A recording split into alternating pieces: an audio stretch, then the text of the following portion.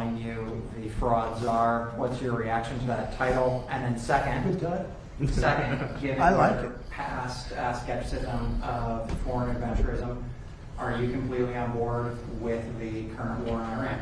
So I like fraud czar. It's certainly what we're going to do. And look, we have to do it. As the president said, this is a problem that has festered in this country for far too long, and far too few people have actually wanted to do anything about it. That's what makes this administration different, is that we actually tackle the problems the American people have been confronting. So I'm very happy about it. And look, I think that I know what you're trying to do, Phil. You're trying to drive a wedge between members of the administration, between me and the president. What the president said consistently, going back to 2015, and I agree with him, is that Iran should not have a nuclear weapon.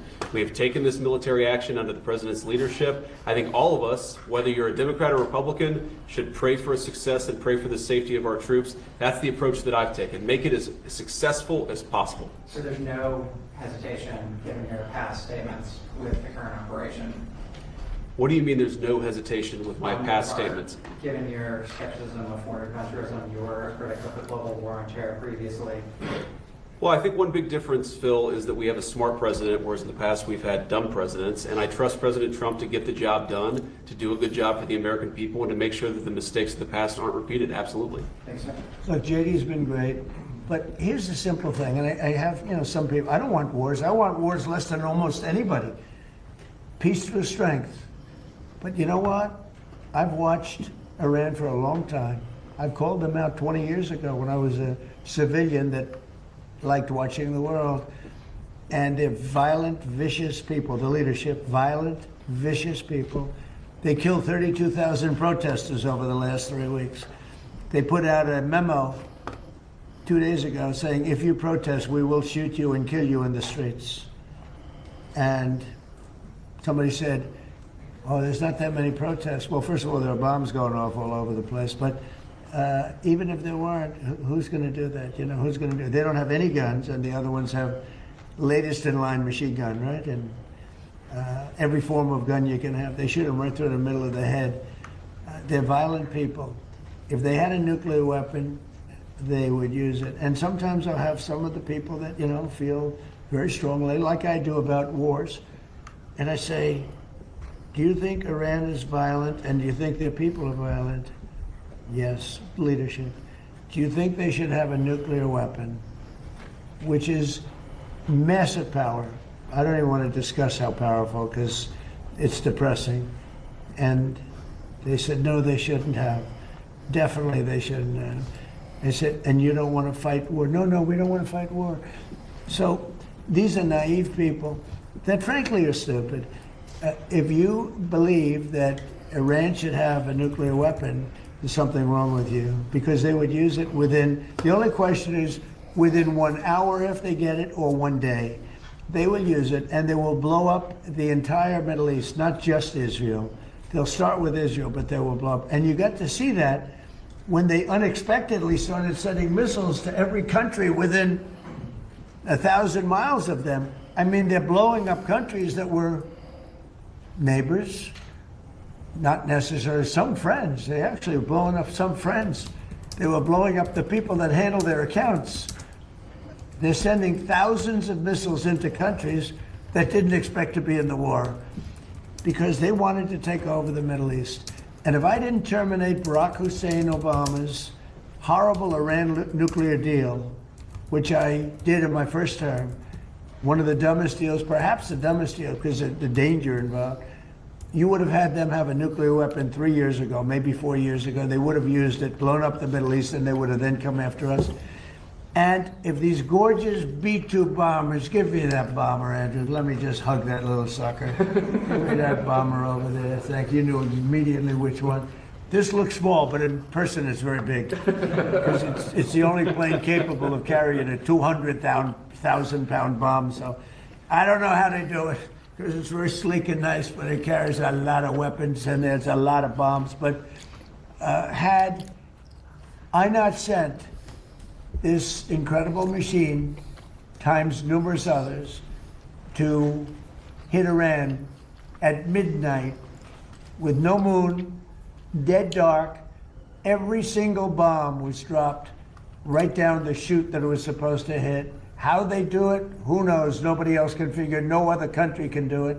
No other country has our military or even close. And I think we've probably proven that with Venezuela and now with because we have done a number on Iran. But if I didn't do that, if I didn't decimate, I call it their nuclear dust, they would have had a nuclear weapon within 1 month after that bombing took place. And they would have used it on first Israel and then the Middle East. And you know that because all of those missiles that were launched against their neighbors were set long ago, long before they knew they would be using them this quickly. Had we not done this, you would have had a nuclear war that would have evolved into World War III. And more important, this is a war that there would have been nothing left. So we've done a great thing. The people that say it's okay for a very sick ideology, a very sick country in terms of its leadership, very good people, great people. But the people that say that, I think they're actually, they're either evil or they're stupid. So if you believe that Iran should not have a nuclear weapon, they should not have it, then you have to absolutely love what I've done, because in 2 weeks we have decimated them. They have no Navy, they have no Air Force, they have no anti-aircraft weapons, they have no leadership. The leadership is gone. But then they set up a new leadership to go and name a new leader, and that leadership is gone. And now they think maybe the sun is gone. They're all gone. My biggest problem is I have no idea who we're talking to, because nobody ever heard of any of these people. They're all dead. But we did a job for the world, not a job for us, for the whole world. We took the worst country in 50 years and maybe longer from the ideological standpoint, a country that wanted to blow up the world, a country that is sick, and it has a religious fervor. And when you add religion, you know, people don't realize more people died in religious wars than every other war put together. And that's what you would have had here. And it was a terrible thing. I'm very proud of what we did. And I think JD understands better than most, if you give Iran a nuclear weapon, at least a very substantial part of the world would be blown up, and it'll be used almost immediately. Yes. Thank you, Mr. President. You don't mind if I keep this here, do you? Isn't that a beautiful thing? You know, I used to look at it, and I said, it's a piece of art, but how can it be effective? It's so stealth. Think of it, Peter. 1 in the morning, it flies in, and they say, sir, they're in Iranian airspace. And I say, oh, and I'm watching it from the Situation Room with a couple of other very smart people, including some good generals, real generals, not television generals. And all of a sudden you see that dive, they start diving, and you see him 30,000, 20,000. Boy, I said, that was a lot. They went down fast to aim it. And they know they're coming, and they're smart, and they never saw them. And they're firing a little bit, but they don't know what they're firing at because they can't see a thing. And then you hear the biggest explosions that anybody's ever heard. Those are the biggest bombs. Outside of nuclear, those are the biggest bombs. And you say, what technology we have. What a great country. I built it, largely, I built it during my first term. I built it. I didn't know I'd have to use it this much in my second term. But we had an incompetent president. We had an incompetent administration. And if that group of people, in any form, whether it's Kamala, him, it doesn't matter, would have had another 4 years, we would have had no country left. Yeah, please. Thank you, Mr. President. You say you're doing a job for the rest of the world. In your conversations with your counterparts, are they thanking you? What are their conversations like when you talk about this military conflict that's taking place in Iran? Well, they should be thanking me, because many of them get 90%. China, as an example, should be thanking us, but I don't expect to thank you, but they should be thanking us. Japan gets 95%, China 91%. Many of the countries, South Korea gets a tremendous percentage of their oil and therefore their energy from the Straits, or as they call it, the Strait. And they should be not only thanking us, they should be helping us. What does surprise me is that they're not eager to help. There are a couple. We'll be announcing some names soon. There are some that really were right up front. I would announce their name now, other than maybe they'd prefer it not being announced for whatever reason. I will say this: it's a lot easier to get people today than it was 2 weeks ago. 2 weeks ago, before we destroyed before we obliterated the country, before we took out, because they're down to about 8% of their missiles. They're down to a small portion of their drones, and we've demolished many of their factories where they make the missiles and the drones, and the rest are all following. Our military has been amazing. We hit Carg Island, took out every single thing on Carg Island except one thing. We left the pipes, because if we take out the pipes, it takes a long time to build them. And at some point, something's going to happen that's positive with respect to those pipes. But there are some countries that greatly disappointed me. And I'm the one that got them to pay from 2% to 5% of GDP, NATO. And I get along great with those countries in NATO, but I always said, the problem with NATO is we'll always be there for them, but they'll never be there for us. And when I hear the UK, which was sort of considered the Rolls Royce of allies, right? When you say they were the oldest and they were going to be there. And I say it would be really helpful if you'd send over a couple of ships, and if you have some minesweepers, which they do, be very helpful. And the Prime Minister is a nice man. I think he's a very nice guy. He says, well, I'd like to ask my team. I said, you don't have to worry about a team. You don't have a team. You're the Prime Minister. You can make a decision. Well, I have to speak to my people. I said, you don't have to speak to anybody. So it was very disappointing. And then after we obliterated them, destroyed their military, the whole thing, and it became a much safer zone, he said, we're going to send over 2 aircraft carriers. I said, I don't want them anymore. I don't want them after we win. I want them before we start. I don't need your aircraft carriers after we've already won.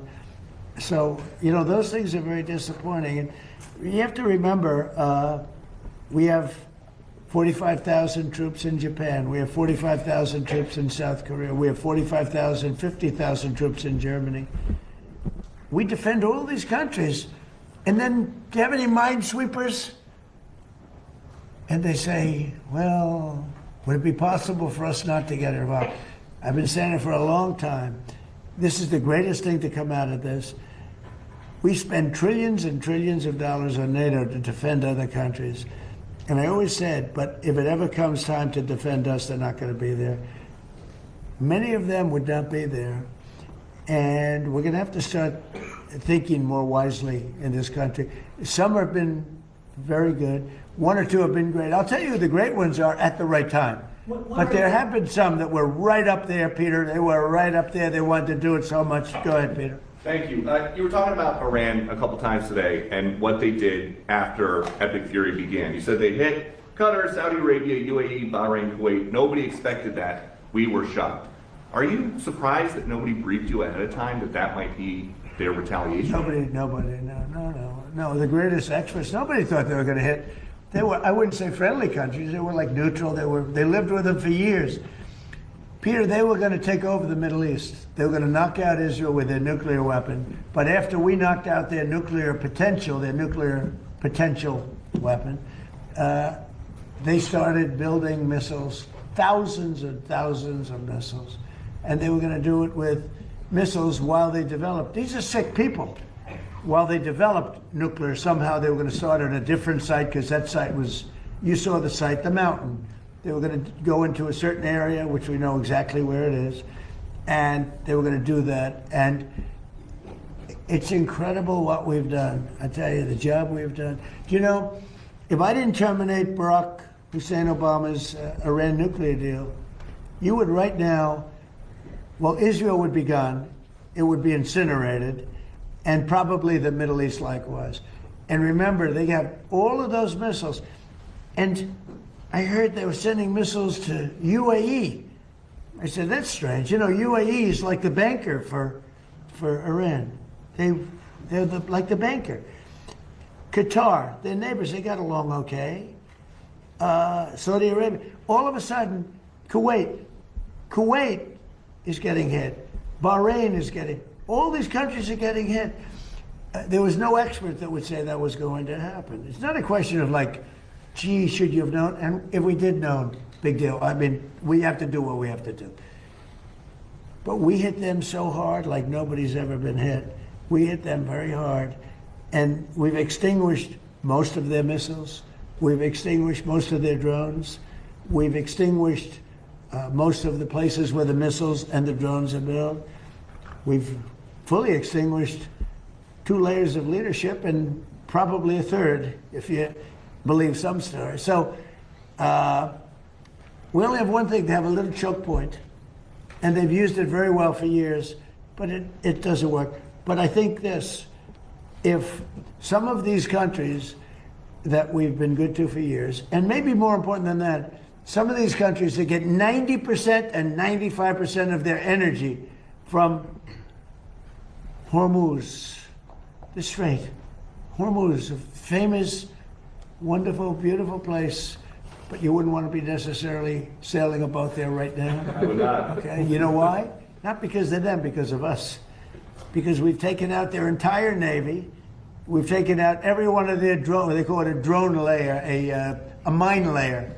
There's specific boats that are meant to put mines on. How would you like to have a nation that has 22 boats where their sole function, they're very different looking boats. You wouldn't want one for your family. They're not pretty.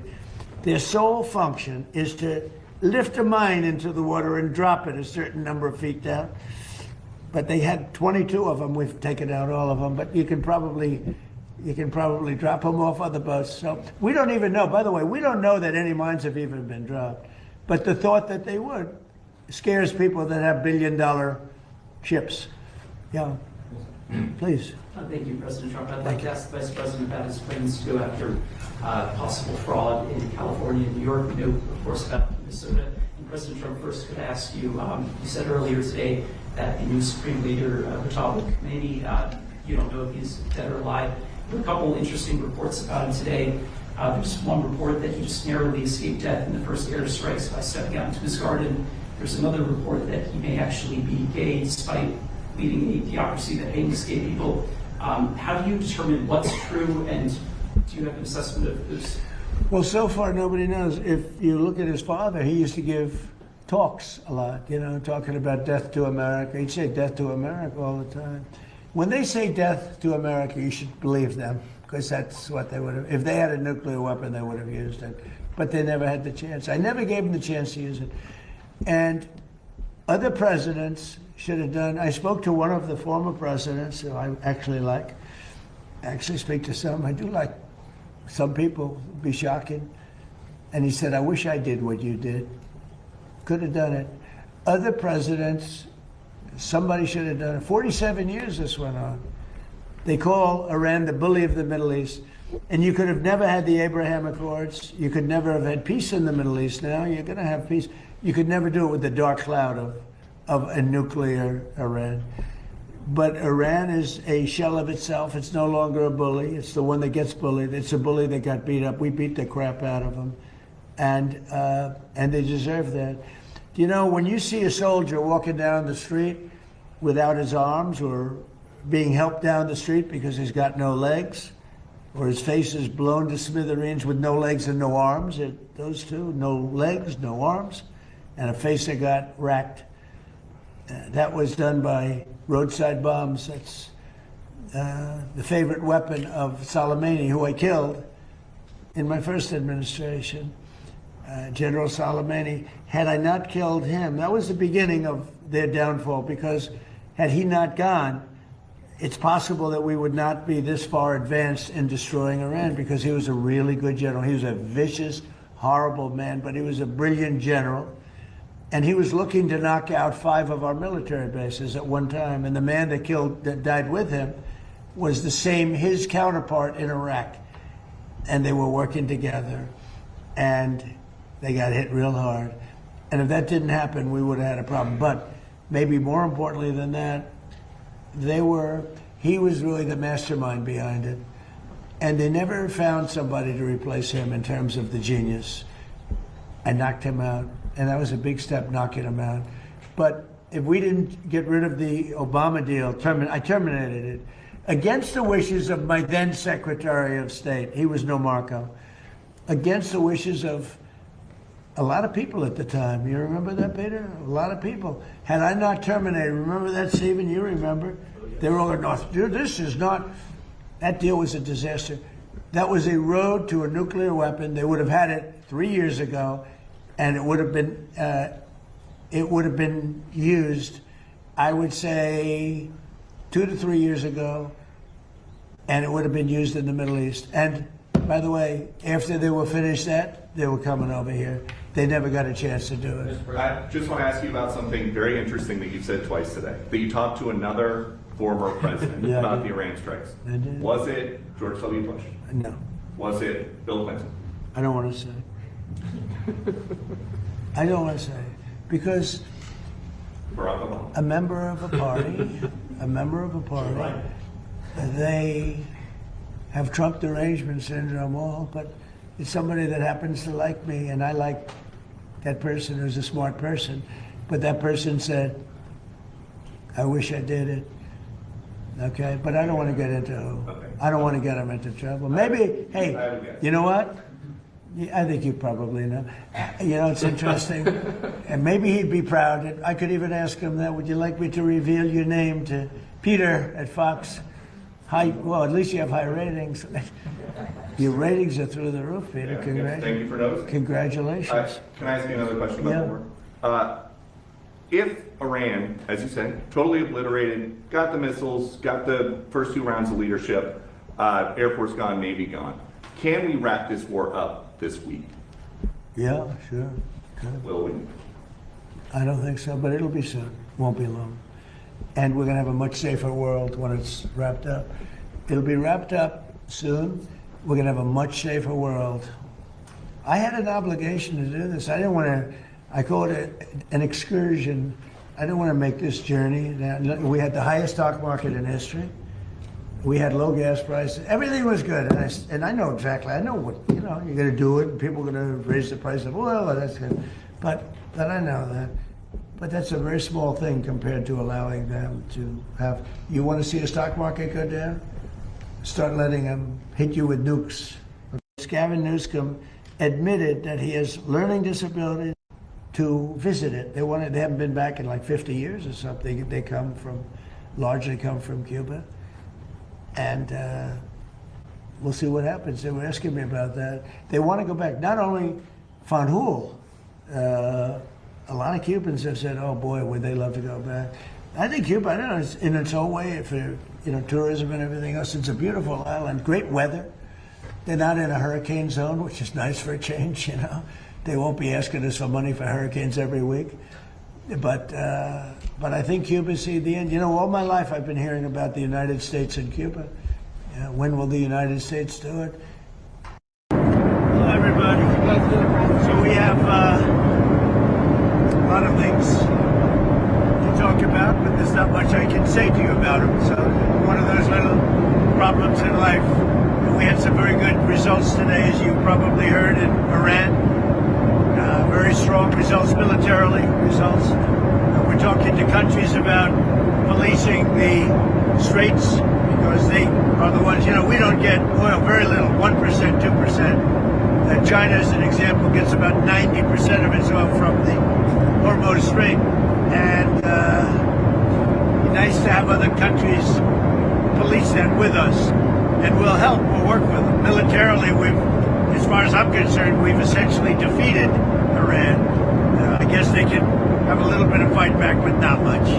Not much. We've taken out their air forces, we've taken out their navy. We've taken out their air defense. There's no air defense whatsoever. We've taken out their leadership times 2 or 3. Might be 3. We'll find out soon. But militarily, it's been amazing. We attacked Karg Island, and we left just the one little area standing, and the standing part is where they have the pipes, all the oil pipes come in.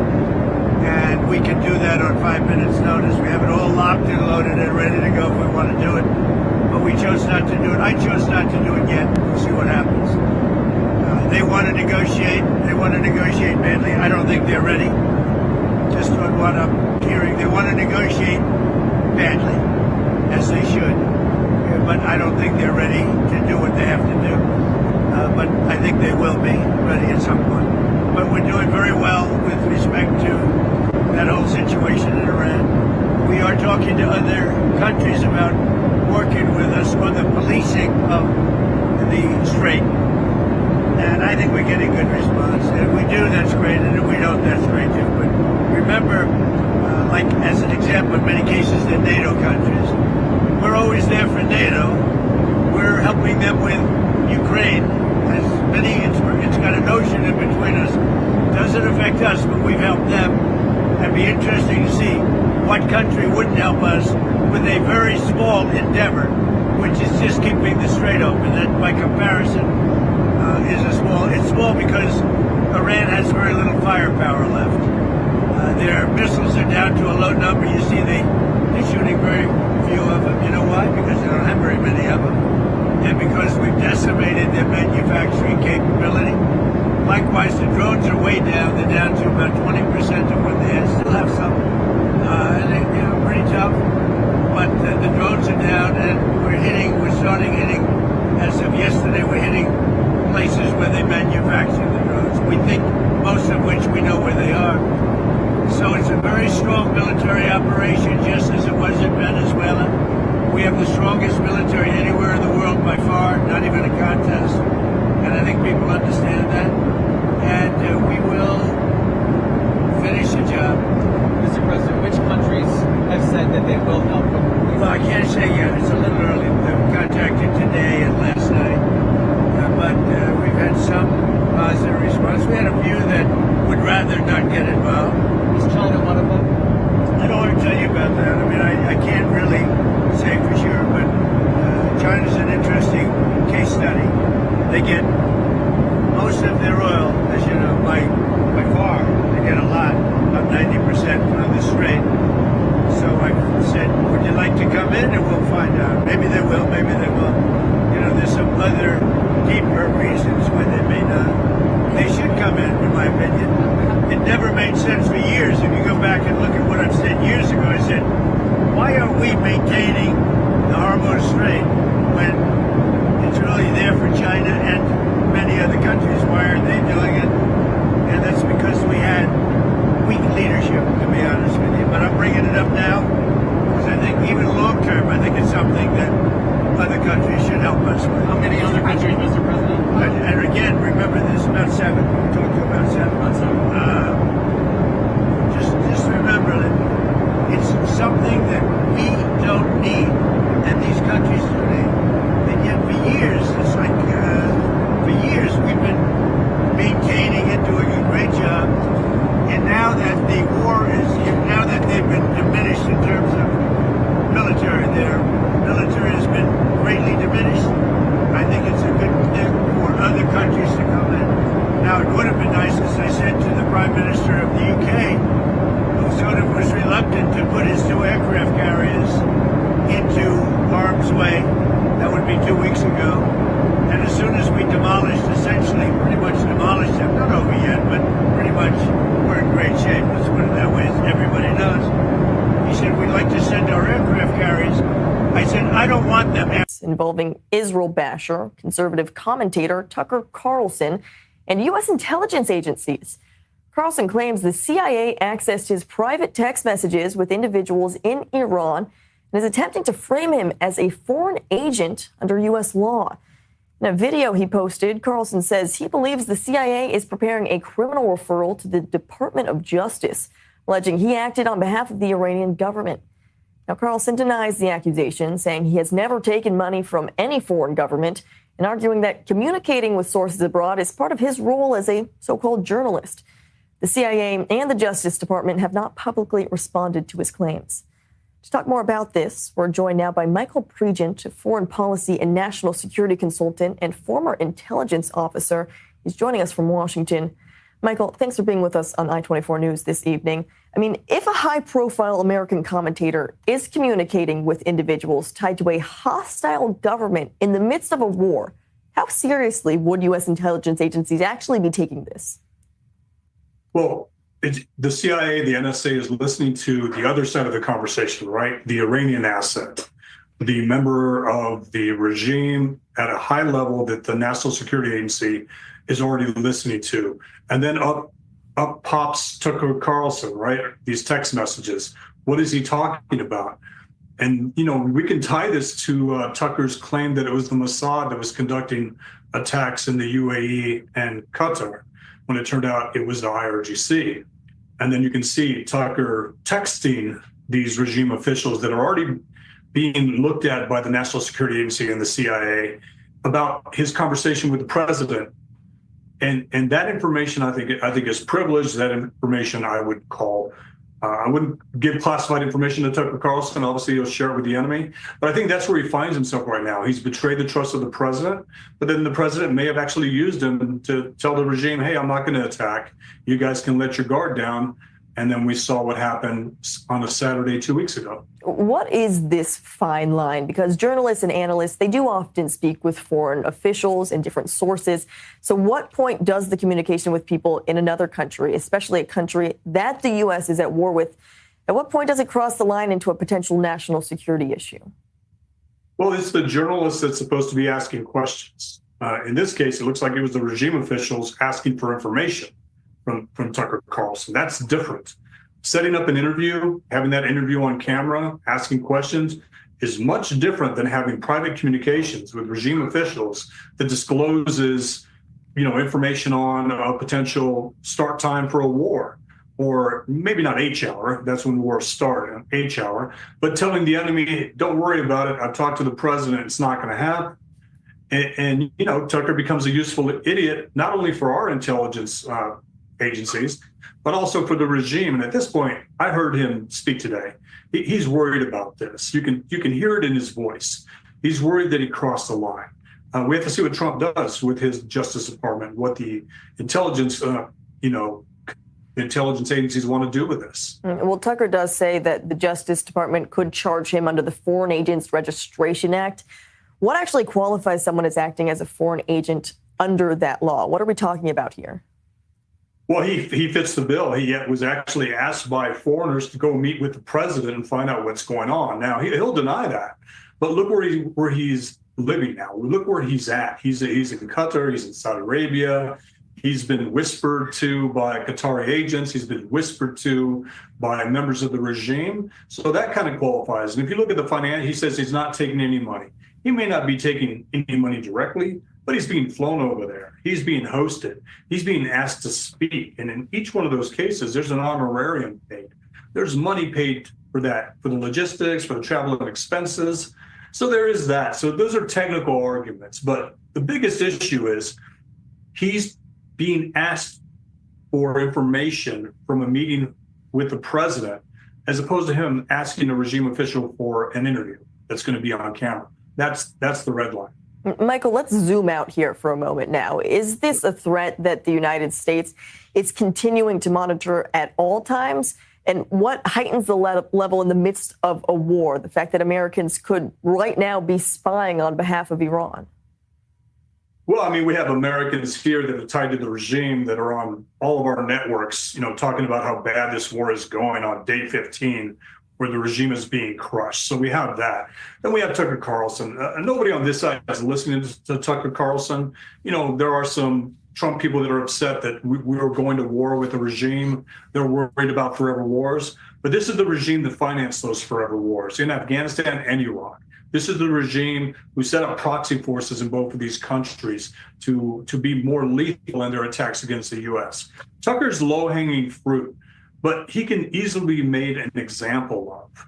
He's been used by the regime. He's been used by the Qataris. He's been used by the Saudis. And he's done so many 180s, we don't even know where it's like spin the bottle with Tucker Carlson. We don't know where he's going to land, but it sounds like he might land in trouble. Michael, great perspective as always. Thanks so much for being with us on I-24 News this evening. A lot for us to unpack, so I appreciate it.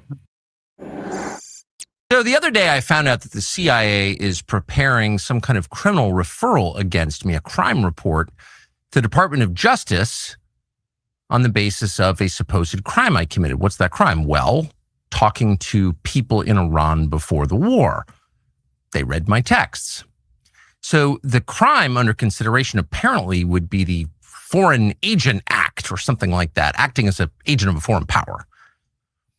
And I don't expect this to go anywhere. I'm not too worried about an actual criminal case against me for a bunch of reasons. One, I'm not an agent of a foreign power. Unlike a lot of people commenting on U.S. politics and global affairs, I have only one loyalty, and that's the United States, and have never acted against it. Its interests are the only interests I care about because I'm from here and I have a lot of kids. So that's not a concern. I've also never taken money from anybody. Don't need it, don't want it. And that's provable. And moreover, it's my job to talk to everybody all the time and try and figure out what's happening around the world. That's literally what I do for a living. And I'm not going to stop doing that. Nor should I don't think. I'm also an American. I can talk to anybody. I have no secrets to divulge.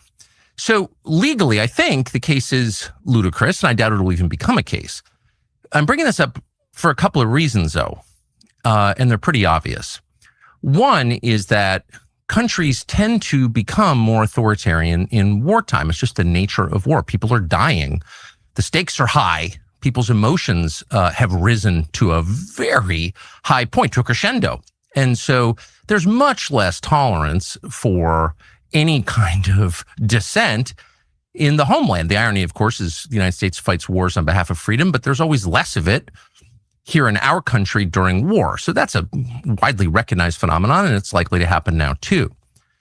Another point to make that is worth knowing is that the USIC, the intelligence agency, spy on Americans. Now, you probably knew that, and it's been revealed a lot, including by Julian Assange and Ed Snowden, both of whom are threatened with death for revealing it, but everyone knows. But it's probably a little more widespread than most people understand, and it's outrageous. There's no justification for your government, which you own, you're a shareholder in it, you pay for it, to be violating your privacy like this. But it happens all the time. And in fact, one of the reasons that CIA or people within CIA, just to be clear, it's a huge, sprawling, disconnected agency. What it does in a specific case doesn't represent what everybody in the building thinks, but there are some people who are mad at me for my views about Israel. And they have some latitude. And one of the reasons they pass on criminal complaints, in effect, to law enforcement is to justify warrants for spying on Americans. So that is an absolutely real thing. But the main reason they do it is to leak the existence. So that is an absolutely real thing. But the main criminal complaints, in effect, to law enforcement represent what everybody in the building thinks, but there are some people who are mad at me for my views about Israel. And they have some latitude. And one of the reasons they pass on criminal complaints, in effect, to law enforcement is to justify warrants for spying on Americans. So that is an absolutely real thing. But the main reason they do it is to leak the existence of the investigation, such as it is, to the media, and then humiliate and terrify the subjects of this op. And that's, of course, happened to me repeatedly, many times, including in famously 2021, when I was still at Fox News and trying to set up an interview with Vladimir Putin. And the NSA, I heard from someone there, had grabbed my text messages with an American citizen and had leaked them to news outlets. Those texts were basically my attempts to set up an interview with the foreign head of state, and they leaked them to the New York Times in order to stop the interview, which they successfully did, by the way. And they admitted that they were spying on me. This is not a fantasy. It actually happened.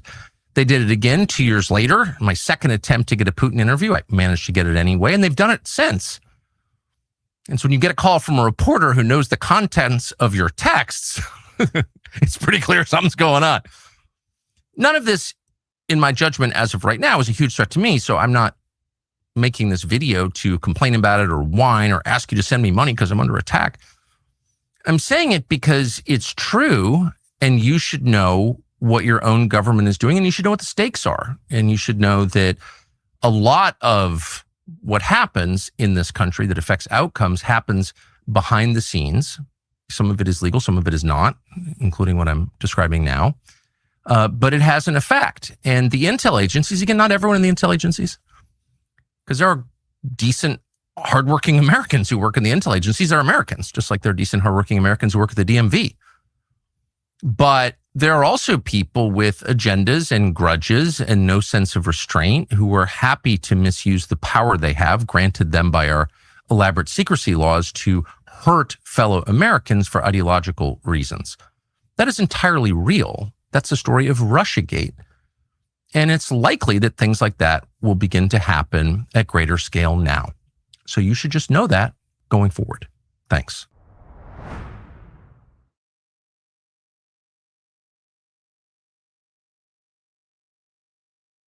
Percent a betrayal to what MAGA was supposed to be when we voted in 2024, and it's turned into some perverted, deranged version of MAGA now that nobody wants. And a lot of people are just like, this doesn't make sense. And I'll go further, Pamela.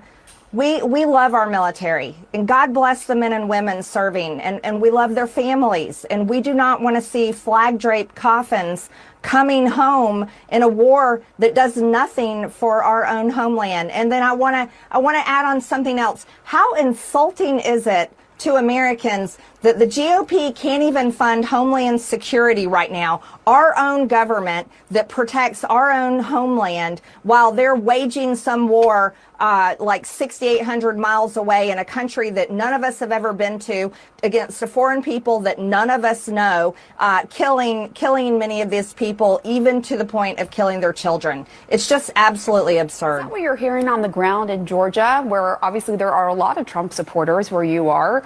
Are you hearing from them that they believe President Trump is doing this on behalf of Israel? Bring us there. It's actually very split, and it's split along generational lines. Many of the older Americans from the baby boomer generation that watch Fox News all day long very much believe the talking points on Fox News, and they've spent decades of their lives convinced that fighting these wars is the right thing to do. But the younger generations, I'm Gen X, millennials, and Gen Z are very much against this war. And so when you talk to people on the ground, that's how it comes across. It's very generational, and the younger generations are completely against it. We want world peace. We want good trade. We want a great economy. We want to lower inflation, lower the cost of housing, and younger generations want to be able to afford their American lives, and they don't want their taxpayer dollars shipped off to, and you can fill in any foreign country. We'll take Israel out of it. They don't want their money sent overseas.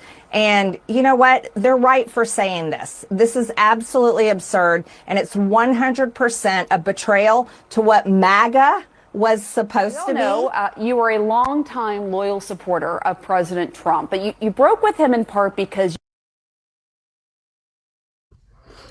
Okay, that is enough of me catching up on this Tucker Carlson thing, and I couldn't find the clip that I wanted to play of Marjorie Taylor for some reason, but apparently she defended Tucker Carlson in, I'll just say what looks like a FARA violation to me. So I am Brian O'Shea, I'm your host. Good to see you guys again, and thanks for joining me this late hour. As you all know, there's a lot in the news, not making excuses, but what do you talk about? What do you talk about? So what we're going to talk about tonight is what looks to me possibly that there may be some sort of a coup happening, with starting with influencers and then eventually going towards probably donors, security. Okay, so what am I talking about? All right, so in war, when you are preparing to do, well, let's say in a coup, most foreign coups, there's a lot of preparation that happens. So let's just say country X, General Zabato wants to overthrow, his leader. The first thing he's going to do is he's going to figure out who's with him. And then once they decide, yeah, we're going to do this, we're going to overthrow President, Kaiser Sose, then they need to start mustering popular support. Okay, so popular support meaning they need to get to the media. They need to get the hearts and minds of the people with them. Hey, President Kaiser Sose is really bad. General Sabato here is going to temporarily, and it's always temporary, even though it rarely ends up that way, we're going to oust him, and they'll start whisper campaigns on the ground of Kaiser Sose is doing a horrible job. Kaiser Sose is really, really bad. Kaiser Sose is dumb. Kaiser Sose is too old. You've heard it all before here in this country. And that becomes like a whisper campaign, starts getting around the population. People start saying, yeah, that sounds pretty bad. And that when you seize the media, that's all people hear is your message about, in this fictitious case, President Kaiser Sose. Probably a bad name to choose. It means the devil himself from that movie. Usual Suspects, I got it. But anyways, so once you have the media in your pocket, okay, the media starts parroting that message. Then you get influencers, okay? Think of COVID as a bit of a coup, all right? Same thing. What happened there? Well, the first thing we heard was the fear, right? The fear. And the fear in that case was, oh my God, there's this thing called Corona. Now most of us made fun of it. I went and, shot a picture of me drinking a Corona beer. And then we started seeing the pictures coming out of China of people pretending to fall even though they're catching themselves. And then all of a sudden, there's like a case. There's a case here. There's a case there. Then all of a sudden at once, the media starts saying, oh my God, there's this COVID outbreak and there's no cure. Now, early on, people were saying there's a high survivability rate. That quickly got buried. And then the media was outright lying to us. They were showing us pictures of Hart Island off the coast of the Bronx, New York, showing these mass burial sites, okay? Those pictures were true. I don't know if you guys remember that. Those pictures were real because Hart Island is still an active, what they call a pauper's grave, mass grave. That's where they put, death row people and homeless people that can't be identified. They go to Hart Island in these mass graves. It's active today. They were showing us pictures of normal operations there and saying, oh my God, they've had to dig mass graves. So it gets the fear going, right? Now you have to get the anger going. Okay, the anger is the next step. Now we're leading up to this coup, just so you're tracking here.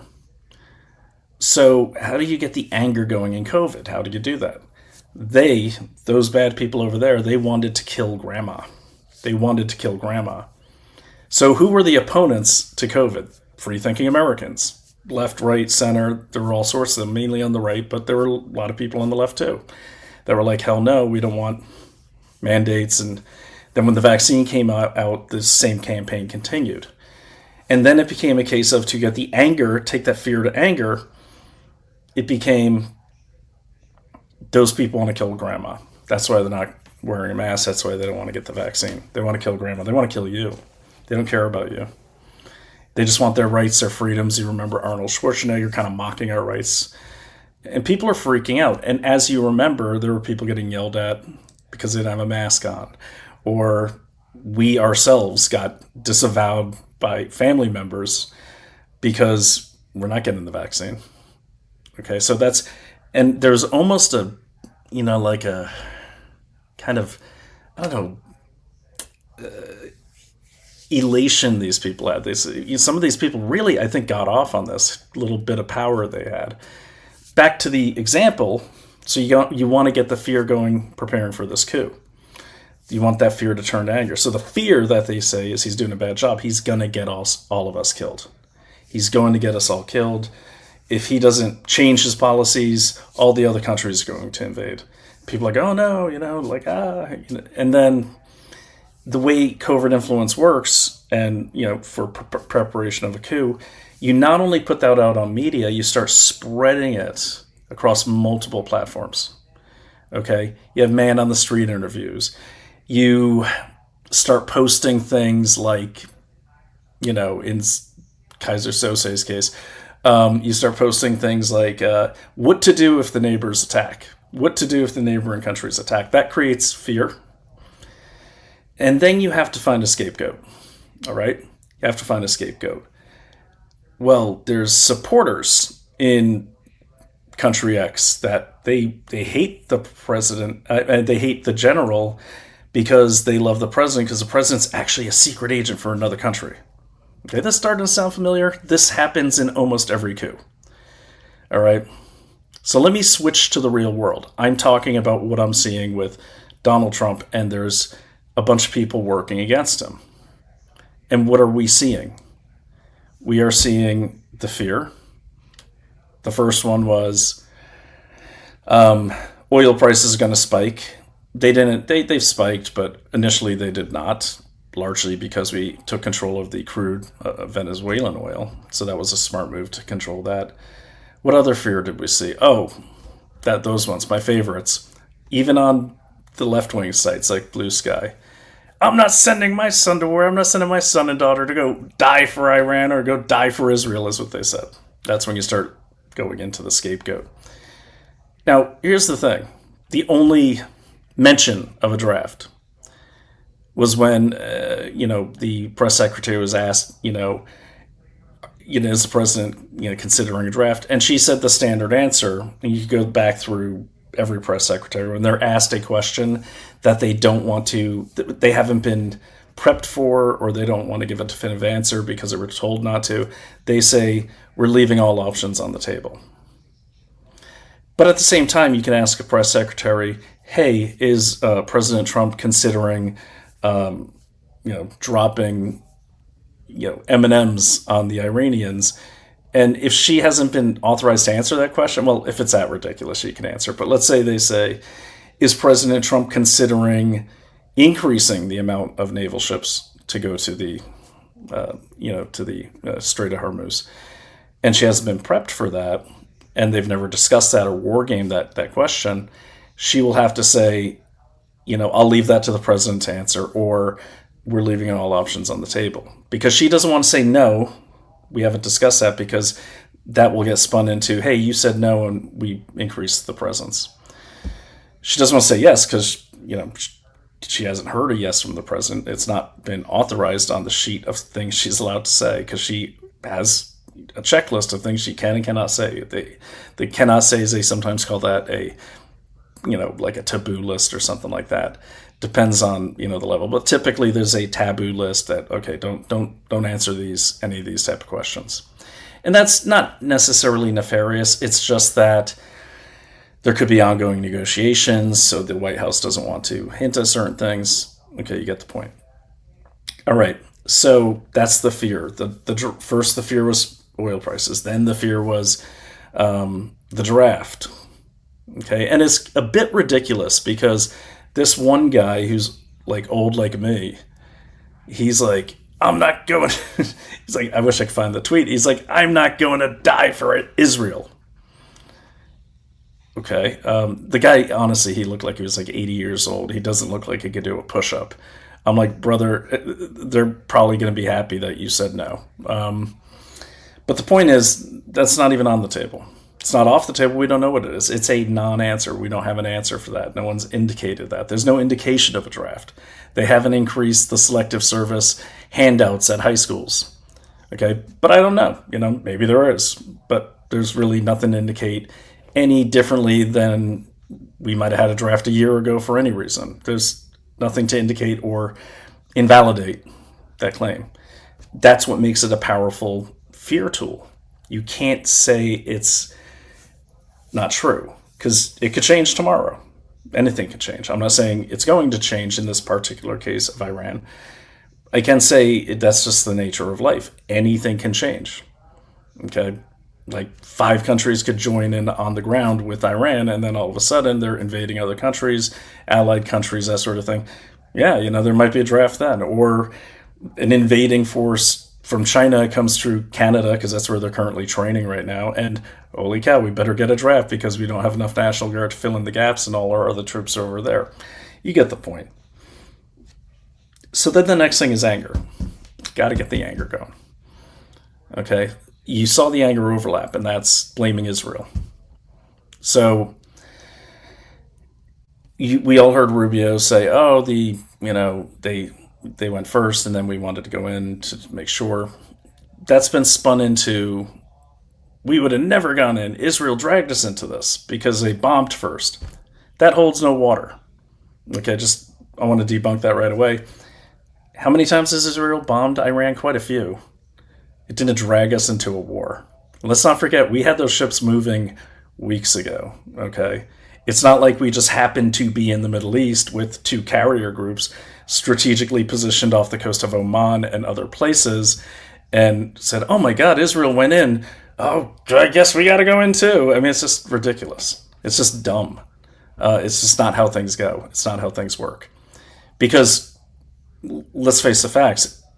Israel has gone in before. They didn't clear it with us. They certainly don't have to. It's not like we said, oh, Israel bombed someone, I guess we got to go put boots on the ground. It's the dumbest thing I've ever heard. But anyways, that gets the anger because now you're thinking, you're getting imagery of like, oh my God, my nephew, my son, my daughter, you know. And for new people, I've served in the military, you know, for 11 years active. I've got kids that are in that age group where one could almost be drafted probably in a couple of years. One could definitely be drafted now. So I'm not saying this like I have no concerns over it. I don't in this case, but you know, I'm not saying it like a single guy with no kids, you know, so I'm not being reckless in saying that. I don't even see why we would need that. Not to mention everyone keeps, I haven't been able to get a tweet out in like 3 times talking about the increase in recruitments since Trump took office. So anyways, so there's that. That gets the anger going. What gets the other anger going? What are they trying to do right now? They're really pumping on, the oil prices. And then what is all the media doing? If you go to Google right now, most of the media, even right-wing media and independent media, a lot of it, unless you're on Rumble, is saying, oh, he screwed up. They didn't have a plan. They didn't know what was happening. They didn't know this. Even some people I respect as geopolitical analysts, I'm sorry, I think their sources have dried up. You know, my very good friend, Bill, who you've seen on this show with me before, he was a planner in the Pentagon. I was in military intelligence for a long time.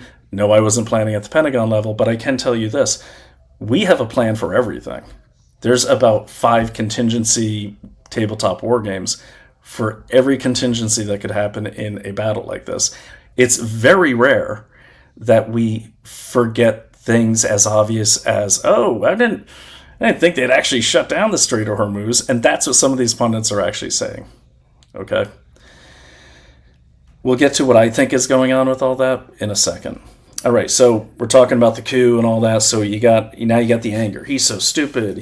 Look at what he's done. Everything was fine. Why did we bomb them? Okay? And then once you got a certain beat, once you got you don't even need 21% of the people to agree with you based on polls to kind of move in for that coup. In this particular case, I haven't looked at the polls lately. How many Americans, and I don't have time to vet the poll, are in favor of the Iran, I don't want to say war, I'll just say the Iran. Okay, so right now, the polls I'm seeing, and I'm just going to share this with you so you don't have to take my word for it. You know how I feel that. All right, share the screen. It is really hot in this apartment, by the way. It's a small apartment. And I keep having to open the window and close it because it's too cold outside. It's too hot in here. Gotta yell at my wife and tell her to shut off the heat. Let me share screen. So we're going to share this next screen here. Okay. Okay, so here are the headlines. Polls show U.S. is divided on Iran. Now, this is The Hill. This is a liberal paper. And when you look at polls, I'm sure you all know, but just to review, when you look at polls, you always want to look at the sampling, how they got the small group of people they used. For those of you that don't know how these polls work, it's not like they're interviewing the whole country, obviously. That's impossible. They take a sampling, a small group of people that is, a certain percentage, represents a certain percentage of the population based on demographics, education level, that sort of thing. So polls show the U.S. is divided. Now, when I'm looking at this poll, there's a couple things going on here. and I'm just looking at this right now for the first time. And by the way, I'm going to do this more often because honestly, the reason I miss so many episodes, I spend so much time preparing and trying to like become an expert at things. And honestly, the best way to do it is just to get your first impressions. So right away, let me point some things out. The Hill. Okay, this is where Kim Iverson used to be at, and it's also where Ryan Grimm, another, I mean, he's like a communist sympathizer, also used to work at. So when the title is polls show U.S. is divided on the Iran war, but united on its goal. Okay, they lead with the negative, they end with the positive. 2 weeks into the U.S.-Israeli campaign against Iran, Americans are divided on the military operation itself, yet far more united about the threat Iran poses and the goals of the war. Right there, that's all that matters. Okay? That's all that matters.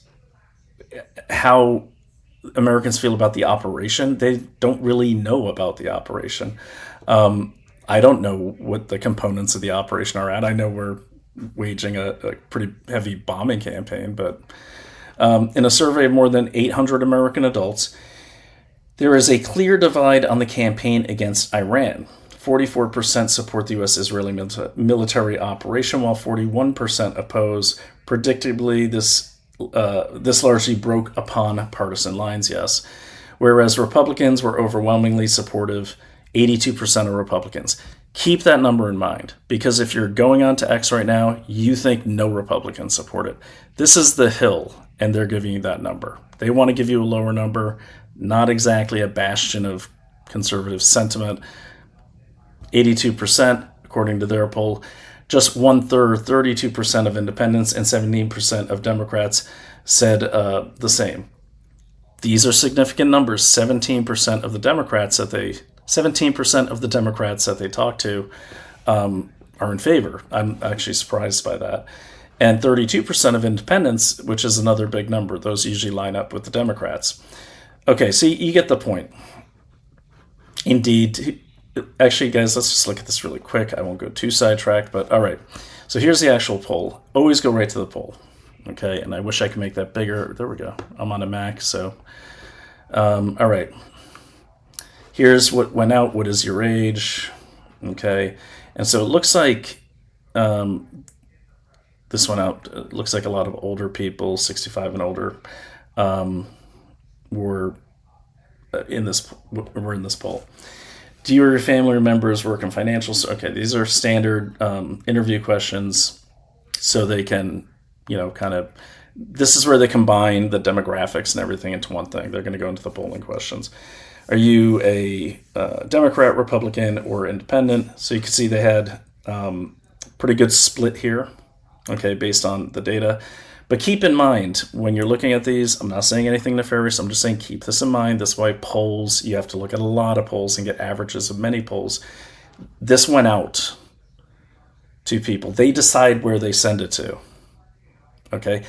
We don't know if this went out. This could be filled out. They could just be filling in arbitrary numbers. It's pretty rare that the numbers are that tight, but I'm not going to accuse them of anything without evidence. How would you describe your political ideology? Very conservative, moderate. Okay. Okay, so I'm just going to, just to get the lay of the land here. So they usually combine a lot of questions into one poll, and then the question they want is usually somewhere in the middle. That's called hourglassing. So here's a list of people and groups that have been in the news recently. People and groups that have been in the news recently. They're talking about the President of the United States and an entire country that they're referring to as people and groups. Okay, so that's going to have a negative connotation because it basically minimizes who the president is and it reduces confidence. That's a typical technique on these. Totally favorable, total favorable, total unfavorable. Very favorable has the top numbers all across the board. Okay. And then somewhat, so I mean, overall, anyways, the point is these questions are very confusing for people. So what is the difference between somewhat favorable and somewhat unfavorable? Aren't they technically the same thing? I mean, if I'm somewhat in favor of something, then that means I'm somewhat not in favor of something. this is what they do. And eventually people just check them off if these are even, fair polls.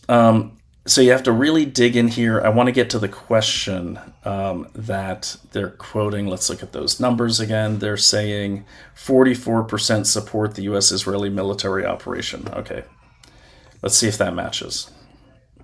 So do you approve or disapprove of the job Donald Trump is doing as president of the United States? Total approve, total disapprove, and these are the different dates. So actually his numbers have gone up. Here they've gone down. Nope, they've gone down for approve. They've gone up on disapprove. Strongly approve. That's fine. That happens. Okay, uniformed attitudes. How serious a threat does Iran pose to the United States national security? Total serious threat is 66%. That means 2/3 of the population across political channels. Last weekend, U.S.-Israeli forces launched a military operation against Iran. They did. From what you know, do you support or oppose this? Still a majority supporting it. Oh, this is really misleading. Look at this. Got total support, boom, boom. Somewhat oppose, strongly oppose. So strongly oppose are pretty clear, but somewhat oppose and not sure are things to pay attention to. All right. So this is the quick class on polls. I'll put that in the nest there so you can read it yourself, but you get the point. So if you look at those kind of polls, what they do is they're really trying to get enough numbers to cherry pick because they have to cause the anger. Because if the polls say the majority of Americans don't favor the war and the war continues, Americans get mad. Any country does. So that's more of your anger. Okay, so we're talking about a possible coup. So you got the fear, you got the anger, okay, and then you have to start, if you're the coup people, if you're the general, what was his name again? Yeah, I forgot his name. General X. If you're the general who's in charge of the coup, they've decided you're in charge of the coup, you're the guy that's going to replace the president. You then have to make sure, okay, you have someone for every position that you're going to take. You got to appoint someone as press secretary. It's just like if you won an election. You got to make sure you got enough people to kind of fit into those spots because the goal is to take control as smoothly as possible, especially in a bloodless coup, because you want the people to get back to normal. When people are back to normal and on a routine, they are not in the streets throwing rocks. You don't want the mob coming after you. So you get all your pieces in place. Okay, then the next thing you have to do is you have to cut off support for the current president or king in power. How do you cut off support? Well, you first have to alienate him and cut off his allies. You got to isolate your target. Okay, how do you do that? You got to sever ties. So let's just say a president has a strong relationship with a country that acts in the manner of a strong ally to the United States, that being Israel. Well, you have to cut off support, the president's support to that country usually people do this by making that country unpopular to the population.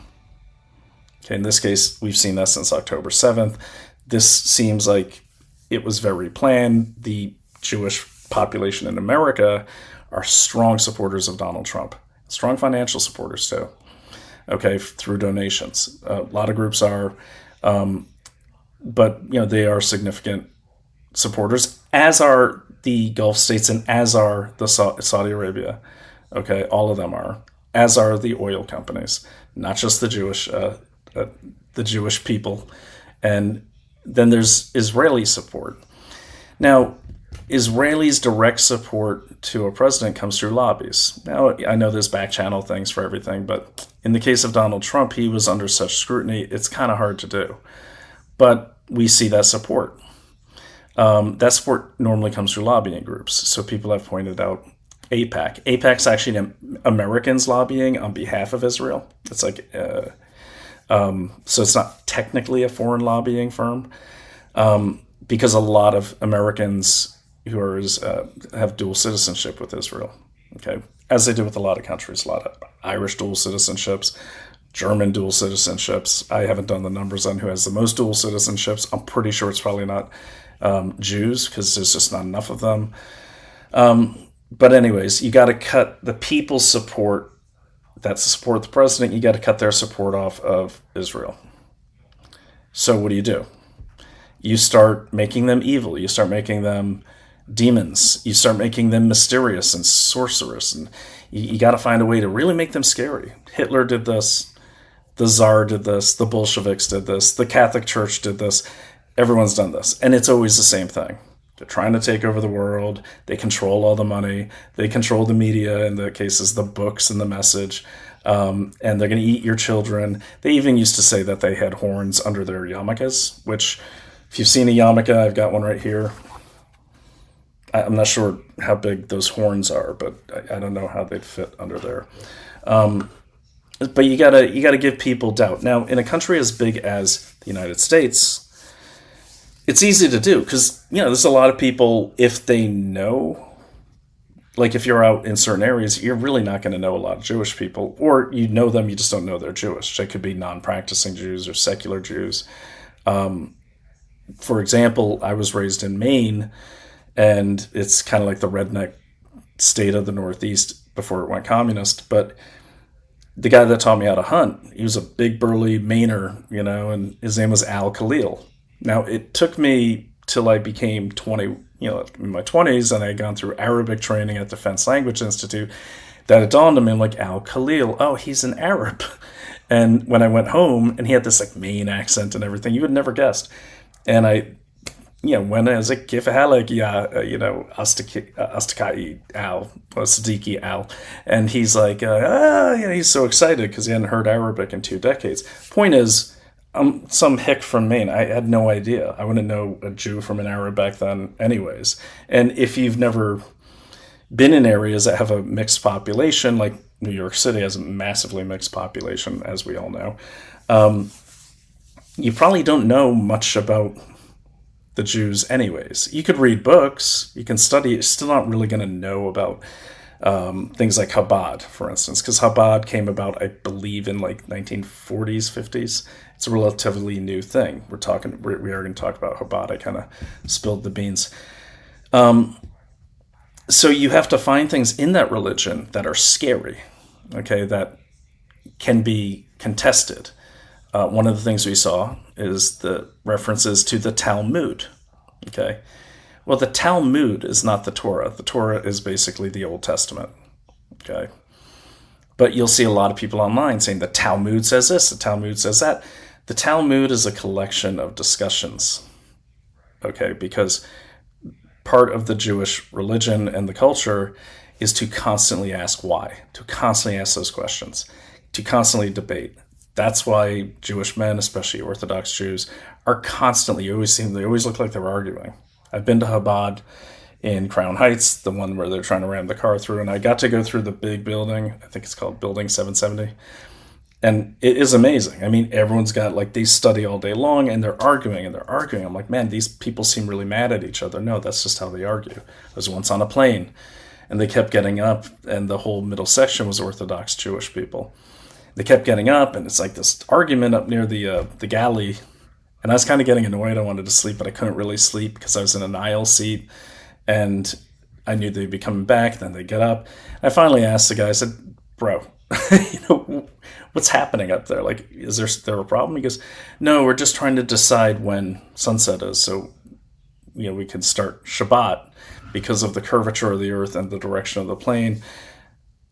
And I'm like, wow, you guys really do argue about everything and ask why about everything. And of course I had to be a smartass, and I said, don't take this the wrong way, but by now, isn't there an app for that?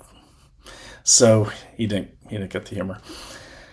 But anyways, so I digress. There's a lot of things in any religion, okay, that'll be alien to you if you're not in that religion. For example, my wife is Jewish. I am Catholic. When we go to Catholic Mass, she's nothing but questions. Why are they doing that? Why are they doing that? And she's a very learned woman in these things, but there's things she just won't know if she's never been to Catholic Mass, like why is the priest eating the bread first? And Does everyone drink wine? That sort of thing. Even the kids, if you're not, if you go to a mosque, you're going to say, why are they bowing so much? Why do I got to take my shoes off? If you could read about that, you've seen it, but when you actually experience it, you're not really going to understand it. And there are things that change locally that may not be the same. As you all know, if you go to church, not every church is the same, the way they practice things. Some churches, they actually give grape juice. I've never seen that in a Catholic church, but I've gone to other denominations down south, northwest, you name it. And I'm like, I know it's Christian, it's not Catholic, but I'm like, okay, why are they saying that? Why do they say the evil one? If you go to a Greek Orthodox church, it's a lot different than a Catholic church, and they could be right next to each other. Why do they say the evil one instead of deliver us from evil? Little changes. Now, the point is, if you have a large population of people that have been influenced to believe one thing about a group, or just have never learned, nothing wrong with that. They might not need to, they might not be interested. It's very easy to scare them when you already have that fear factor going of deployments and drafts and prices and nuclear weapons. That's the latest one. You add on to that. You're like, it's these people, and I'm going to make them as unrelatable to you as possible as humans. You dehumanize them. When you dehumanize people, it's easier to fear them and eventually hate them. And this isn't just Jews. This is Christians doing the Latin Mass. That's what was pumped out to the left. A lot of secular Jews over there going, they do what? Wait, they're actually saying this? Oh, I thought it was just Latin prayers. It's actually, they're chanting our death. Remember, we were on the FBI's most wanted list. All right? Or people are scared when I was talking to a guy on the plane. I went to the Houston rodeo last week, and he's from Brooklyn. And, I look at this guy, and he kind of looks like a rapper type dude. I don't know how else to say it. And I go, hey, man, how's it going? We're getting ready to land. And it's good. I go, what are you going to Houston for? You're just passing through? You staying? You have family here? And he's like, no, man, I'm going to that big rodeo because Lizzo is performing tonight. And I said, oh, yeah, Lizzo. I didn't know who Lizzo was until I went. Sorry. I said, yeah. He goes, yeah, and I'm pretty excited. I'm going to go to the rodeo. I mean, it'll be cool, right? And I said, what do you mean it's going to be cool? It is cool. It's a rodeo. It's a sporting event. All sporting events are cool. He goes, nah, man. I mean, they're probably not used to seeing a lot of people like me. He actually said that. And I said, are you kidding me? I was like, you have champion, rodeo athletes who are black and brown and Indian and white. And it just happened to be Black Appreciation Night when we got there. So pretty much all the cowboys were black, so it's kind of funny. But, his fear was fear of the unknown. But we're seeing now people are taking that fear of the unknown in this case being parts of Judaism, people just don't understand. And I'm not going to explain them all to you. I don't understand a lot of them either, which is why I love going to Chabad, because I get to ask. Okay, I get to ask. I'm not going to ask Johnny freaking Squeaker Grips on X, who's not even Jewish and is trying to get clicks. Okay, they're going to make it scary so they get more clicks. No, I'm going to go talk to a Jew, which is bizarre that not a lot of people are doing that, even online. Is this true? Is this really happen? And look, when I saw some of these things, I've never read the Talmud through and through. I've read some passages and everything. It's big. There's different versions of it. There's like a Babylon Talmud. It's discussions, discourses about the Torah. That's what it is. And then there's the Mishnah. There's other books, just like in Catholicism. They got the Missalet. They got the hymnal for the songs. They have what else they got? Like the Bible, of course, the Gospels, all sorts of things. But I'll ask. But people don't. And why don't they ask? Because the minute you ask someone, especially online, what happens? Oh, you must work for Mossad.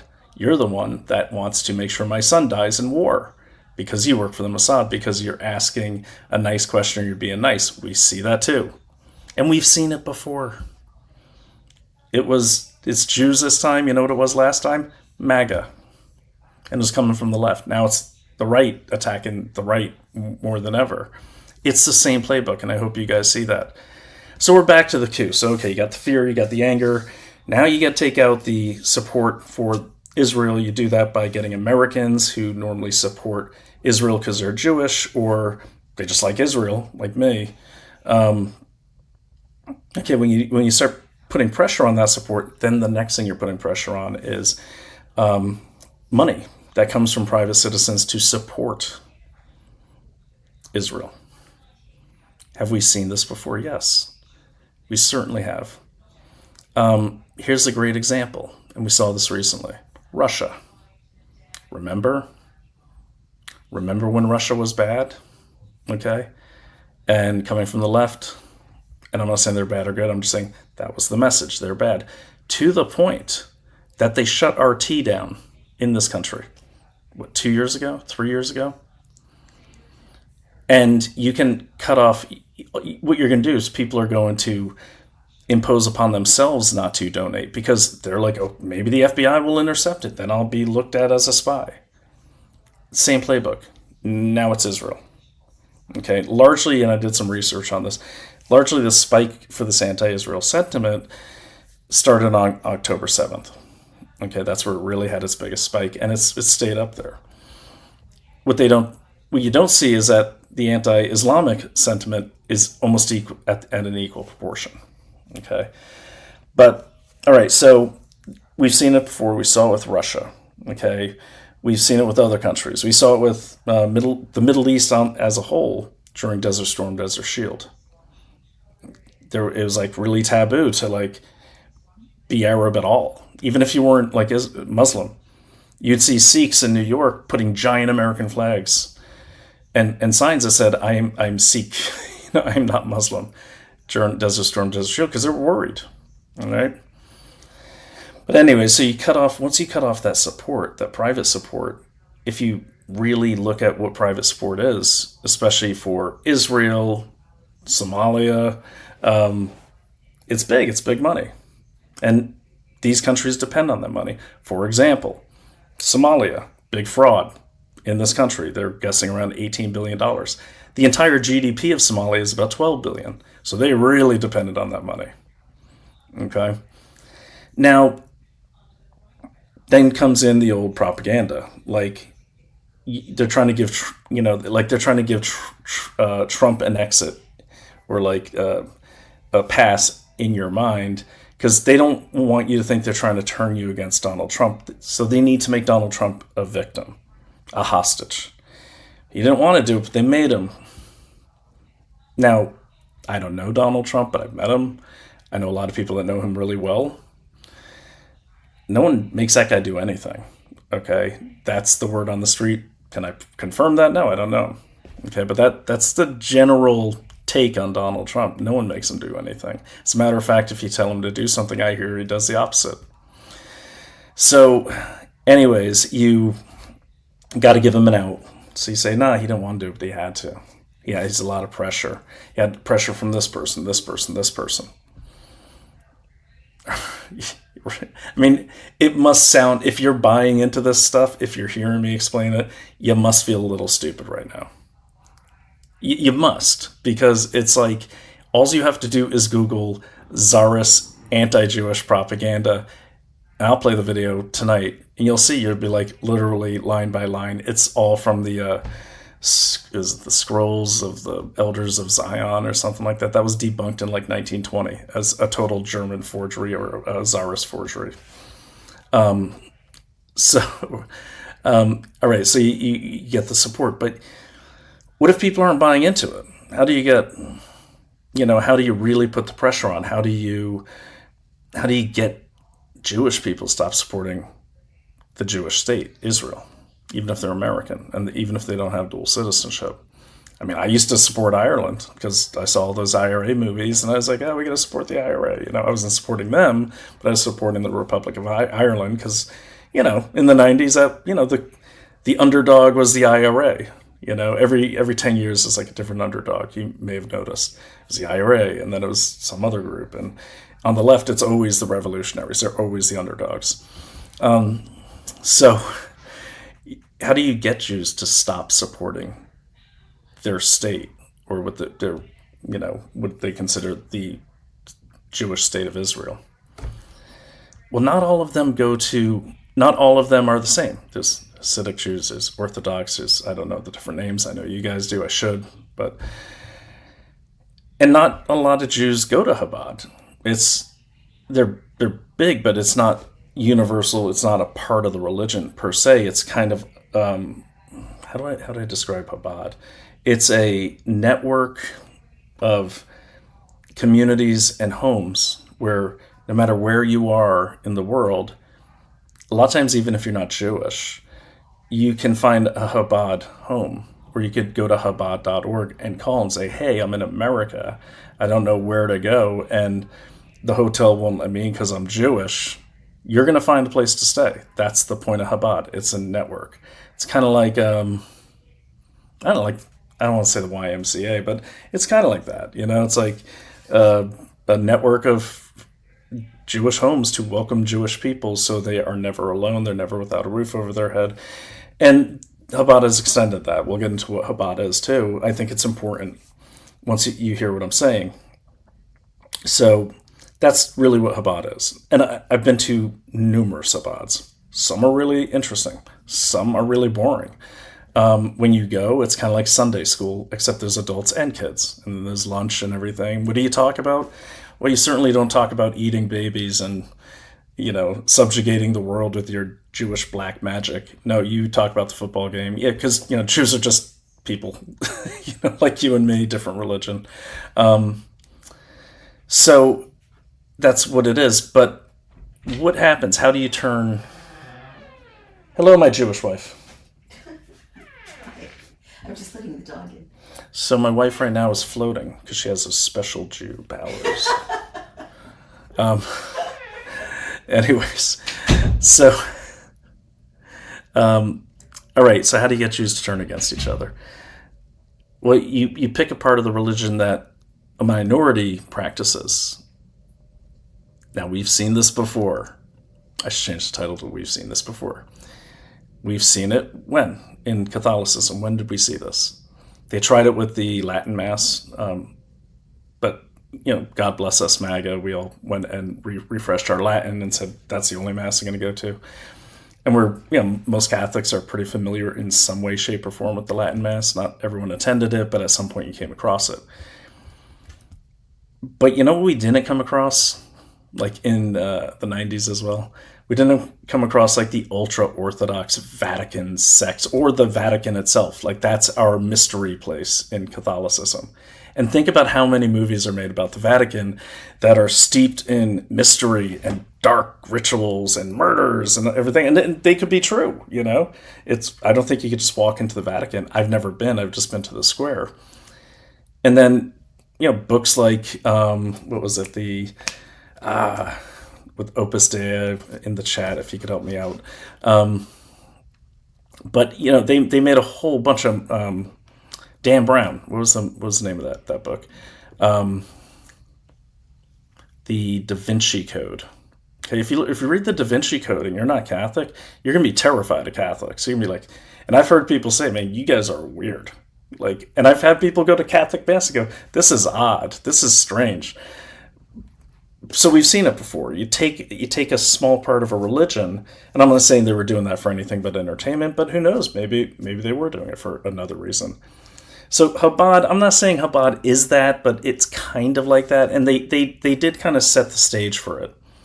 You may recall back a couple of years ago, the tunnels, and they're pulling out mattresses and all this. I'm going to go there for a show because I'm so sick of this nonsense that I'm going to go to where the tunnels are. I've already talked to the rabbi. They're going to set it up. They're going to let me bring a camera in.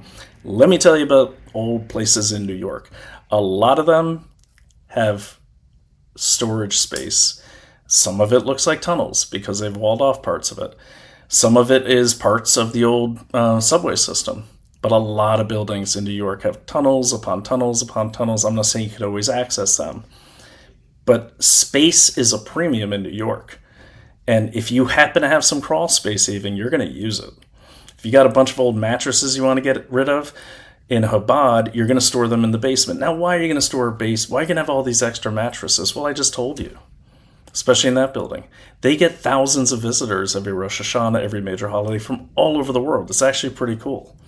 kids will show up at the door. I've been in a Chabad dinner, and these girls showed up, and they couldn't find their house because it's Shabbat, so they can't use their phone. They had it written on a piece of paper, and they couldn't figure out where these girls needed to go. So the host was like, just sit here. Sit, plenty of food. So the tunnels, that created the mystery. Oh my God, they're pedophiles, they're trafficking children. And then they had the, the pictures of the guy crawling out of the grate and all that. And on a lot of those pictures on the day they took them, not all of them, but a lot of them, they were actually cleaning out one of their storage spaces, and someone filmed it. And then they splice it into other things to make it really dark and scary. And this would be a fun contest. Pick anything in your town that people don't know about, okay, or that's small. Like the guy at the end of this, well, don't do this, but let's say a new business comes in and you're in a very rural town and the business is, I don't know, audio echo healing or something weird, something exotic. I bet you money you can make, especially with AI, you can make a short documentary about how evil and evil practices are happening there. It's super easy. You don't need proof. You just need the mass to agree with you and then drown out people saying, hey, wait a minute, I've got a police report that says that's bullshit. So they set the stage. So why am I bringing up Chabad? Well, Chabad came up, okay, so as you recall. And let me find it. But if you didn't see the Tucker Carlson special on Chabad, it's almost like they're trying to pick a new thing about... And by the way, I'm not just focused on Judaism because my wife is Jewish. I'm focused on Judaism because it's the boogeyman of the day. When they run out of things there, trust me, there'll be another boogeyman. It should give you pause to wonder why Islam is not a bigger boogeyman to the American public, considering our history with Islam. 9/11, dozens of terrorist attacks going on right now, not only here but all over the world. We had a whole war on terror to go after Islamists. I'm not saying it was justified or not at the scale we did it, that's beside the point, but it's amazing to me that more people are scared of Jews that they know nothing about or little about than they are of Arabs. Not all Arabs, but what we've seen, because we saw the pictures, and of course they wanted us, that was the boogeyman that sold the war on terror, and it was a legitimate boogeyman. They did horrible things. 9/11 was just almost, I don't even know the right word to be appropriate. But it's amazing to me that the people who've actually have demonstrated their willingness to blow up Americans, many people I knew, because I served in the military and in the intelligence community throughout the world during the war on terror. These people are no joke. They're cutting off heads. That really happened. They blow shit up. Happened to two of my friends in the Philippines, not even Arabs, Muslims. It's amazing to me that people are so scared of the Jews. Really, it is. It's kind of comical because, well, it just is. So, anyways, what Tucker did is he picked Chabad, and it's really funny because Tucker's a smart guy. I've met Tucker Carlson before. I've been to his studio. My wife's been on his show. She was on Tucker Carlson today. He did the review of the book, her book, and long ago, back before he lost his mind. And it was weird. Someone told me, oh, you got to hear Tucker's thing about Chabad. I'm like, what?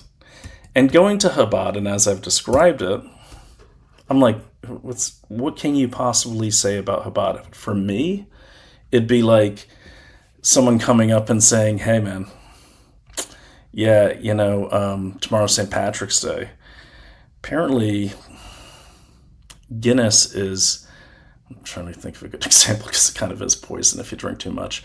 Leprechauns technically are demons, so I can't do that one.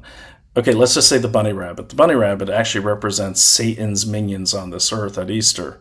And there's a whole special about how the practice of the putting candy in the Easter basket is actually originated with putting babies' heads in the Easter basket, and we're ritually eating babies' heads when we eat Cadbury cream eggs.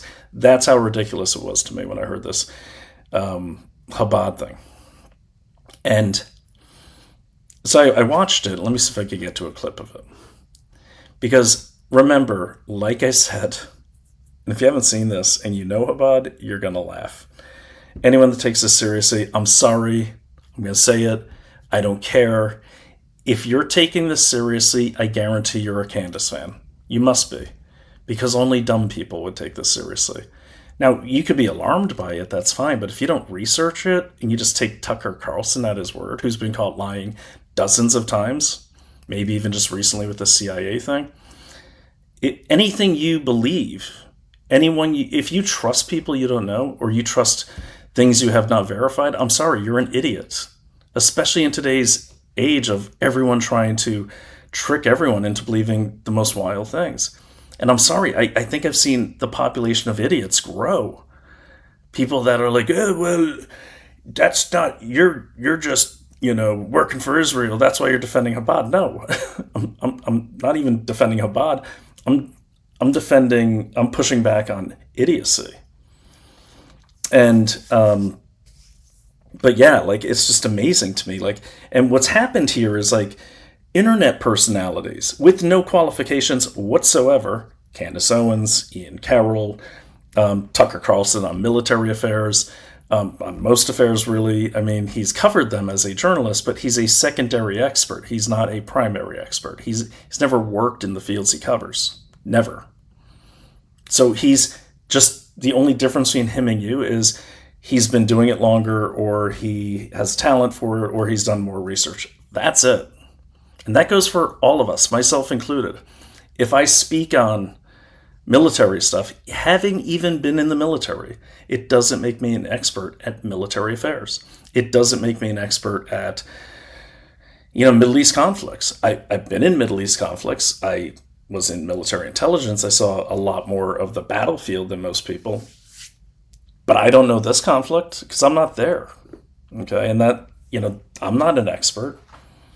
Okay, but so all these people, if you're believing this, you got to look at their resumes. I know you know them, but what's Ian Carroll's background? Nick Fuentes was joking that he's used to deliver pizzas. I don't know if that's true. I haven't checked because I don't really care about Ian Carroll.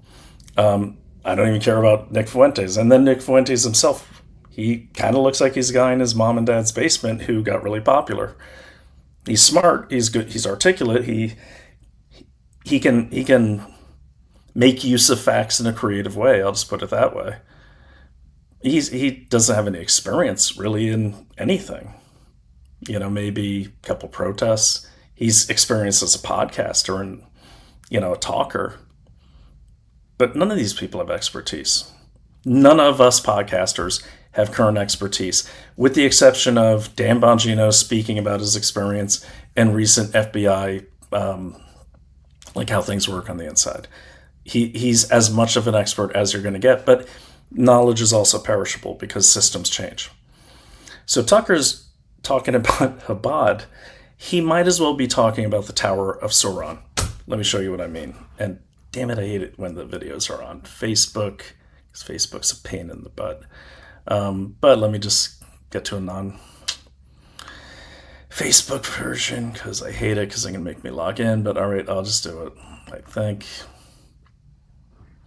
Okay, hopefully there's no commentary on this one. Yep, okay, good. We'll stick with that. Let me share the screen. Okay. Now listen to this. Now remember, and you know what, by the way, now I'll read the definition. So as I've described Chabad, you can go to Chabad. There's probably one near you. I walk down the street. I actually videotaped myself going to Chabad, and then of course I shut off my camera when I went in. I go down the street. It's a neighborhood. It's houses. It's Brooklyn. Okay, there's buildings, and there's some streets that are all brownstones. You take a left. There's a big sign that says Chabad. There's little kids stuff in the front yard because people bring their kids. They have a lot of kids. You go, the door is left open. Why is the door left open and the gate left open? Because it's Shabbat, and on Shabbat they're not supposed to work. So if you close the door, they're technically working if they open the door. So they leave it open. They also leave it open to let people know they're welcome. You go in, you hang up your hat. There is one dark practice you have to respect, and that is you have to wear a hat. Now, here's what a lot of people don't know. You don't have to wear a yarmulke. You can wear a baseball hat. You could wear a cowboy hat. You could wear any hat you want as long as something's covering your head. I'm not that learned in Judaism, so I'll have to ask my wife again why they do that. Yes, never mind. Yes, see, this is what I'm talking about here. Never mind the blood-soaked mattress from SoundTweak. Do we have a police report, SoundTweak? Did the police investigate it? You would think they'd want to investigate blood-soaked mattresses, right? No? See what I mean? Do you know that was blood? Do you know it wasn't, I don't know, mold? Do you know? Remember when we thought Joe Rogan was dying of COVID because they changed the lens to make him look like a green monster?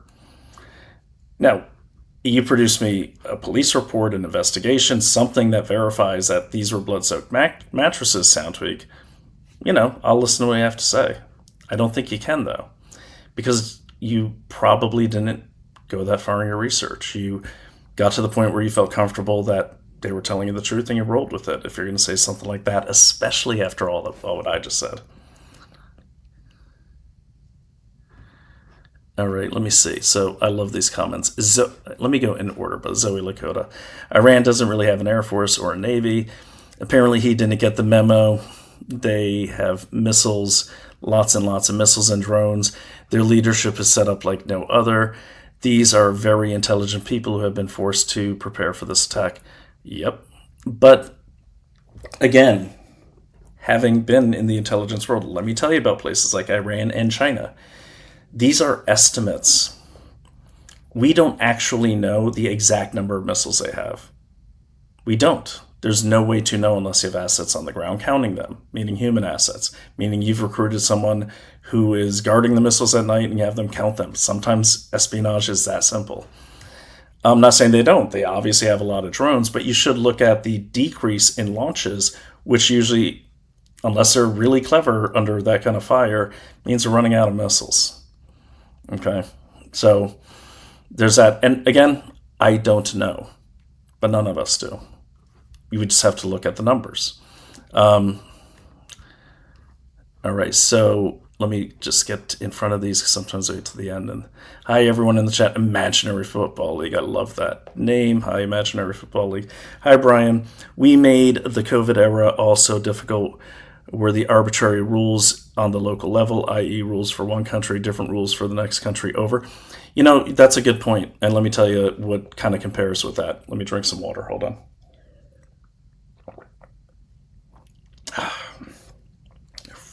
Got some fresh fruit at the fruit market today. What's the equivalent of that? The arbitrary rules. Look around the world, right? The allies of China and the people that have done business with Iran and China, those are mainly the countries putting up, a lot of people are putting up travel advisories. Obviously, there's missiles flying through the air. There's an active military engagement happening. Civilian planes have been shot down in the past, in past conflicts. It happens, so why risk it? But there's other things like arbitrary rules. Like, for instance, an arbitrary rule may be that, you might have family arbitrary rules, like we can't hang out with them anymore. You might have other things like, I'm trying to think of a good example in this case. Right. One arbitrary rule that actually has been kind of quoted is the Dubai prohibition on sharing stuff on social media. You can actually share stuff on social media. You can't share locations of missile batteries and stuff, but you can share the condition of the city. You can share things that are real. You're not allowed to share fake stuff. Okay? And that's the point. So you can share those things. A lot of arbitrary rules come into play because they're misinterpreted either on purpose or otherwise. So COVID being a great example. The CDC never told anyone to lock down. They can't. They don't have that authority. It was left to the states and the local communities to determine what they would exact. And unless a state, initiated emergency orders or emergency powers, they can't lock you down. And even then, if you don't want to be locked down, we never locked down. I wore a mask at the beginning because I thought like it was a China attack. So I'm like, yeah, I'm going to wear a mask. Turned out it was. Plus, I got one of the COVID masks that looked like Bane. He's like my favorite Batman villain. So I couldn't wait. I'm like, cool. Finally get to wear a Bane mask. But yeah, I wasn't getting a vaccine.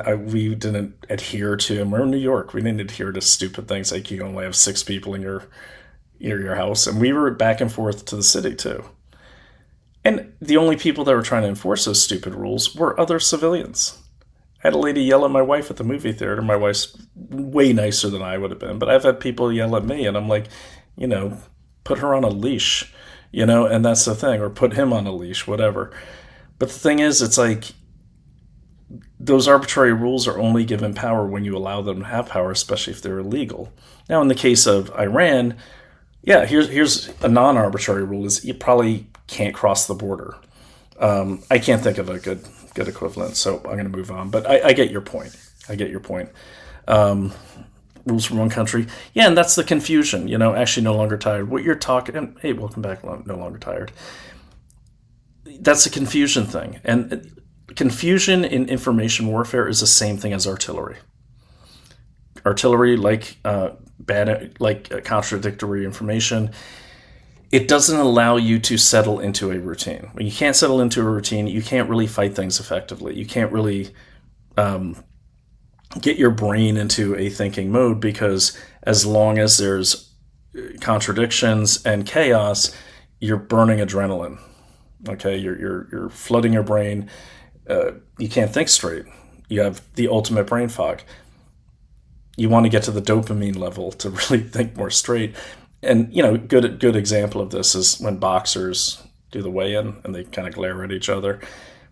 That whole thing is to get the adrenaline pumping, so you're going to mess up the guy's strategy. He's not going to be thinking through his boxing strategy.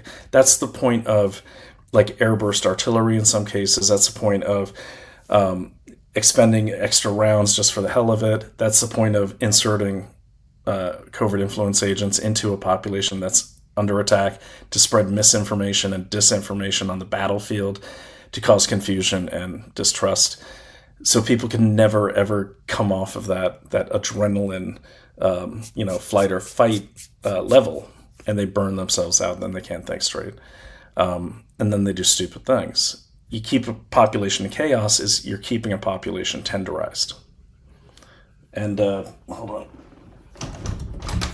It is hot. Okay. All right, so good question. So I caught up with the comments. Let's get back to it. This is what he says. Now, by a show of hands in the chat, how many people have been to Chabad, either since this or before this, or familiar with it? Okay. Oh, a lot of people. That's good. Good for you guys. So let me extend this. And I just got to say, man, Tucker... He's the biggest disappointment I've had. Like, just a little case of nostalgia here. I was so sad when the Fox News thing happened. Like, he was like the voice of reason for me. And I went back through his stuff, and I realized I still agree with the stuff he said then. And I was proud to have him on our side. I don't know what this thing is. Maybe they kidnapped Tucker and this is some sort of a cyborg. I don't know what this is. He's rich already. He's not impossible to buy, but he's got money. I mean, he had money then. He won a big lawsuit against Fox for not protecting his family from Antifa. And then he had other lawsuits, and he had settlements for a lot of things. I mean, the guy's got money, and he comes from a rich family. So, yeah, he's buyable, but how do you buy a guy like Tucker? In my opinion, you buy him with ever-increasing levels of authority, okay, and prestige. That's the only way to buy people that don't need money, is you buy their ego. And I kind of think he kind of cosplays as the bashful, aw shucks, Mr. Smith goes to Washington shtick. I think he craves being taken seriously. I think he craves having power over people. I just do. Because he downplays it too much. It just doesn't seem genuine. You don't. And look, I've seen him at his studio. He's definitely the king, and it's a big team. So I don't know what's going on with this guy. Maybe it's all that tobacco he chews on. I don't know. But let's listen to what he has to say, and I won't interrupt. Damn it. Sorry, guys.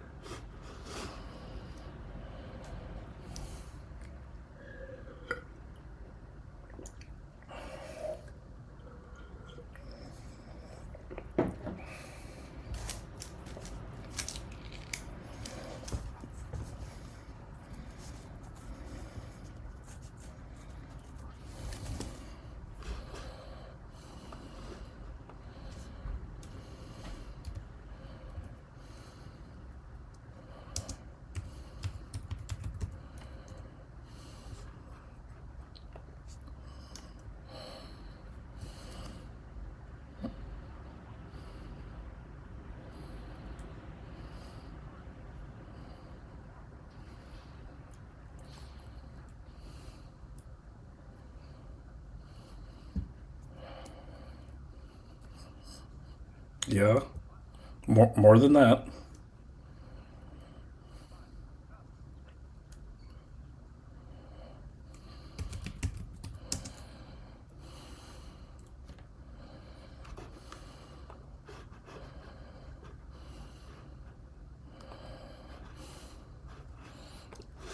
Okay, really quickly, maybe some of his followers, I think it's massage or whatever the word is for Messiah, which actually means an anointed one.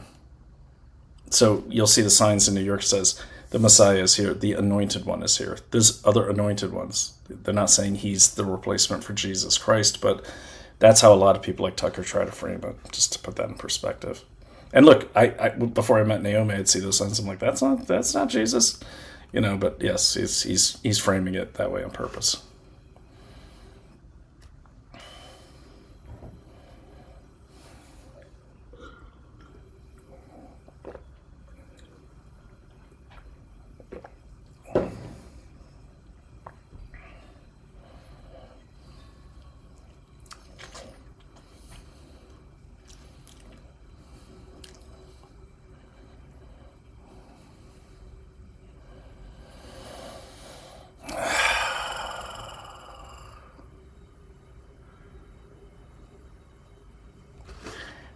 Okay, so what's happening there?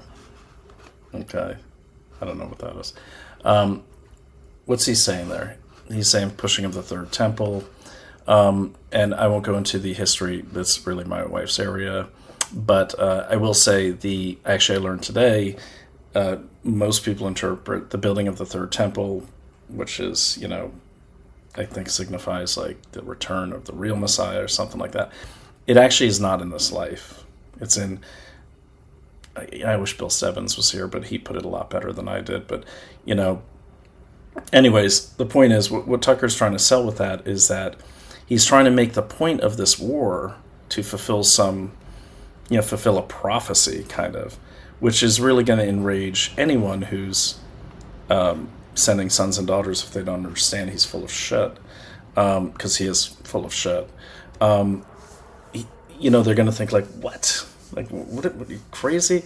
And even secular Jews are going to be like, that is insane. Why would we do that? Well, I've talked to some of the IDF guys on my Twitter feed. People I know are IDF because I met them in person. And there is a small number of IDF soldiers who do have those patches. Okay? Because they're Chabadniks, as we say. And some Chabadniks believe that. But it's like, it's not part of the uniform. It's not technically authorized. It's just kind of, okay, you want to wear that. And we do those things too. Like in special forces, we put our berets in our pocket with the, crest facing out. So that's how we wore our berets. Fold it, put it in your cargo pocket. And so the crest is hanging out of the pocket so people can see the crest. Well, that's against AR 670-1. You're not supposed to put your hat in your pocket. And there'd always be some new lieutenant that would yell at us. But it's largely, they'd see us and like, must be special forces guys, we'll look the other way. Okay. So yeah, a couple of patches or something, but he's trying to make it sound like Chabad is relabeling the IDF as the, mystical soldiers of the Third Temple or something. I mean, he's like I got to give the guy credit because he does play into a lot of almost Dungeons and Dragons-esque, Eye of Sauron type of really bad boogeyman. I mean, he conjures images of like, almost like, like, oh my God, these people are raising an army of who they think are biblical. They're fanatics, that's what he's trying to make it sound like. But it's just, and there's a lot of falsehoods in those statements. So let's look at a few of those. And don't worry, I'll get to the coup because I'm sure you're dying to know who it is. But, okay. In the beginning, he said, we'll get to that. That was for power, home. Okay, no, that's his other one. In that particular video, he only said, they help, with drugs and, those kind of things. Actually, you rarely see like the drug types, like rehabilitation help. I don't know if they do that. I'm not sure. Really what they do is a lot of food, and they go to other countries. They help people who need a home. They help people who are lost. They help, everything, and kind of like a good church does. A good church, good local church will have a lot of community programs because, like we see ourselves, they see themselves too. So we are the light. We bring light to the community. And that's how you have a good community. And even if you saw that one with that dude, the YouTuber who I used to really like, Oliveira or whatever his name is, I really liked his videos. I was so disappointed. He did that one in upstate New York, and he found the poorest Jewish neighborhood, and he tried to make it sound like they're the Jewish people up there are ripping us off with all the welfare, because they have a lot of welfare, I guess, according to him. I didn't verify that. But if you really, Tyler, this guy, I've really liked, I was a fan, I'm not anymore. But you see, okay, so you see right there, if you could see the stupid graphic, he's got a Jewish man, let me see if I could blow that up. He's got a Jewish man holding an AK-47. Okay. With shit on fire. I know he's being comical. I know his style. I'm sorry, different one. He's got one here, but you have the family on the street saying, we need help, which I would never do. They don't need to. That's what the Jewish community has. But shit's on fire again for some reason. Okay. And he says, inside the New York town's addicted to welfare thing. Now, we're not going to watch this whole video. It's too long, but you've probably only seen clips. I want to say something about this. If you watch this entire video, you cannot deny that they were extremely welcoming to him. Okay. And they weren't really hiding anything from him. Now, look, a lot of Jews are not going to talk to some guy and, who looks like him because, look what they're going through. They don't know if this guy's going to, throw a Molotov cocktail at their Tesla, not that they would own one, but you get my point.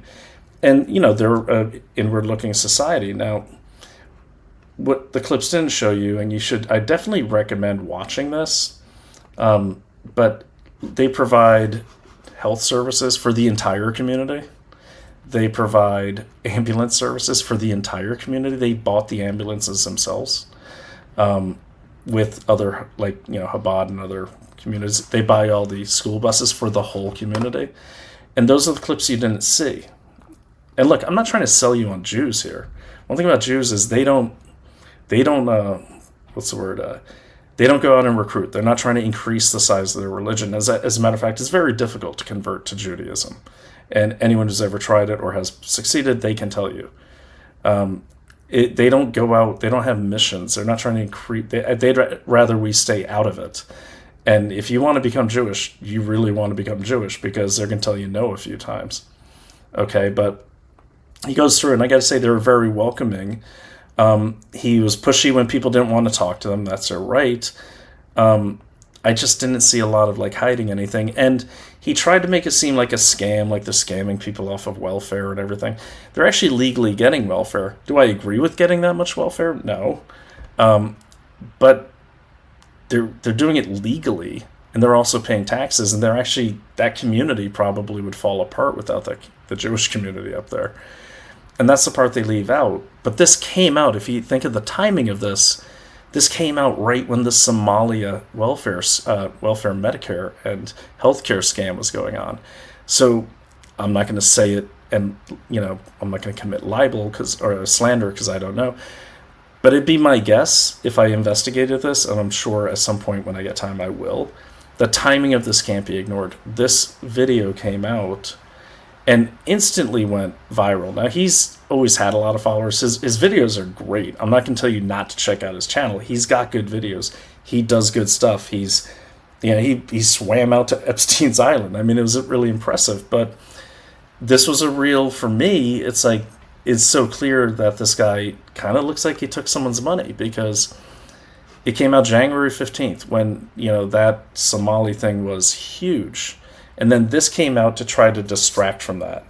And this also was laying the seeds of, or trying to really kind of keep the campaign to hate the Jews, basically, going. But I just want to point out to you guys, this is January 15th, and it did go viral a lot quicker than his other videos.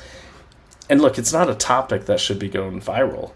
And it looks like he's just, and again, some of his videos are really good. That's why this is so disappointing. And I will always question it, because I see that kind of nonsense, and it's just like very clickbaity. And it's, I think this guy had a good thing going, and I hope he could get back to it. I mean, he swam out to Epstein's Island. That was really cool. And he's running around. It's wild. It's a wild video. This is beneath him. So if Tyler hears this, dude, you can make that kind of money. Just with, you got 9.12 million subscribers now. Come back to the light, brother. Don't become another propagandist. But this, in my opinion, was pure propaganda, probably done for the Democrats. Which is funny, because there's a lot of right-wingers promoting this video. All right, so back to the point, wherever that was. Okay, so we're talking about the coup. So we got our scapegoat, right? We got our bad guy, so you got to cut it off. So, okay, that's where I was going. So why Chabad? Why Chabad? I'll tell you why Chabad. If you saw my post about this, because my former friend said really horrible, in my opinion, very anti-Semitic things, which, even if I never met Naomi, I'm not down with that crap. It's the mark of foolery and idiocy. But I responded in that, and what a lot of people didn't know is what I said here in my response. Let me get to that. And just, I'll just tell you, it's like Emerald Robinson, who I've been on her show many times. We spent a week at their house, me and my wife. We thought they were our friends. My wife co-hosted a show with her. She's the one that put out this big Substack about Ben Shapiro's eyebrows. Might seem funny, but like, she's putting locks and everything like that, like the Jews wear their locks. Not understanding that, like, those locks that the Jews wear, that's in the Torah. That's part of their religion. That'd be like them making fun of priests for wearing robes. We'd be pissed. And they were acting like it was funny, and it is really disgusting. You can't. I'm not going to show you the whole Substack. Not that it's graphic or anything. It's just, first of all, it was disgusting. It was very immature. I don't know. It's just lowbrow. It was like some lowbrow trailer trash shit. That's what it reminded me of. It's the kind of joke that one of my brothers that I don't like would wear, would make. Like, it's down there with like beating up the disabled kid. The bullies beating up the disabled. I mean, it's just dumb, and for me, I guess it was a bit heartbreaking, but it was also disappointing, because it's like, I used to say she was one of the last real journalists out there, and I guess I was wrong. And I've thought about this a lot. I've been trying to like not even talk about it, but Then I see today she doubled down, and these are friends. Understand that Emerald Robinson, it's like, it's a friend. It's not like a friend you see every now and then at the convention. Like her and my wife have just recently done a show together. So it was shocking. And I just want to read what I wrote, because it goes into the point of why they're targeting Chabad. I thought it might be a real estate play. Crown Heights is really nice. Could be part of that. That might be secondary. But why Chabad? And I'll tell you what I've landed on. And I'll get to who the they is, too. Okay, well, let me find it. Sorry, that's my feed. And you can see, by the way, this is blowing back on these morons. Truth really does always win. It's painful getting there, but we saw that with COVID. And like I always say, everything I'm saying tonight, when I say I like Chabad, that's my opinion. Okay? When I say this is Chabad, that's a fact.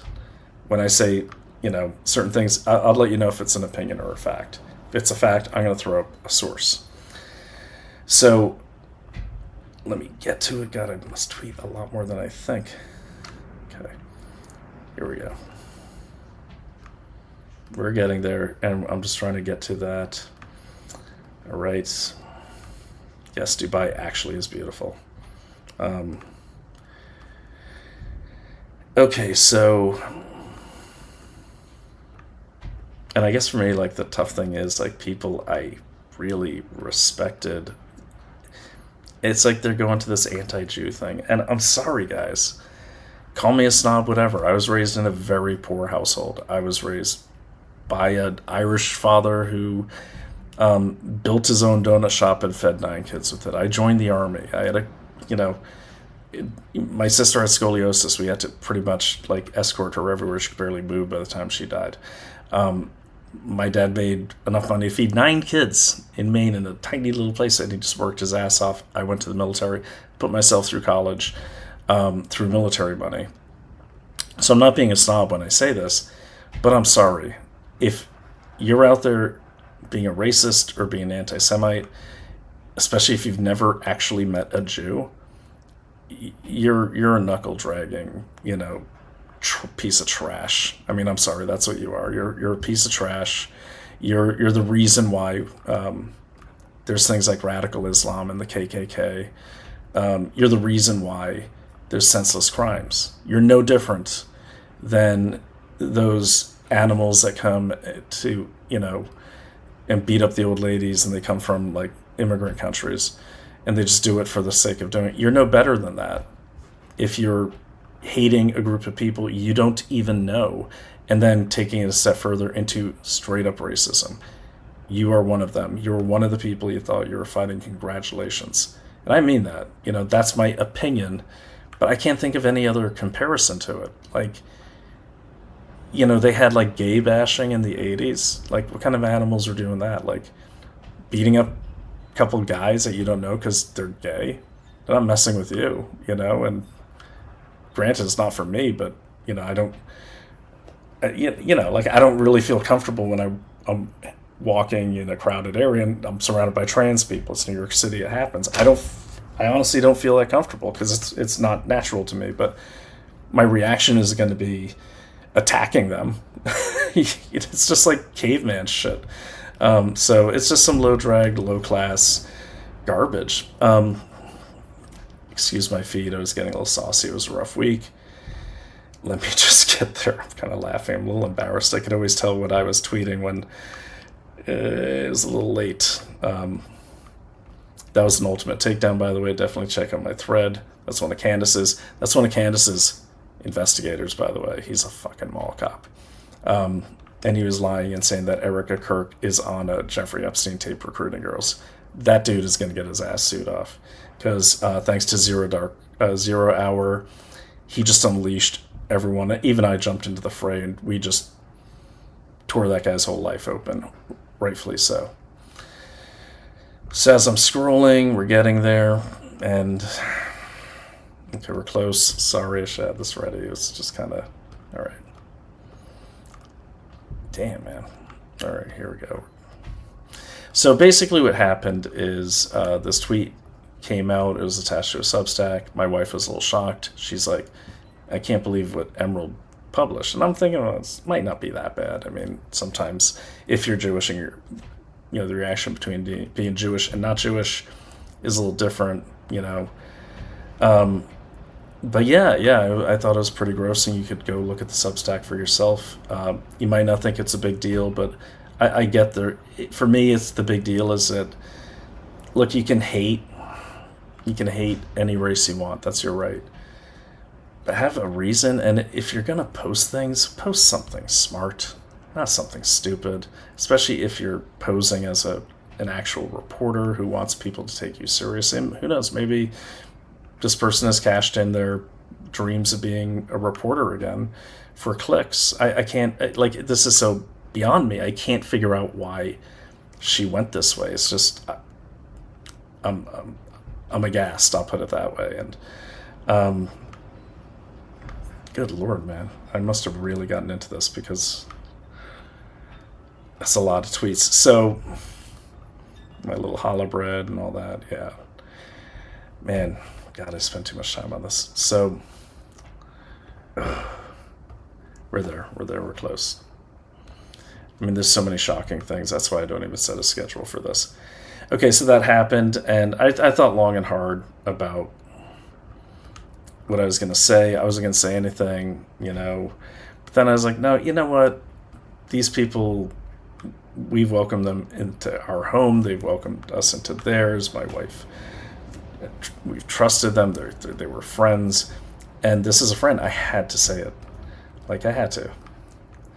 And especially with all that's going on. And, what people don't realize, too, about a lot of this nonsense, it can turn into a real thing. What happened last week? There was a synagogue, a children's center at a synagogue, had a car rammed through it in Michigan and got 50 feet down the hallway before the guards, the security guards who'd been trained, they did a 1 day or 2 day thing with the FBI, took the driver out. Good. What else happened? What happens when people are in the Middle East saying that we are the cause of all their problems? We are the cause. What happens? I'll tell you what happens.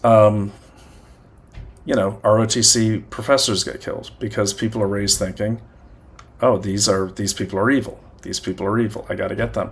We've had cars rammed through. You're trying to ram through now 2 synagogues, Crown Heights and this one in Michigan. We've had a man get stabbed. It's on video outside Chabad because he was Jewish. We had a Holocaust that, yes, flat earthers, Candace followers, really freaking happened. Fuentes, Blumenthal, really happened. People die. People die when you spread lies about a group. Okay? You don't have to like that group.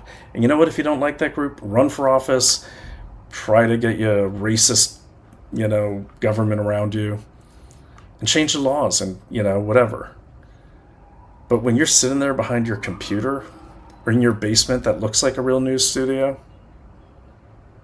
and it's made to look that way, and you're just spouting things off with no responsibility, especially when you're a big influencer, when you actually have a news show, and you're working for Mike Lindell, who's supposed to be the all-caring, all-giving, MyPillow guy, the Christian. I'm not talking bad about Lindell, but I'm just saying that's who she works for. She's representing him. Is he an anti-Semite? Because he's supposed to be a close supporter of Trump's. I know Trump's not an anti-Semite. He's not having that. And was there any thought that went into this? That's what I'm saying. And maybe when you read it, you'll be like, Brian's kind of blowing it out of proportion. It doesn't matter what I think, okay? It matters what the people it affects thinks. Okay, it should matter what I think because we're supposed to be friends. It should matter what I think because we have helped each other. We had a community, and that was violated, in my opinion.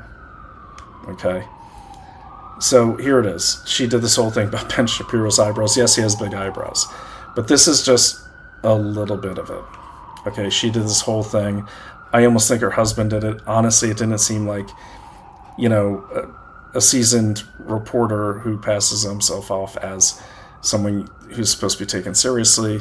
It seems like a 12-year-old got a hold of a new AI program and had fun with the eyebrows. Okay, so, and what was equally shocking is the people that say, oh, it's just a joke. Oh, it's just a joke. Well, that's where racism starts. Okay? It was just a joke that MAGA were deplorables. That was just a really mean thing someone said a long time ago. That was Hillary Clinton.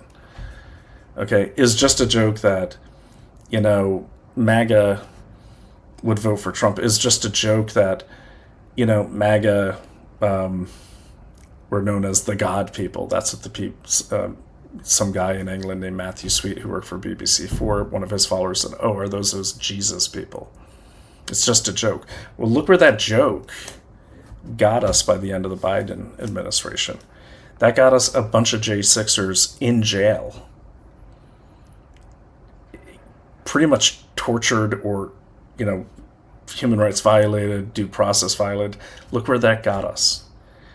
That got us a guy shooting the president in the head and missing and only getting his ear. That got Charlie Kirk killed. Because people were, and yes, I do believe based on the evidence that it was Tyler Robinson. There could be a conspiracy behind him that I'm not getting into that.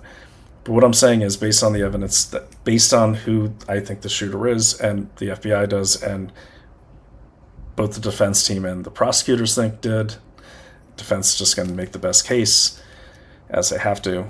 But look where that got us. That got us Charlie Kirk killed. You know why? I'll tell you why. Go to any college and see the way they talk about MAGA. Turn on MSNBC for 12 hours. I dare you. Turn on YouTube and type in Donald Trump and just let it do the auto-suggest autoplay. If you don't know any better, you're going to be terrified of us. It started as a joke. It ends with people's lives.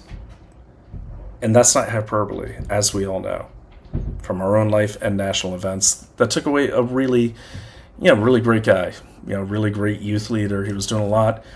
And I don't even care what Charlie Kirk was doing for MAGA. What I cared about, he was doing a lot for very disaffected young people that really had two choices: be alone or hang out with the communists. Get accepted by getting your balls cut off. And he was giving young people that alternative. Now he's dead because someone on the other side likes to make jokes, and those jokes become hatred, and those jokes become reality. Okay? So just a joke is disgusting. And here's my response. I'll read it to you. There's a point to this. Why Chabad? I said I read the Substack related to this post. It is disgusting, racist, immature, and at a level that I thought was beneath you. And regarding the Chabad Genius reference, I go to Chabad regularly and have many good friends there. It's at a local rabbi's house. And so you guys know, a rabbi is like a priest. And it's full of husbands, wives, toddlers, friends, and neighbors. Very similar to going to the rectory. That's kind of what the environment looks like for Sunday school, except with adults and their kids. After the service, their version of Mass, there's a light lunch, and we talk about our past week. Of course, we bless the lunch, just like you would in a rectory type environment. Football, anything else people talk about at lunch, the Houston Rodeo. So let me ask you this. As I have constantly praised your work, your past work, and have often referred to you as, quote, one of the last real journalists out there, what happened? Have you taken the time to research Chabad or visit Chabad service on a Saturday? Everyone is welcome. The door is not only left open for Jews observing Shabbat, it's left open for the people, for everyone. So did you research anything? Or is your research limited to tuning into a likely paid-for Russian propaganda script parroted out by former patriot Tucker Carlson? An episode that was not so much disgusting as just really stupid and uninformed. You probably don't know because you clearly didn't research the topic of Chabad or the people that are in that community. But our excellent border czar, Tom Homan, had his security paid for by the Chabad community of Crown Heights. Bet a lot of you didn't know that. He had received multiple threats against himself and his family in the months before POTUS's inauguration. He was living alone because he had to put his family in a safe place while he faced the danger alone, selflessly putting them first. What was that danger? He was getting direct threats from the cartels in Mexico and all the way down to Venezuela. And everyone that knows about the cartels, they're for real. These Sicario level, that's what we're seeing from these cartels. So he had a real problem. So imagine that. You're alone. You have to send your husband or your wife away to some other location, friends, family, something where you hope that the cartels won't find them. Because they wanted him dead. Once Trump got elected, they wanted him dead. So he's living alone. And then you're worrying. Like, you got to worry every day. Like, God, are they there now? Or this, anyways. One day, a bunch of former Tier 1 operators showed up and let him know they were there to protect him. He said he couldn't afford them. Sometimes that level can run between $1,100 and $5,000 per day per man. I know this. I used to do executive protection, even for like Northrop Grumman, Float Riot at one time. Were expensive. My rate was about $1,200 a day. And we had a 5-man team. And this is like 5 guys. So we're looking at, let's just say $2,000 a day per team member. And the inauguration was still about 2 months away, so do the math. Let's just say 60 days times 12,000. Okay. They let him know not to worry. It was paid for in advance. It wasn't paid for by the government. They don't provide such things pre-inauguration or appointment. It wasn't paid for by MAGA or the GOP. No.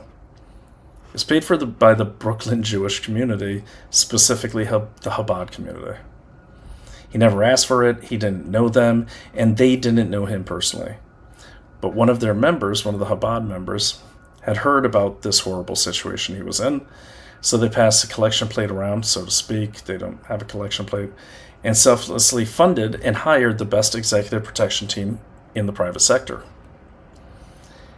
So, speaking out again to Emerald, did you know that before mentioning Chabad as if it's some cult? This is just one example of how these very good people roll. And if they saw your post, the Chabad people especially, their reaction wouldn't be hate or rage. They would simply bless you, shrug their shoulders, and say something like, trust in God. My wife, Naomi Wolf, is also Jewish. You know this as you two have collaborated on many important projects and were once co-hosts of a Daily Clout show called Emerald and Naomi. Naomi and I have been guests in your home, which was incredibly good and generous of you and your husband. It was. They were great hosts. We were thankful to you and grateful to have such good friends in our lives. At least I thought we were all friends. Was I wrong? Your article and related posts are not only hateful and ignorant, but they play right into the hands of the Russian and the CCP propaganda campaigns that are targeting conservatives in order to divide us. I would never call you an idiot, but you now have become useful to our enemies. I expect this level of garbage from the likes of Tucker Carlson, Nick Fuentes, or Stu Peters, but I never thought I would see such trash coming from you. I hope this was a lapse in judgment, not something darker. Oh well, I guess I'll just have to trust in God. So the point of that being is, when people attack something they don't understand, especially, let's not forget, these are our fellow Americans. The Jewish community is our fellow Americans. The Asian community of Asian Americans are fellow Americans. I'm not going to count the people that got illegal citizenship under Biden. They don't count. They're not our fellow Americans. I will say that you may not like people in, Fire Island in the big gay community.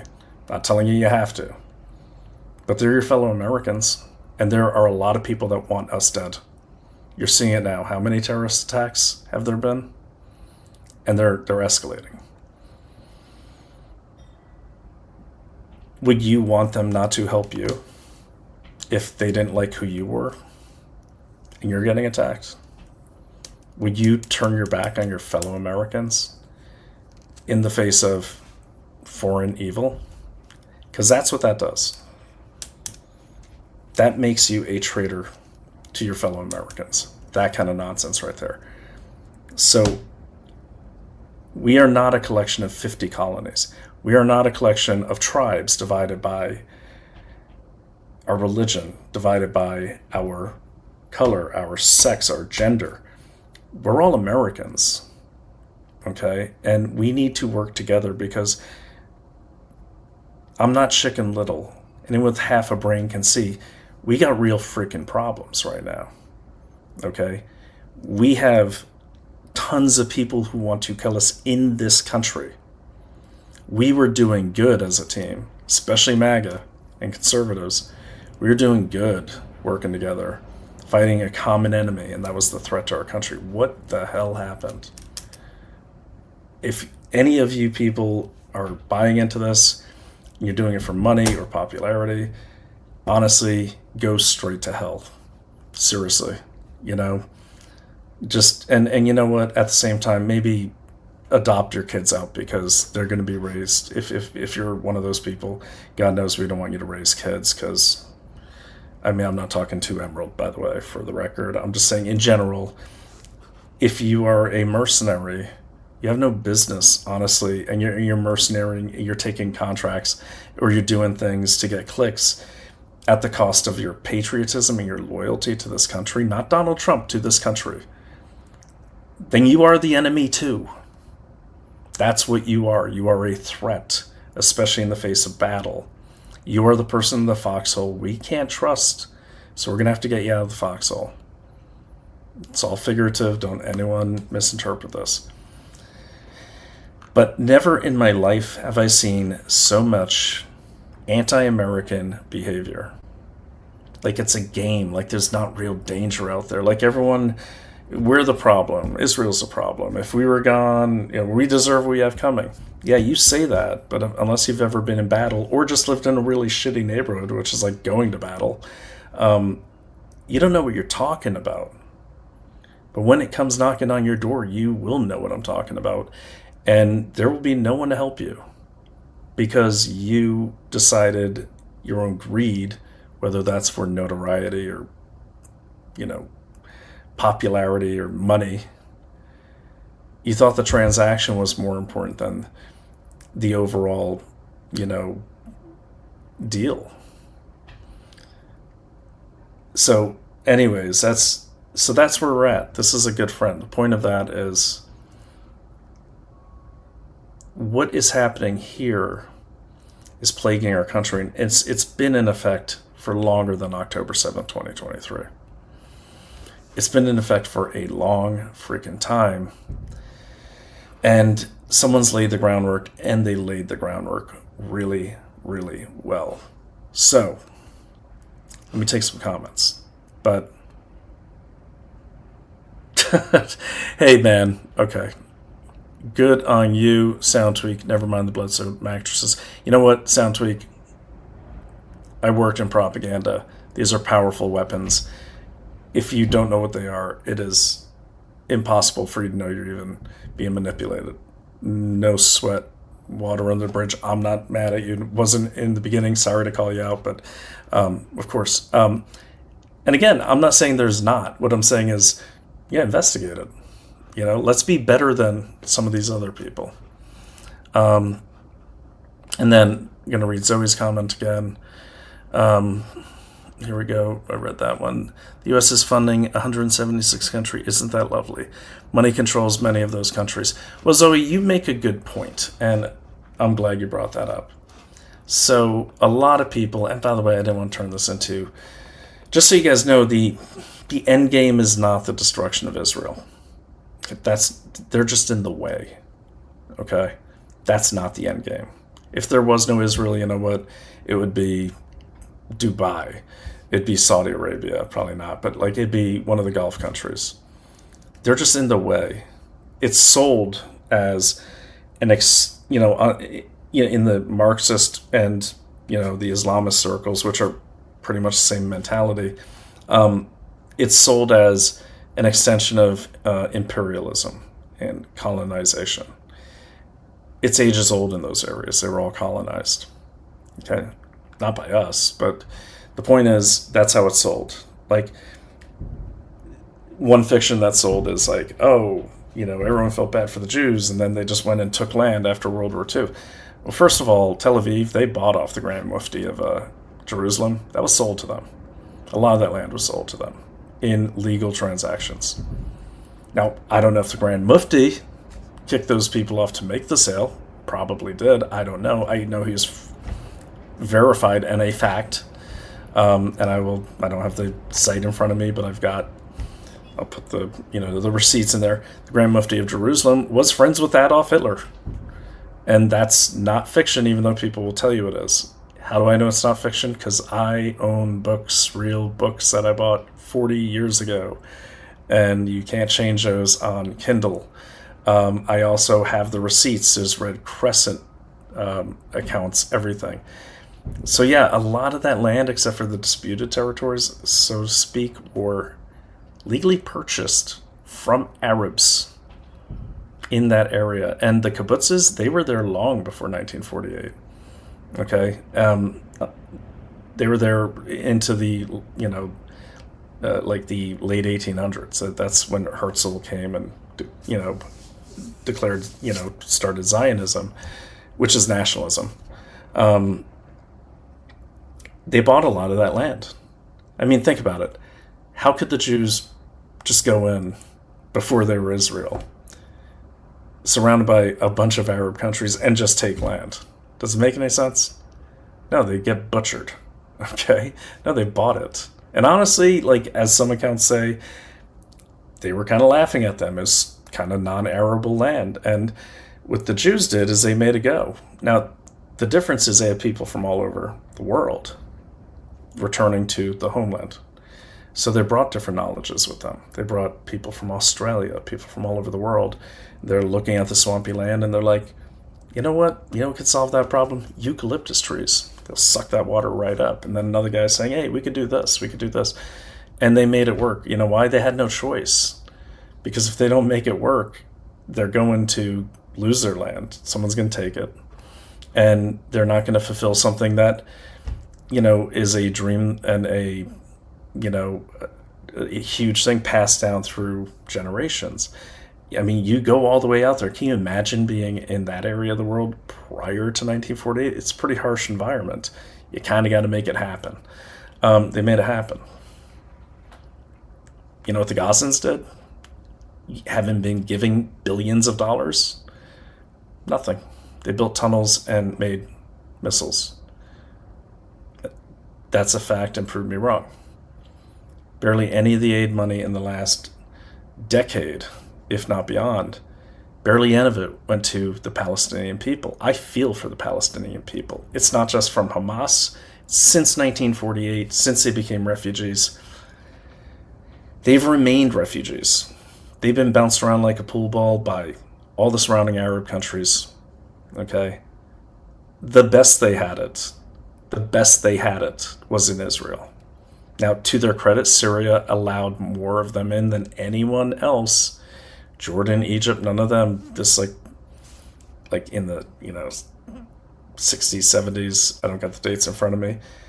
Their own Arab nations wouldn't let them in because no one wanted the Palestinians. No one did. Okay, and that's the only country in the world, Israel, where they can actually practice Islam the way they want to practice Islam. They can be gay if they want to be. They can have same-sex marriages. That's their thing. Not mine, but like if they wanted to. You could be a Hindu in Israel. And unless you've been to Israel and you've talked to Israelis, and not just Jewish Israelis, talk to Christian Israelis, talk to Hindu Israelis. There's all kinds. Talk to secular Israelis. Unless you've been to Israel, and I have been. Hello, Don. Aloha to you. then you don't know what you're talking about. It'd be like, let's say you're down in, I don't know. I mean, I've lived in almost every state, or I've been to every state, but let's just say you're down in Georgia. Love Georgia. I lived in Augusta, but let's say I never did.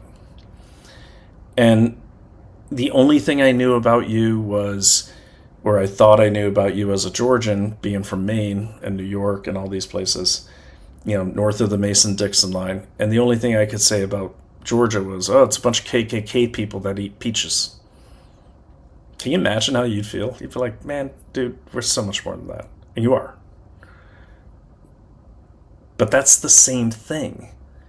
And I can't really I shouldn't talk about Georgia unless I go to Georgia. I shouldn't talk about any place unless I go there. You're allowed to talk about anything, but what I'm saying is, I'm talking about those people that speak about things like they're an authority. People that don't say they may, or I've done an investigation which has led me to believe that.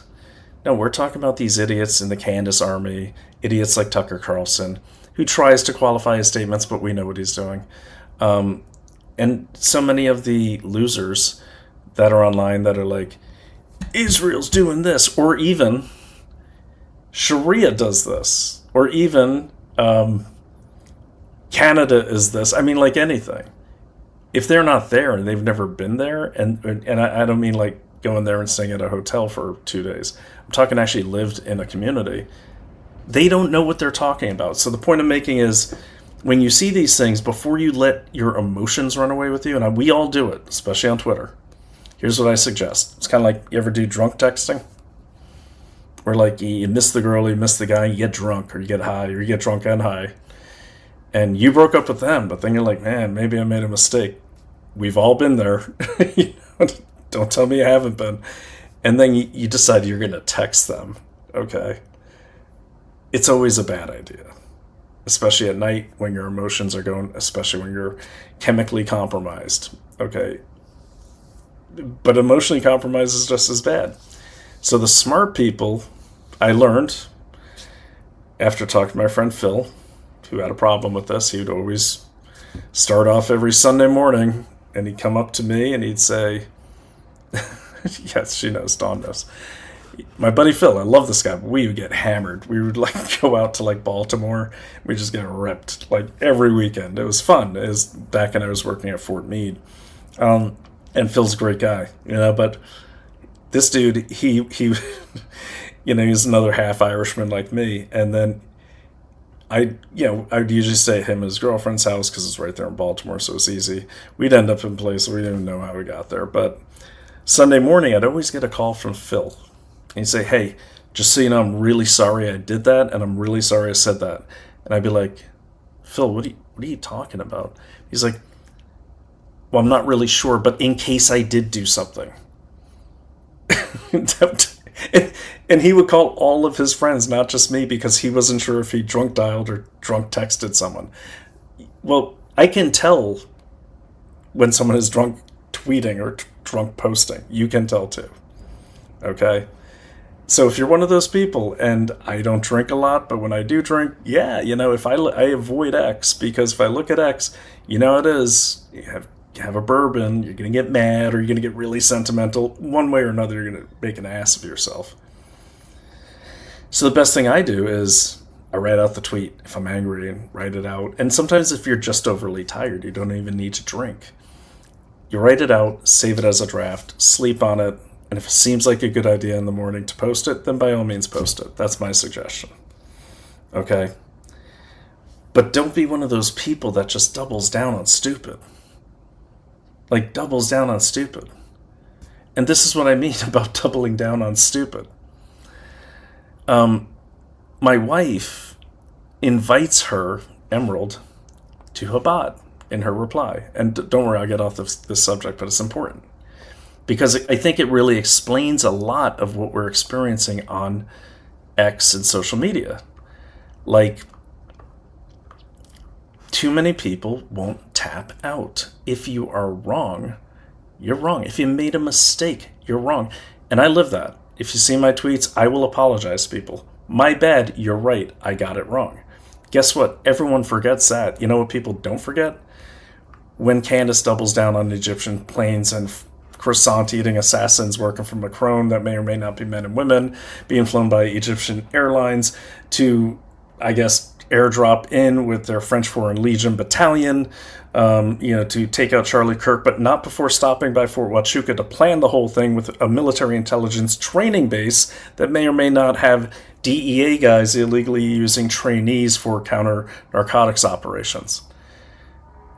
Right around the time she said the French assassins were, she should have tapped out. And she didn't tap out. She just keeps going. And, I think I don't know I'm not going to say I think she's, I don't know. And she gets a lot of money because she's got engagement, and that's how you make money. But the thing is, tap out. If you blow it, you blow it. It's over. Unless you're on a contract or something, well, that's on you. That's the contract you signed, but those kind of careers get ruined. How can anyone ever take that seriously again? I certainly can. I can't. How do you believe anything that someone says when they've made an utter and complete ass of themselves? Because that's what happened here. And that's what happens, and we've all done it. Just the ones that you don't remember are assholes are the ones that tapped out early and said, yeah, I really screwed up. I'm not going to make this better. It's like watching a fly in a spider web. The more they struggle, the worse it gets. Just tap out. And you make a mistake, you make a mistake. That's it. That's all there is to it. And so when you see this, instead this person doubles down.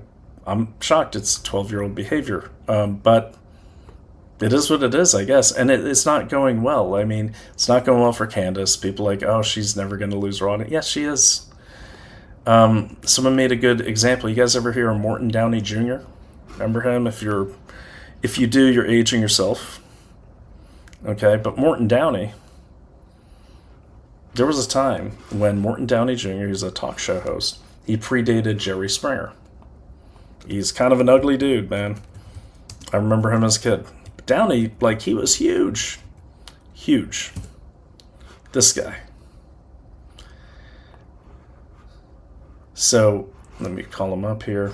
All right. This guy, Morton Downey Jr., right?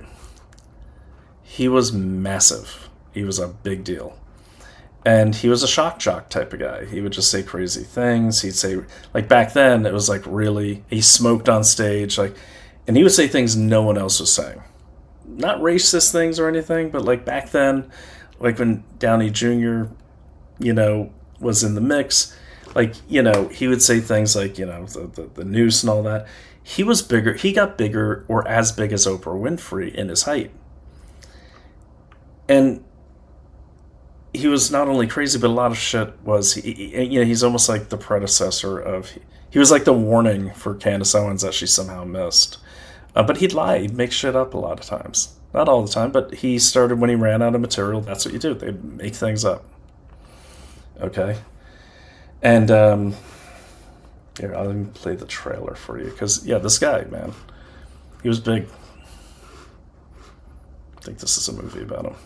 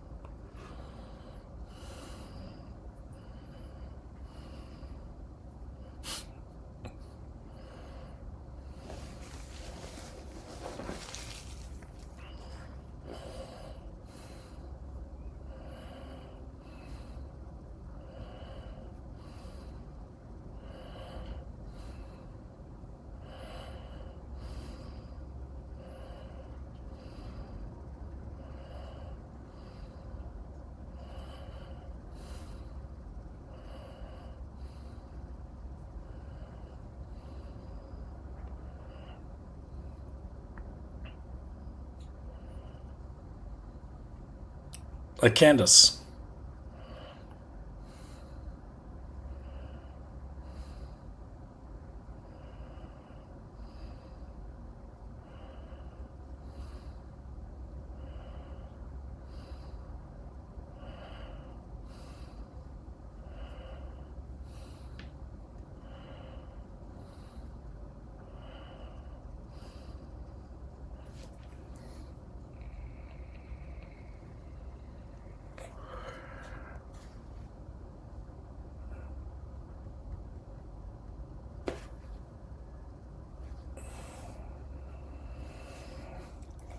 Sound familiar?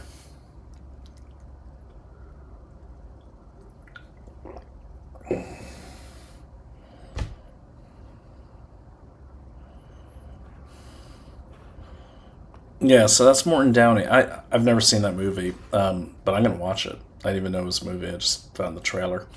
But the point I'm making is this, like, those lies catch up with you. Oh, no, you had no sound. Really? Really, Don? There was no sound that whole time? Let me play it again. I'm going to play it again. Why not? Because I'm kind of wired, so if you guys bow out, if you tap out, because it's going late, I don't mind. But here we go. All right, I'll play it again. You had no sound, huh? Oh, I know why. Okay, let me see. Take this off here, stop that screen, and I'm gonna put it up there as a share screen tab. There we go. Have you had no sound on anything, these things I've shown? All right, there we go. Sound is on. Okay. No, that's okay, Dawn. Dawn, right away, because you're on it. I appreciate it. Sound? Let me know in just a second here. Give me a thumbs up. Let me ask a question of our audience here. Thumbs up? Or thumbs down? Do I have sound on? Donnie. As soon as you can, so I can play it again. Because if no one had sound, did anyone have sound? You got sound. Okay. The Hawaiian thing, I like that. That's cool. Thank you. Play it again. How many of you have ever seen this? You know what this is? On stage, real important. Rise up, America! Rise up! It was a provocative show. Hey, a swine! Like you in the White House, I puke on you! He was take no prisoners. Provoke confrontations. Traitor! It's not over, this is not Phil. This is Morton Downey. My audience finally selected a spokesman that identifies with their needs and with their dreams and with their frustrations.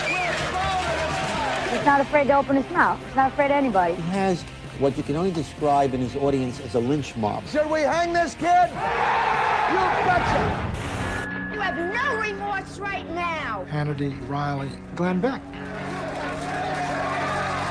They're not as crude as Mort was, but they are appealing to that same audience.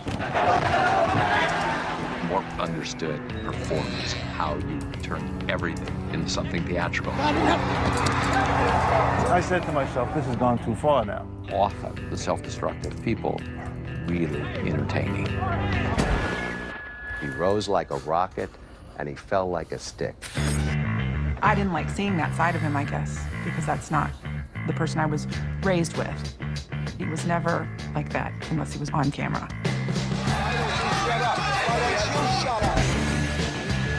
Mort's legacy is passion plays on television, even if it's an act. Which is what all the reality shows today are based on. If you're not tethered to the facts, you can just say anything. We weren't quite sure whether it was all set up or whether some of it was set up or whether it was all real. Is this a passing fancy or is this the front of the wave? All right, so Morton Downey Jr. I don't apologize for anything. Morton Downey Jr. So, what happened to Morton Downey? Okay. Well, according to the AI overview, because it's getting late and I don't want to research it too hard, but I'd heard this. And by the way, hat tip to Dan Bongino. He actually presented this as an example, so this is not something I just came up with. I got it, the idea from Dan Bongino. It just popped into my head. Love the Dan Bongino show. It's good to have an adult back in this romper room, let me tell you. And it's good to get an inside look at, like, you know, how slowly the government works. Highly recommend his show. I like it better than ever. I liked it before. I really like it now because I think he got a taste of that, you know, bureaucratic side of DC. Like, he was Secret Service. He was a guy in the field. It's a lot different than being the deputy director. And you can learn a lot of stuff from him. He knows what he's talking about. You know, I know this because I know a lot of people in that field. I worked with a lot of people. I've worked with the FBI many times because that's a relationship, you know, that's in the intel community. FBI is in the intel community, beside the point. But tell me this, to me, I thought it was a great example that Bongino brought up, because he was rolling. He's rolling. But then he started getting caught in some lies. Like, people started doing some research. You're seeing that happening now to a lot of these people. A lot of the people they have these big audiences, a lot of them really gained our trust through COVID. So a lot of these people were part of the lockdown mandates.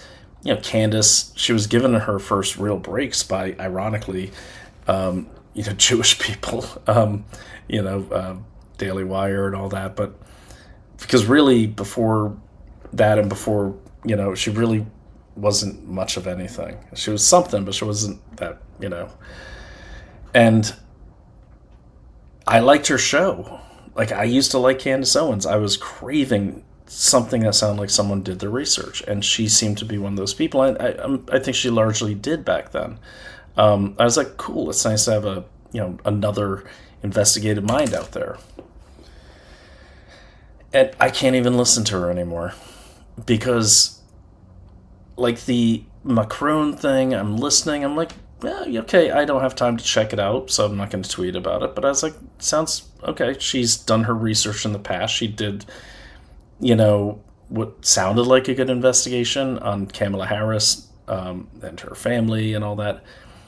But now look what happens. Like, I am a trained investigator. I was in the intelligence community for almost 3 decades. I owned a PI company. I did murder investigations for defense teams. I'm trained. I'm a professional. And I was respecting her. Wasn't tweeting about her because I didn't have time to verify her claims. But I was enjoying it. I'm like, okay, this is checking all the boxes of a good investigation. Now I can't just, in talking about this, I think, was all of that bullshit? And that's what happened to Downey. It's like, there were so many stories that people just bought hook, line, and sinker. Like, oh my God, the KKK is on the rampage in this town, and you couldn't really research it as easily. But at the same time, it's like the delivery, the showmanship was really good. And then what happened was, we're really, like, ratings are going down, but that's just the nature of having a show that's on the air for 10 years.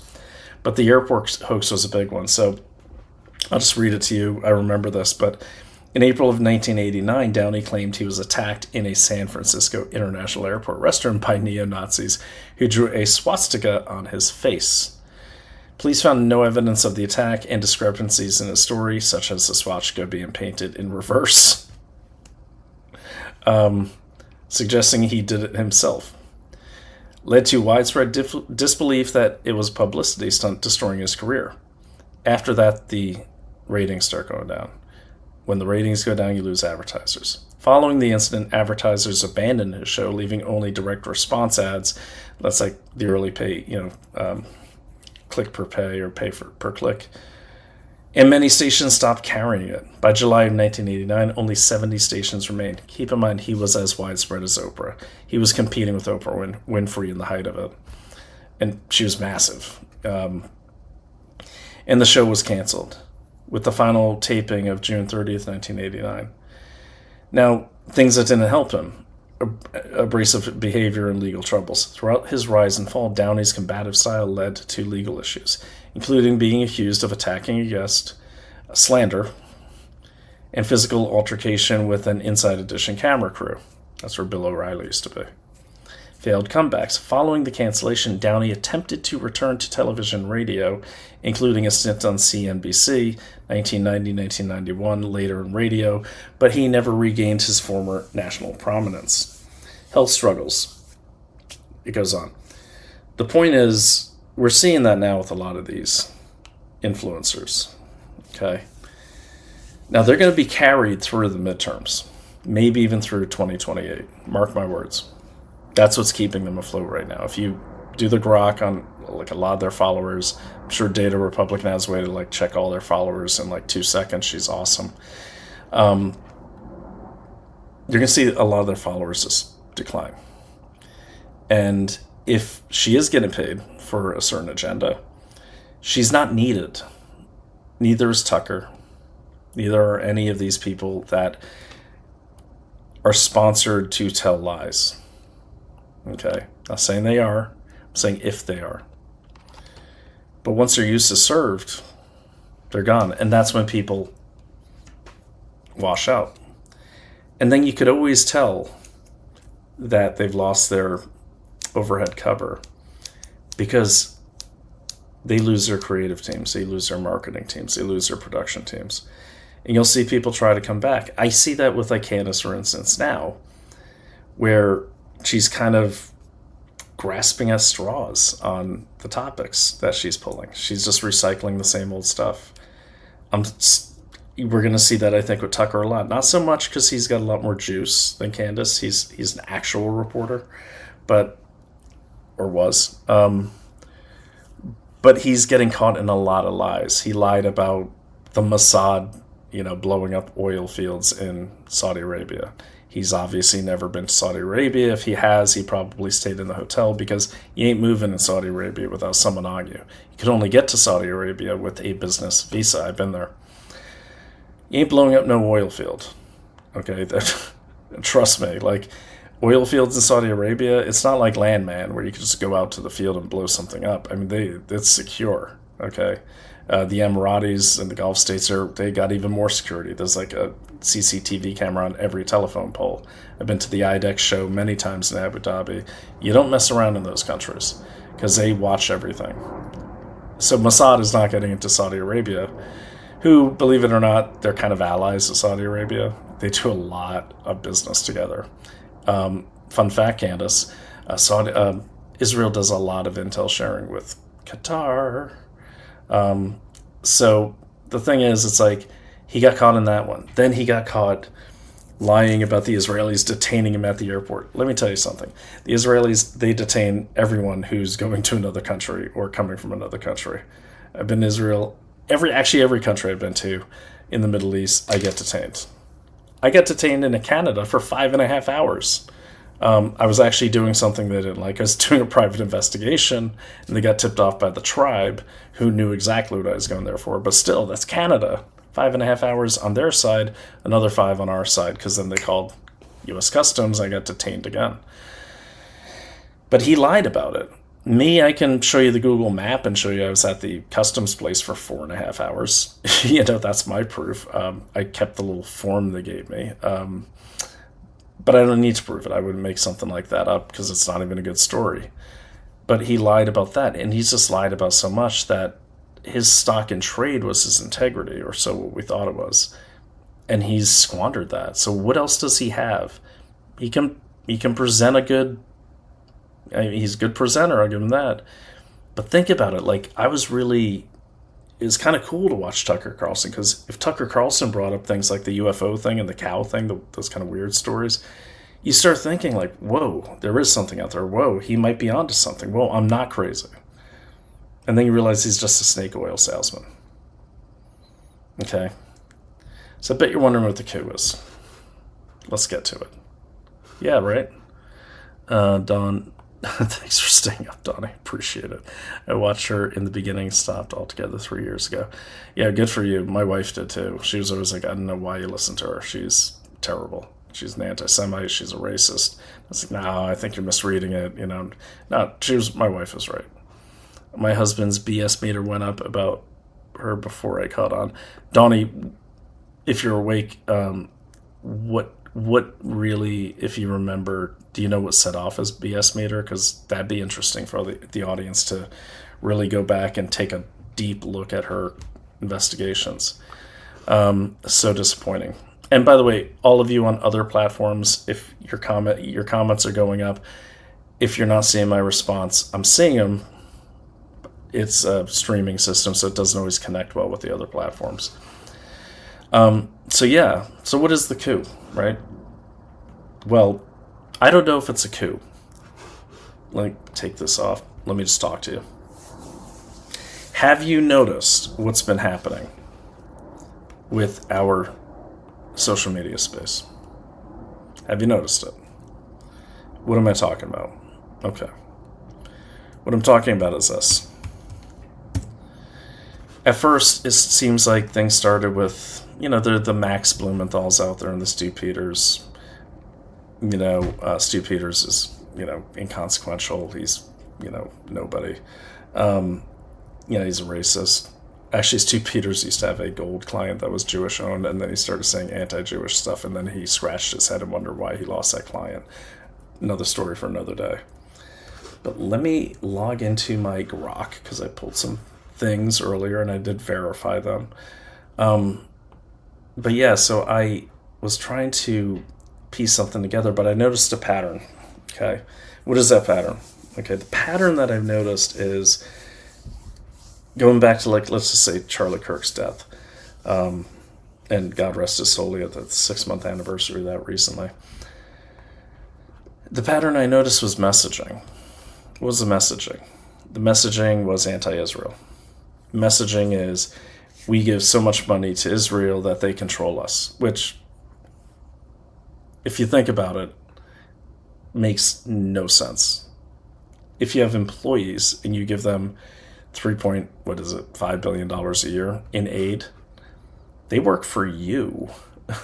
When you pay people, they work for you. They don't control you. Okay, and so that messaging. Then what was some of the other messaging I noticed? They all agree that the Mossad killed Charlie Kirk. What's the other messaging? Oh yeah, everything Trump does is bad. These are supposed MAGA people at one point. What's another one? They never say anything bad about Russia. They never say anything bad about China. Who are the they? Well, we'll get to that in a second as soon as I call up this Grok. But the point is, they don't say anything bad about Iran. They don't say anything bad, really, for the most part, about Islam. I'm not saying they should. I'm just saying all the things that are actually acute dangers to the United States now, they don't say anything bad about. So who am I talking about? Let me pull up my other computer because it's on that one. I got a Mac and a PC here, so bear with me. All right. So I started noticing that pattern. And then I started noticing a different pattern. And it was always annoying to me, but I couldn't quite put my finger on it. And I'm not sure I have. But when did Marjorie Taylor Greene leave office? When was that? Okay. Yeah, I'm sorry, Donnie's husband has a good sixth sense. So Donnie's husband and Donnie are welcome on the show anytime. I'd love to hear about it because same thing. All right. So here we go. So here's the pattern I started noticing is, first, let's talk about MTG. Now, I've tried to support her in the past. I am MAGA, by the way. And not just Trump, but MAGA. And, I've tried to support her, but then my spidey sense went off when she backed Kevin McCarthy as speaker. Kevin McCarthy is a slime dog. He is a swamp rat extraordinaire. He's a former, majority leader, I think, for the Republicans. So that's what I noticed first, okay, is her flip-flopping on Kevin McCarthy and really trying to sell Kevin McCarthy to MAGA. But the thing that really bothers me, and has bothered me since she left office, is the name she uses in her Twitter, former Congresswoman Marjorie Taylor Greene. Now, I just thought she was kind of she's kind of provincial, But I started thinking about it, and I was thinking, she's not leaving politics at all. She's not going anywhere. And so then I started noticing things like her defending Tucker Carlson. Like, why would she defend Tucker Carlson on the FARA thing? And here's what I'm talking about. She says, if you're noticing Tucker Carlson being attacked from literally every direction in political machine, it's because they are terrified of him running for president. Terrified. What's this sound like? It sounds like when that idiot Candace's use the words panic. They're panicking. They're panicking. We're panicking every time we disagree with her. You may have noticed that, right? We're not panicking. We're just disagreeing with you and we're proving you wrong. That's why I'm deeply concerned about my friend Tucker Carlson and his family. No, she's not. Tucker Carlson's family is going to be just fine. This isn't Antifa. This is MAGA. We get mad, but we're not going to burn your damn house down. These people are vicious and evil and will attempt to destroy anyone and everyone that reveals the truth. This is a divisive tactic. What she's doing, she's saying anyone that disagrees with Tucker Carlson is evil and vicious and therefore dangerous. Here we have another enemy, because the Jewish one ain't going to work out. Especially when the Iranians are cheering on the Jewish, except for the IRGC, they actually are. And then Dubai loves them, and they love them. So they're creating another enemy. You know what that enemy is going to be? I guarantee it. This is what I think she's setting up. It's going to be Trump supporters. Because let's look at her. Let's just look at her tweets. Okay, and also, what do you notice here in the profile picture here? Now, granted, I don't know if that's changed recently, but it hasn't changed. This is almost presidential. I'm not saying she's going to run, but you never know. But she's definitely staying in politics, and she's saying a lot. She's a lot more patriotic since she stopped being a congresswoman. But this one here's another one, okay? And she might just be paid to break up MAGA. You know, she says the Senate can't even fund Homeland Security because Republican senators can't stop pearl clutching over the filibuster. That's not true. They are pearl clutching, but that's not the reason it's not passing. The reason Homeland Security is not being funded is because we need everyone to vote for it. It's the Democrats voting that are blocking it. Yes, the Senate is weak, and yes, they're like trying to make it look like they're trying to negotiate with the Democrats. In reality, the Republicans that are trying to come with these compromises, they're just trying to buy time. They're trying to buy time because they don't want it, because the businesses that support them benefit from illegal immigration. Go to tent.org, the Tent Partnership, you'll see what I mean. That's all the businesses that funded the illegal invasion of this country. It's pretty amazing. I did a whole show on it. But they are soon going to try to pass a near $100 billion Trump-Iran war supplemental because Trump is running through our ammunition and military supplies. And again, he's running through them, sure. It's we're doing, a military, I don't want to say exercise, but basically we're doing military combat. Of course, you're going through munitions. But we all know those munitions were exhausted because of Ukraine. It's not Trump's fault. Trump was left with a deficit. Okay?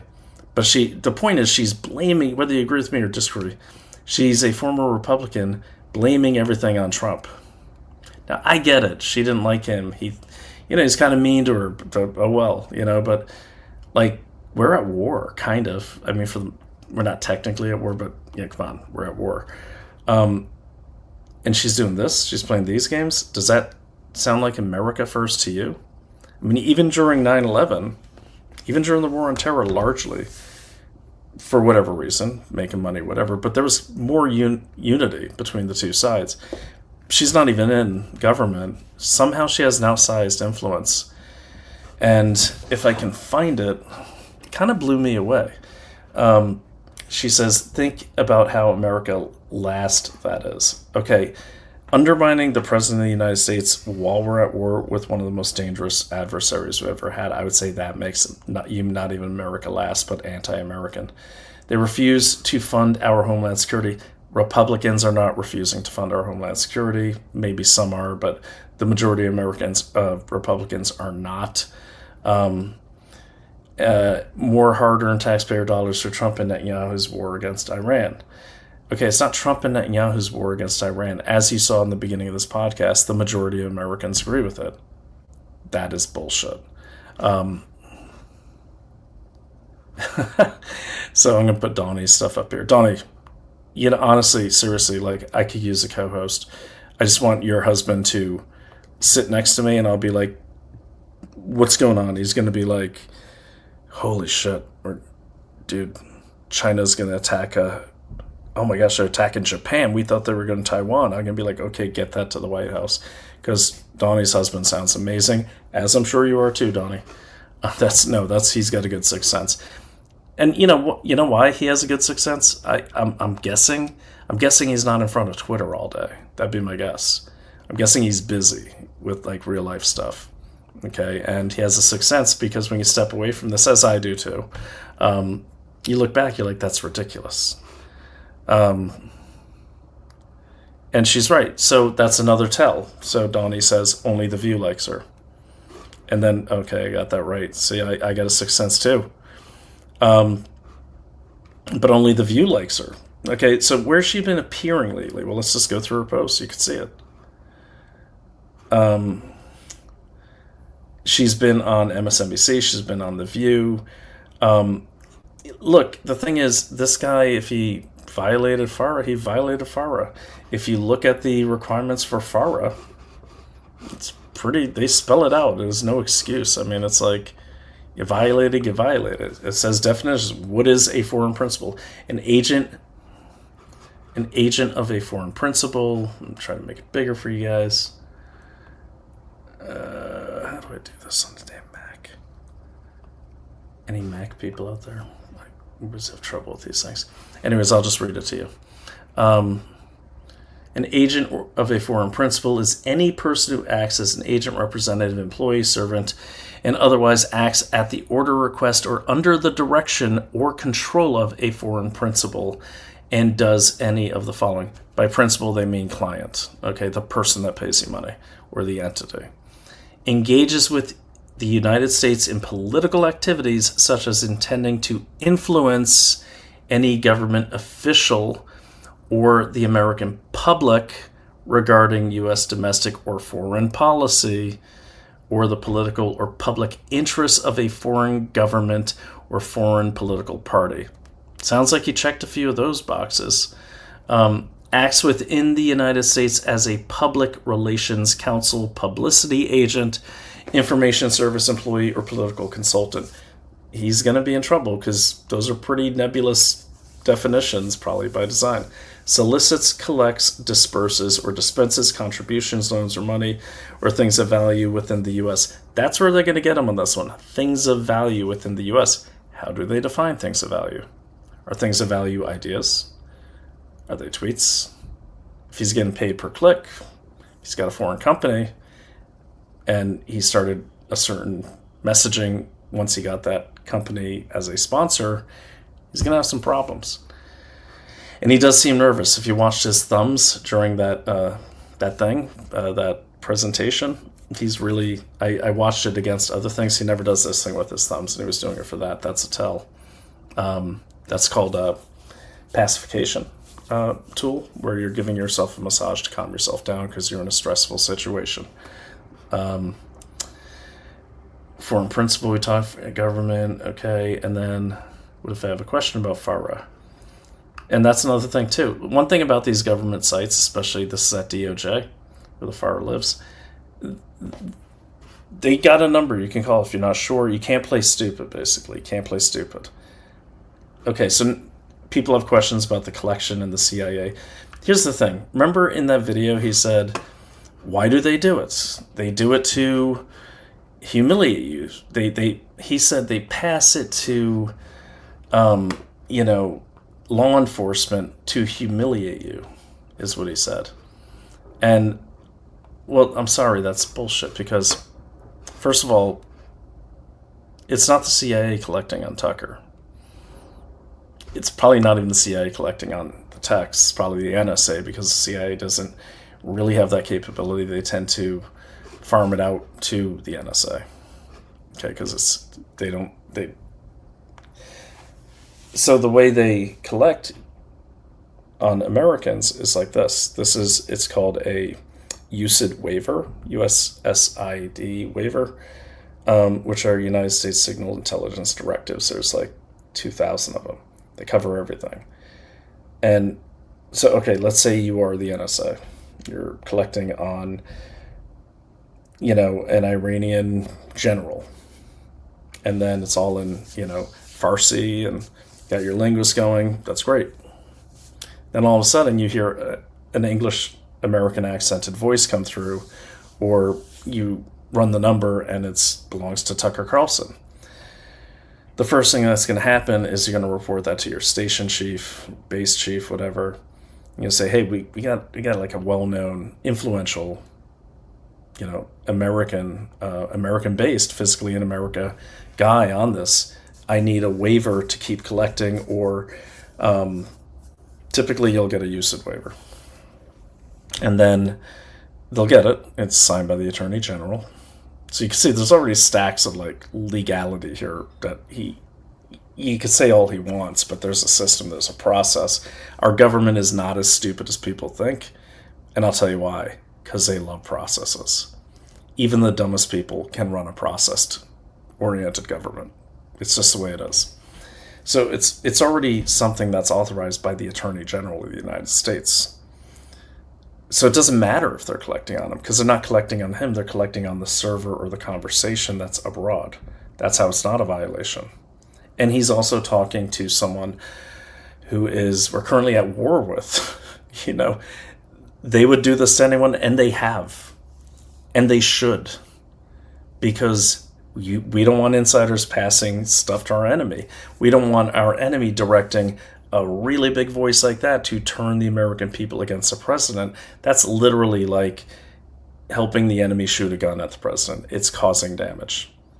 Okay? It's causing unrest. Unrest can lead to a burning city as readily as artillery can. So it is a clear and present danger to the United States if he's engaged in this activity. And if he is, he should face consequences legally. So they're not collecting on him. But then he said another thing too. He said they pass it to law enforcement to humiliate you. No. They pass it to law enforcement because that is part of the justice process. See, the CIA, contrary to popular belief, they really don't care what Americans are doing. They really have a great thing going by having a mission that is abroad. I know a lot of people like to think, oh, it's CIA, everything's CIA. Every client I ever had that was well known or higher net wealth, they would look disappointed when I would tell them their stalker was not CIA. They'd be like, oh. I'm like, but I'm sure you're really important. That's just a stalker. Okay, but it's just not what they do. It's not really, doesn't even support any mission they do. The only time there's interaction with the CIA, even on American soil, is A, at headquarters, or B, if there's a meeting that happens to be CONUS. And even that has to get tons of clearances. What a lot of people don't realize is this isn't like the early days of the OSS where it's like Wild Bill and all that. No, it's like literally like everything at these agencies has layers of lawyers.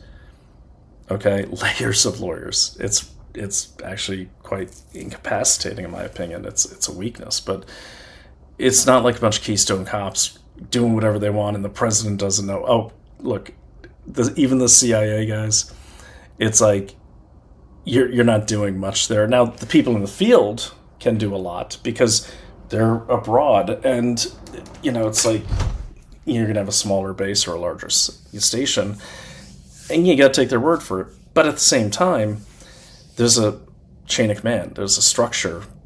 The station chief doesn't want to lose his post, so if he's got a Keystone Cop case officer, they're going to get sent back to HQ pretty quickly if they're messing around.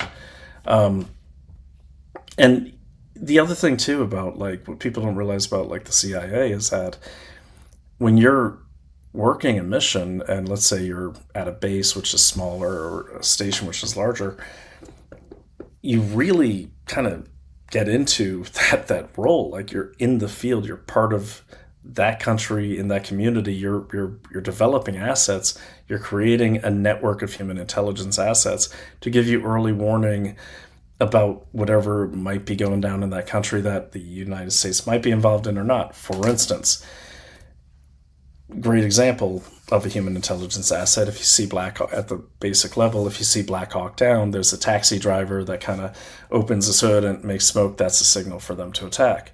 Well, that guy was recruited and cultivated probably over about 6 months. They probably used him for other things.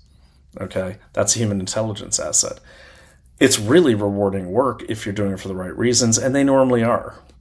Yeah, you hear the stories, oh, the CIA did this, did this. I can't speak for the whole CIA. I can say this, in my experience, which may or may not have been at the CIA, because I can neither confirm or deny due to the NDA relationship between the company I worked for and a certain agency. But let's that aside.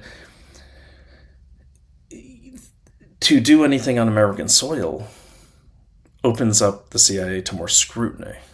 Okay, so how does the CIA get this reputation of like, oh, it's always the CIA, always the CIA? Well, I'll tell you how. Okay, because I've lived it. Is usually when things are blamed on the CIA, it's usually the FBI. Why? Because the FBI will start whisper campaigns if they're screwing up, and then it gets blamed on the CIA, and the CIA can't confirm or deny that they're involved in it. The other reason is, why they get blamed for it is a lot of people don't know this, but the CIA is the only really independent intelligence agency in the entire IC. Everyone else belongs to a higher authority. NSA belongs to now DHS, I think, but it was DOD. DIA is DOD. There's DOE is a massive intelligence capability. It's all on the website. You could go to intelligence.gov to see the whole community. You also need a different polygraph test to work there than you need for NSA, DIA, all those. It's a tougher polygraph. And the other reason is their clearances are held in a totally different database, and everyone else is in the IC, in the intelligence community. But when he says they pass it to law enforcement to do this, it's really disingenuous because the FBI is part of the intelligence community, and they're also law enforcement. So he's spinning it that way to make it look like there's some unholy alliance between law enforcement and the IC. The FBI is the law enforcement entity within the IC for many reasons. One of those is, if you capture some terrorist hard drives and there's child pornography on them, that goes right to the FBI. If you're working in a country like the Philippines, like I was for many things when I was in Special Forces, the FBI came out. Why? Because the two missionaries back in the early 2000s had been taken hostage by the Abu Sayyaf group, so that's the FBI's jurisdiction. But the biggest reason the FBI is there is so if there's a lawsuit or a criminal case domestically against, say, the CIA or a member of the CIA, like they think this CIA person who may or may not work at the CIA murdered someone, the subpoena goes to the FBI, and the FBI person goes as the proxy for the CIA. That's why they have that relationship. So Tucker's full of it because there's no passing off to law enforcement. Law enforcement, at least through the FBI, is the IC. So he's lying, and he knows that. But there's many things he's doing. He's spinning. So here, look, let me just say this quickly, and feel free to scoop me if you find out and confirm this. What I'm seeing is this. I'm seeing a lot of Marjorie Taylor Greene, okay? I'm seeing a lot of very presidential type of presentations on ABC or wannabe presidential type of presentations. Then I'm also seeing if this is happening, I think they're in phase one. What do I mean by that? What I mean by that is simple. What I noticed today really shocked me. So you got Marjorie Taylor Greene. There was also a tweet she sent to Sean Ryan about 2 weeks ago where he said, I'm done with Trump. And then she said, hey, give me a call. I think she might have meant that for DM, but it went out publicly. And he said, yeah, I'll do it right after this. And then his whole messaging changed. And again, I don't know anything. I'm not accusing anyone of anything. But if you notice what she's doing is she is really trying to fracture us. She's making people know she's still in the mix. Do you think Trump has been to a grocery store to do his own grocery shopping in the past 30 years? Yes, dumbass. He actually did that when he was being held hostage in New York during that trial. He went to all the bodegas. So you see what she's doing here. And it's going to fall on deaf ears, and I'll tell you why. Because our military loves him. Frank goes, red, Democrats are you, neither of them give.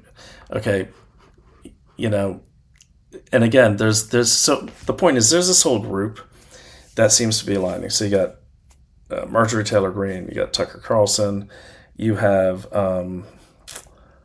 several others, and then I saw his name is Brian, he's the White House correspondent. I like this guy, but when I saw this picture, I'm like, okay, this is not looking good. You'll see what I mean here. This shocked me.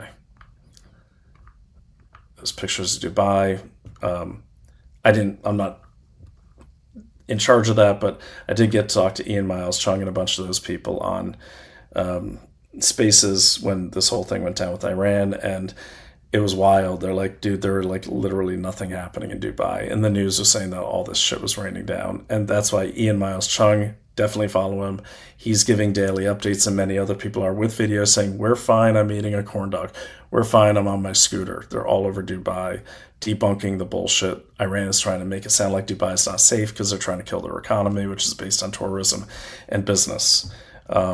So this one really shocked me. Brian Glenn, I like this guy. He's the White House correspondent. He's like the Air Force One guy. Like, he's always right there and, for Real America's Voice. Then he says two great American Christian patriots, those who twist the Bible to fit their political agenda, will obviously disagree with that statement. That's your right. That's fine. Whatever. I'm always America first. No apologies. No exceptions. Tucker and MTG. Now, Dawn, you seem to be kind of active on this. This caught me here. This is like, I understand Christ is King and all that. It's starting to look like a bit of a call sign, like kind of like the handshake. But also, all three of these are very well-known people. They normally don't pause for pictures together unless they're sending a message. And the message they're sending is, we're unified for whatever. I should have done this earlier and of course the responses didn't go quite well. My response, there we go, good cyber. So I responded with this. Sorry, haven't even been showing you that, man. Okay, my response, what I'm talking about is this. This shocked me. I like this guy, but this pose here, he might be dating MTG. That's what Donnie's saying. That's fine. Is he? I thought she was married to someone else. But the point is, when three famous people take a picture like this, they're usually sending a statement. They're trying to say, we're together. We're unified. Okay? It could be just taking a picture, but what I'm noticing is a lot more of this type of thing going on, and then someone put that. And where are some of the other ones? So they're all having the same message. They're all okay, and that's the other thing. So you got Megyn Kelly, you got Sean Ryan. So here's kind of like what I've seen. Like the incubator, the audience amplifier is Tucker Carlson. Okay, so what do I mean by that? What he'll do is he'll bring people onto his show, and it's always kind of awkward, right? It's always kind of awkward. Because, yeah, that's interesting, but Tucker Carlson's kind of used to be reserved for more higher level type people that kind of have made an impact in the world beyond just Twitter. And now what I notice is like he's had Ian Carroll on maybe 6 months ago. He's had Nick Fuentes on, which cost him a lot of grief, but just really increased Nick Fuentes' reach. And I did some grok earlier. It's millions of new followers when you go on Tucker Carlson. So there's your media. If you can't capture the media, you create the media. You create the media by growing the audience. What better way to grow the audience than roll them through the Tucker machine and get them and it's an organic audience, but like you're going to gain followers.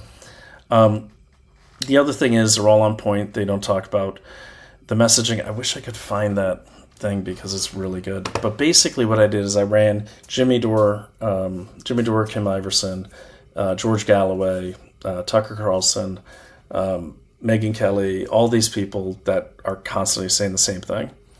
And I ran them through Grok and I said, hey, how many times have they been on each other's shows? It's pretty big.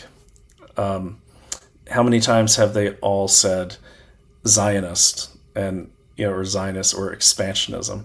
And they started having more and more overlap, even with like Max Blumenthal and these actual communists, and Alex Jones came up a lot. And then when did they all start showing anti-Semitic sentiment? Same thing. And then what was weird is my friend, who I like very much, and Brandon, if you're hearing this, I am not disparaging you at all. I'm just saying the timing was interesting.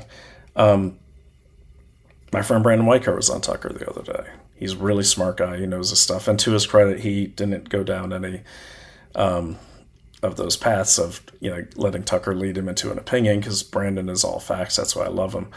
But Brandon was on there. And makes sense. He's an expert. He knows what he's talking about. He's a geopolitical analyst extraordinaire. He's been on the show many times. He's just a wealth of knowledge. But he's on Tucker. And Brandon works for Emerald Robinson. And I think what they're setting up here is, if something is happening, I think what's going to happen is the real target here is the Trump administration. I think someone wants to make sure, Trump can't run again. Either he loses the midterms, so they lose Congress, because if this faction within the Rhino Republican side, if we lose the midterms, Trump will definitely get impeached, and he may even be out. So he's out of the way, so you don't have to worry about endorsements from him really supercharging anyone.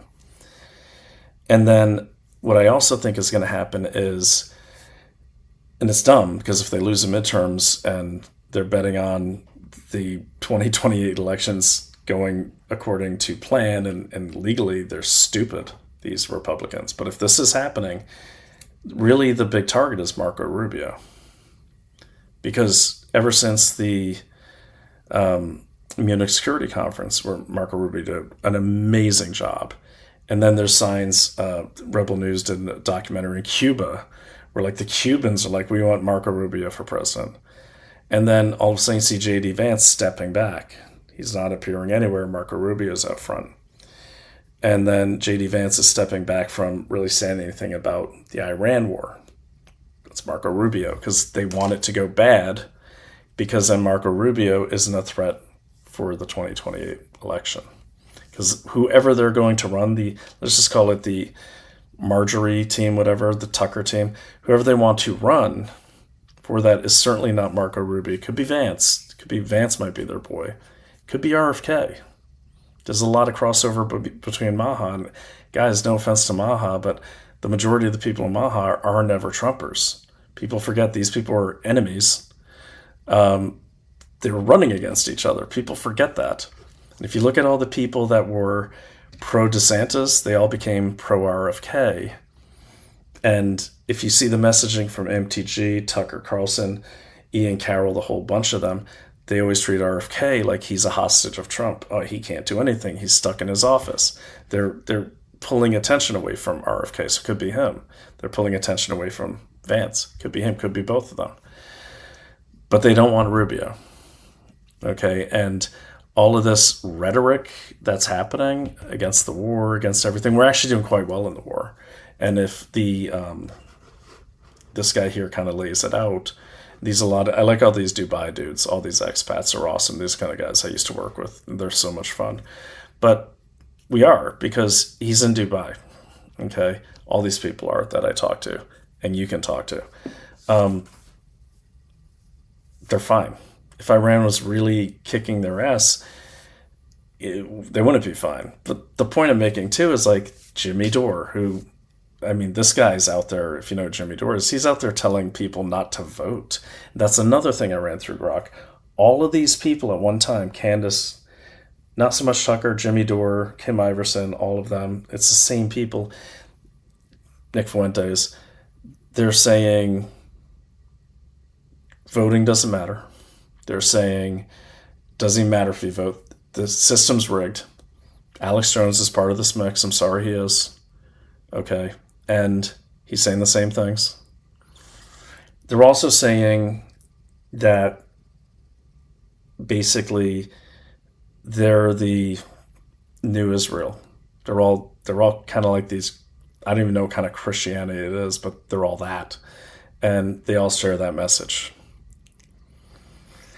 They also, Donnie's saying, wow, big red flag. Yeah, it is a big red flag. Don't forget, Candace Owens I don't care about your midterms and all that. Well, that's the play. Okay, so let's say there is this coup being formed, and I think there is, because they're getting all the right people in media. You got your White House guy, you got your Tucker guy, you got Glenn Greenwald. Okay, he's going to appeal to the center. Okay, center, right, and center. He came from the left. Who else do you got? You have Candace has a big audience, and she also has the anti-establishment. And you guys have to understand, the focus is on anti-establishment Republicans. Okay, because they're feeling the most disaffected and the most isolated from the Trump administration. And if you go onto like Odyssey and these type of things, these really fringe right-wing things, the sentiment is, oh, I should be in the White House. They used us and forgot us. Okay. Now, what's the other thing you notice is going on? The Democrats are platforming MTG. The Democrats are referring, like in Newsweek, they're referring to Candace Owens as a right-wing influencer. They're referring to Tucker as a major MAGA influencer. Do you guys think Tucker's a MAGA influencer? But they're propping them up. And then also, let's do the math here. You know what happens on YouTube if you play a song and don't put down copyrights. Candace is throwing out completely racist stuff, and she hasn't even been flagged by YouTube. How's that happening? Okay, how's that happening? And then all of a sudden, Sean Ryan's done with Trump. All of a sudden. And now Sean Ryan is promoting Candace.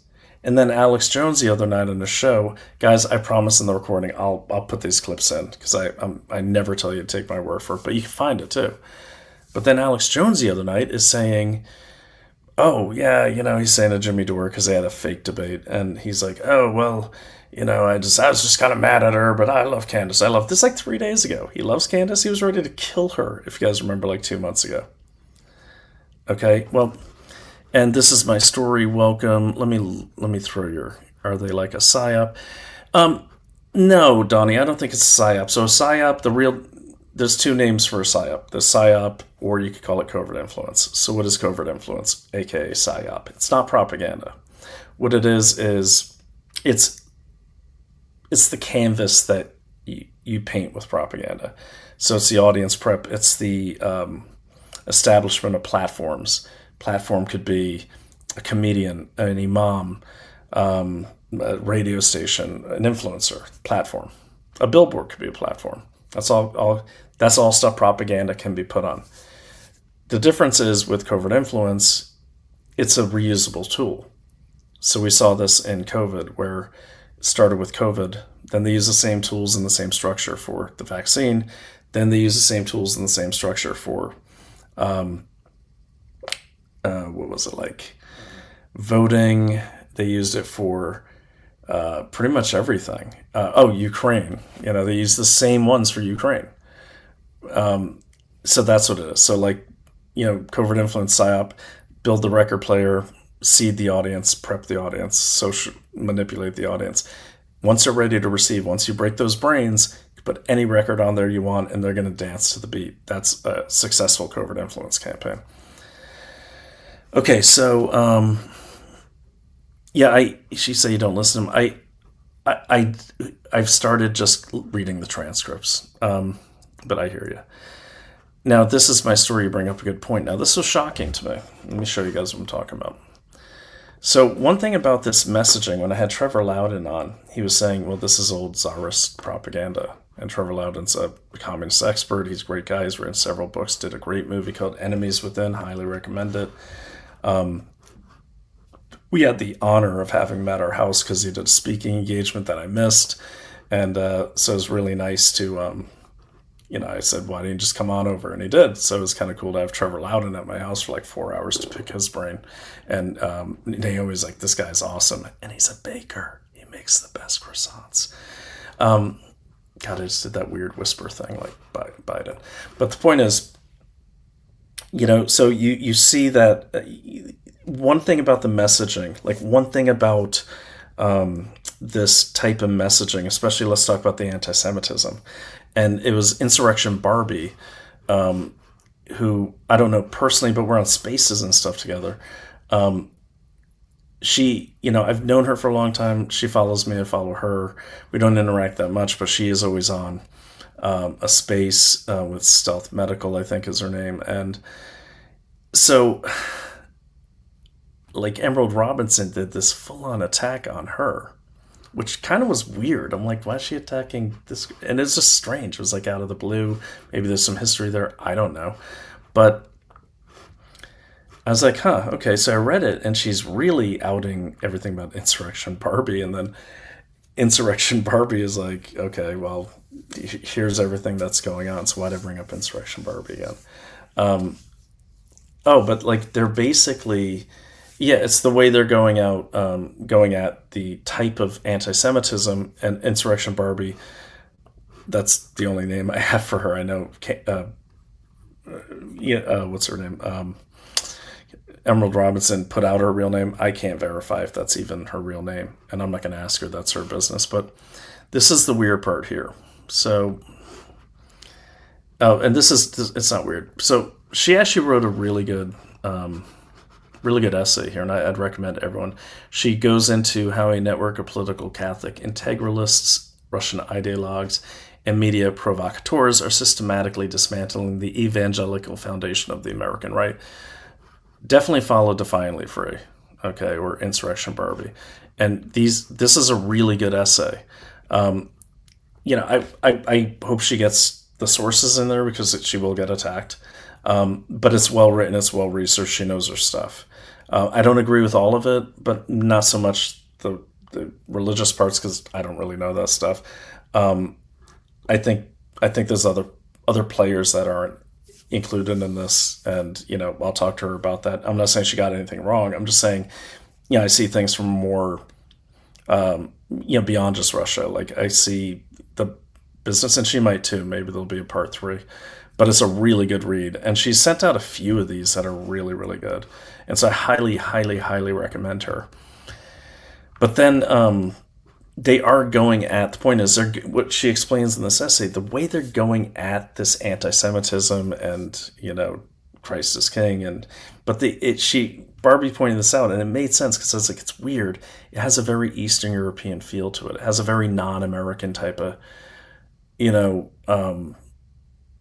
hate to it, a tempo, rhythm, language. The feel of it just feels like it's not American, kind of like the way some of the COVID mandates felt very Chinese, because they were obviously intended for people that just comply. And I'm glad Insurrection Barbie said this great essay. But there is kind of like it came from another place. Like, we've never had pogroms in the United States. And a lot of the language comes from like the old Russian pogroms and stuff, which leads me to believe, okay, definitely Russia has something to do with it. Now, when I had Trevor Loudon on, he was saying, here's what's happening. It's just like the Czech Republic in 1948, where they split the nationalist government came back after World War II. The Allies said to Stalin, hey, quit just taking countries. You can't do that. You got to have free and fair elections. He's like, fine. He came up with the Czechoslovakia plan in 1948. This will blow your mind. What he did is he had all these communist, Stalinist groups pre-positioned and set up in Czechoslovakia. He also had them on the right.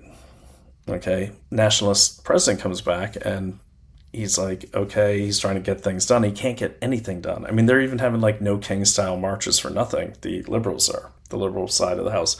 Meanwhile, the existing nationalist liberal party in Czechoslovakia was slowly getting hijacked by, I kid you not, one of the groups was called the Democratic Socialists.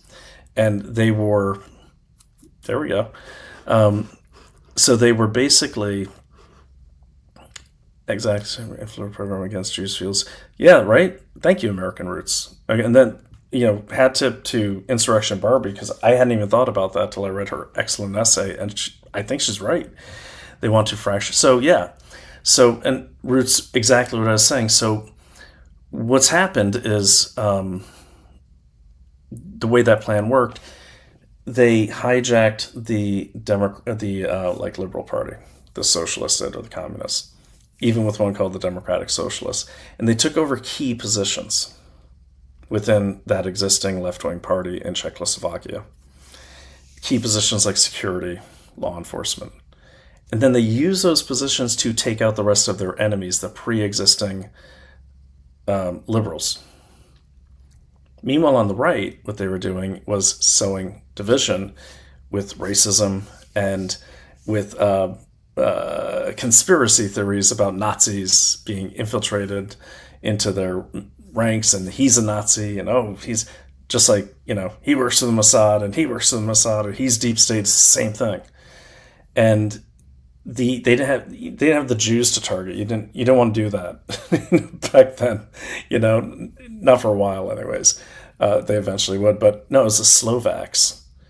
And then they accused the Slovaks, who were part of the kind of more conservative working class. All of a sudden the Slovaks became the bad guys, just like conservative Jews and Orthodox Jews are like the bad guys here because they're working for someone else. Well, they accuse the Slovaks of working for the Nazis. Of course, the Nazis were they just got done with them. And so really a lot of the conservatives didn't even vote because they thought the whole thing was rigged, or were redeployed to far regions of Czechoslovakia. At the same time, the socialists took over the Liberal Party. So when it came time for an election, before the election even happened, various I forgot what was the catalyst, but basically the president, just after his police chief committed suicide by jumping out of a 3-story window, there was so much pressure, and they were like, we got to have some elections, and this is all wrong. The Nazis are here. Dude, everything's falling apart. I mean, I'm paraphrasing really badly, but you get the point. You guys got it. And then they demanded his abdication. They demanded new elections, and he finally just gave up. He's like, I can't do it anymore. I'm out. So then they just ran two Stalinist loyal candidates, and they won no matter who won. Well, that's what's happening here. Okay, and I bring this up because a lot of these people that we're talking about, there they are, a lot of these people that we're talking about also platform members of the American Communist Party, which is founded by Jackson Hinkle. I'm sure you've seen his ridiculous face. And also Haz al-Din.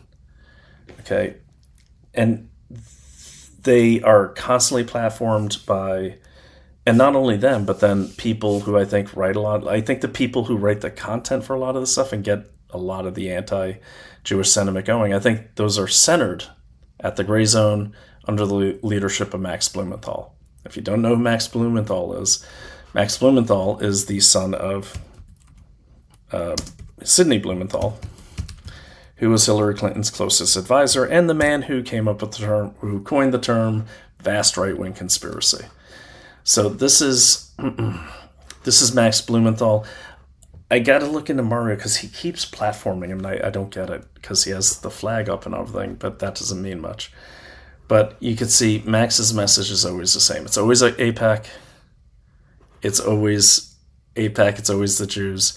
And you can see right there, AIPAC CEO admitted they groomed Marco Rubio and Mike Waltz from the beginning.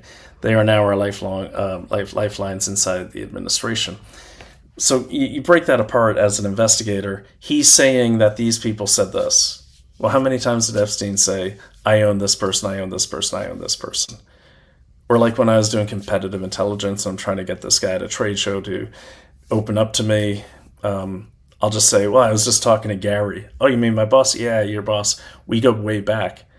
I don't know Gary, but I just told him I did. What Max is doing here, he's saying, we have leaked audio of AIPAC CEO saying we groomed these two administration officials. But you know what we don't have? We don't have any proof of that. We have a guy saying he did it for whatever reason, maybe to look like more important, like he has more reach, like he's doing his job. We don't have that confirmed. We don't have any evidence that Marco Rubio was ever groomed, or Mike Waltz. But that's what he does. They tell these kind of half-truths, and they say them in such a way where they're really believable. On Iran using the U.S. as the heavy muscle that Israel didn't have. Right. And we know that Benjamin Netanyahu had this plan. The plan was spelled out clearly in the clean break document. issued about 30 years ago by a group of so-called neoconservatives in Washington who are actually Israeli moles. Douglas Feith, Richard Pearl, David Wormser, Meirav Wormser. And basically the clean break document was prepared at an Israeli-sponsored think tank in Washington for Benjamin Netanyahu when he came into... Anyways, you check him out if you want, but like Max Blumenthal, if you go through all the people I named, even Marjorie Taylor Greene, you're going to find they're very friendly. Okay. Now, shocking. Max Blumenthal, I've been on him for a while. He literally, I mean, he was too extremely anti-Jewish, and he's Jewish. He's secular Jew. He was too anti-Jewish for his father, where, they had to tell him, like, hey, what's up with Max, man? This guy, like, hates Jews. He hates Israel. He thinks October 7th didn't happen. Now, here's the problem with Max. He's platformed on a lot of Rumble channels by a lot of conservatives. Why?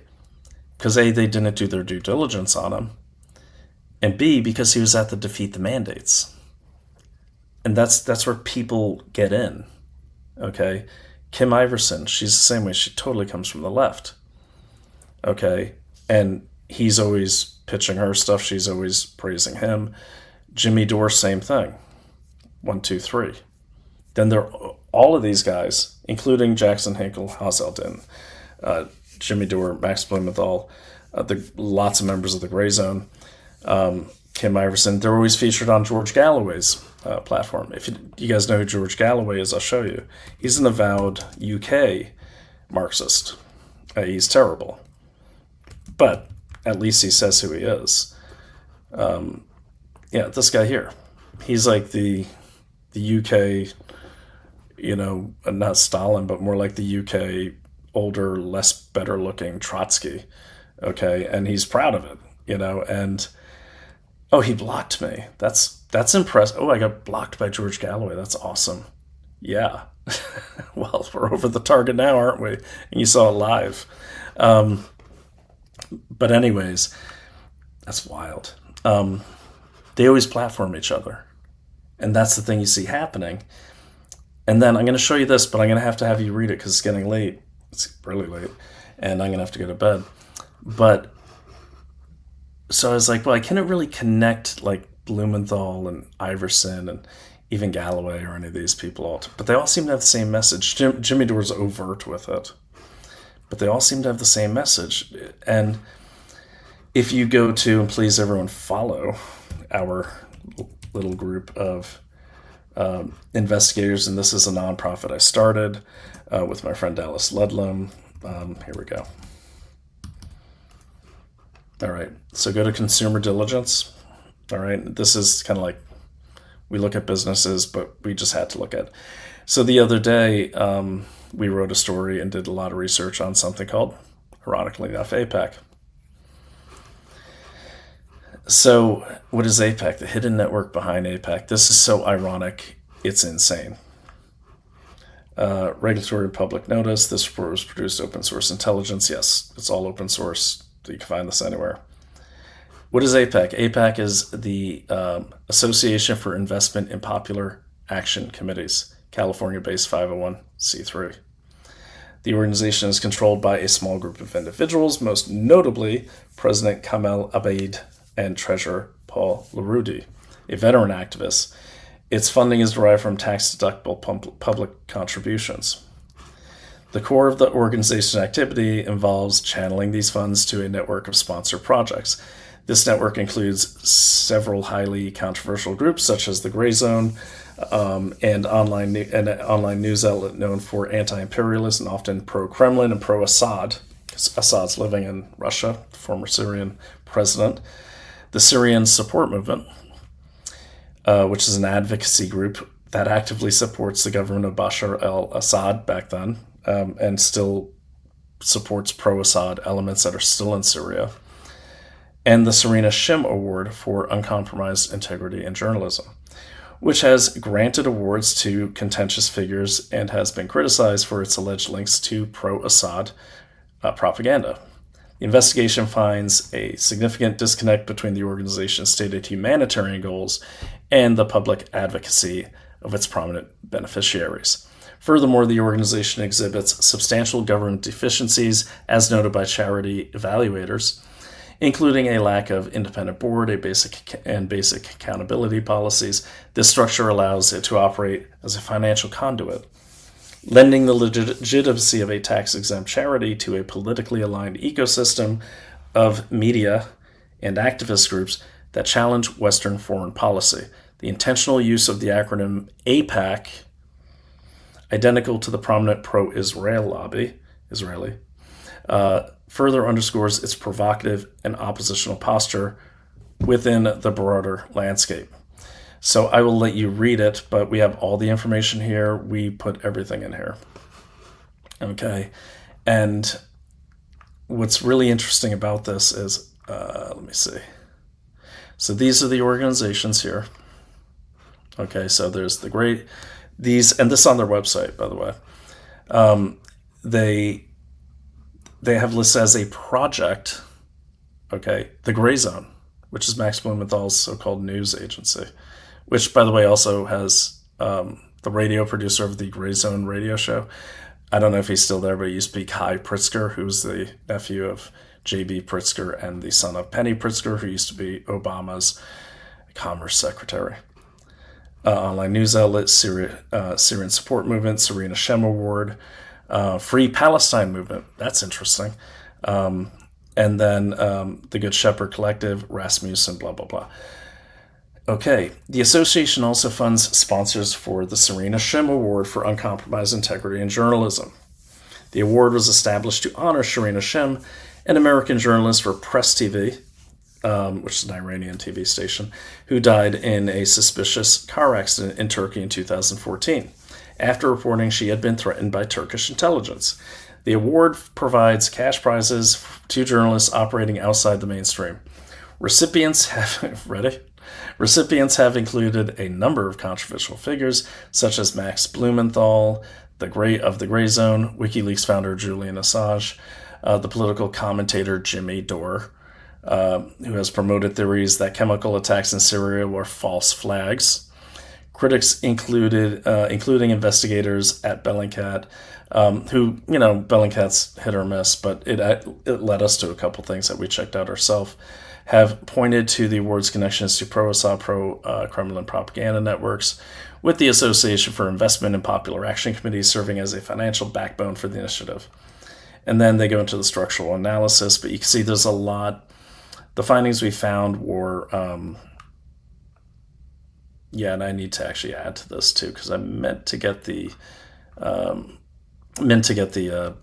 graphics up there, but I'll get them up. But if you look at, for instance, and actually what led me to these guys was Kim Iverson, and she's been spewing out a lot of pro-communist stuff. Like she says, like the Uyghurs and the organ harvesting in China is a hoax. It's been pretty much proven by the UN. Thank you. That is a great compliment. I appreciate that. And Dallas Ludlam too. I'm going to put his thing up there too, because he's an awesome writer and he's an awesome guy. So if you go into this one here, we get there we go, the official site. So there's the Serena Shem Award. Okay. The first time I saw this, I thought that was a missile, but it's a pen. Okay, so about the award, just like he said, they go into her dying. All right, here's the laureates. People have received this. Ready? And this is all at, let's see if I can, God damn it. All right. Well, here they are. I'll read the ones you might know. Patrick Lawrence, Jacques Budd, Sabrina Salvati, Ramzi Baroud, where are they here? Patrick Hennison, Rachel Blevins, Ahmad Caballo, Garland Nixon, George Galloway. George Galloway. Right. Okay, so Camila Escalante, antiwar.com. Oh, Scott Ritter. Remember, if you were here last time, I got into it with one of the viewers about Scott Ritter. He's the guy that was a Marine and he's done some work, like kind of geopolitical research and everything. Then he got arrested for trying to solicit sex from an agent posing as a minor. Real good guy. And I had an argument. I'm like, right now, I can't even trust this as a source, dude, because he was trying to get me to watch Scott Ritter, and I'm like, I can't do that. There's more. Then we go into antiwar.com. Oh, yeah, you guys must know this name, Kit Clarenberg. You guys know that one? That's Kit. Oh, he's at the Gray Zone. Of course you know. And then, Jackson Hinkle, the American Communist guy. The page is down, but I'll put him up there. Jackson Hinkle's a laureate. That's so weird. Who else is a laureate? Did I miss any? There's a lot of them. Who else we got here? Jackson Hinkle. Dan Kovalik sounds familiar. Who's that? That's so funny. They're taking these pages down. They were up the other day. Oh, look, a recipient was the entire Gray Zone, who are, of course, anti everything. Whoa, what's going on here? Wait, what? Venezuela Analysis is a recipient as well? Right.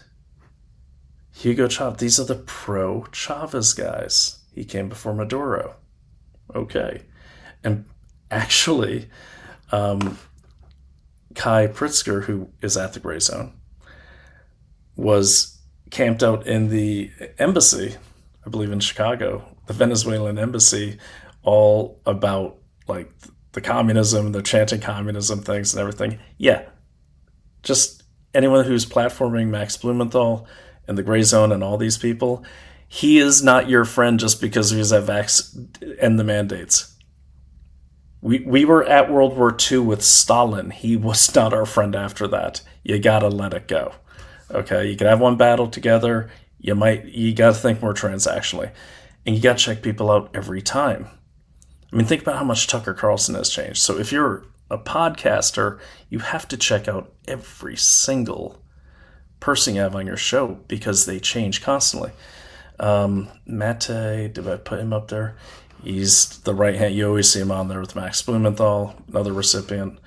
Okay, and then where to go? Oh, our girl, Kim Iverson. We all know her, don't we? Mm-hmm. And like I said, they're always platforming each other. And it goes, and this is surprising. Got to keep an eye on her. I like her stuff, but I know a lot of you do too. Whitney Webb's on there. There's our boy. Who else? Oh, Jimmy Dore. Yeah. Oh, there's some. I see someone says his name is quite fitting. Gray Zone. Yeah, everyone has a sense of humor, right? Interesting.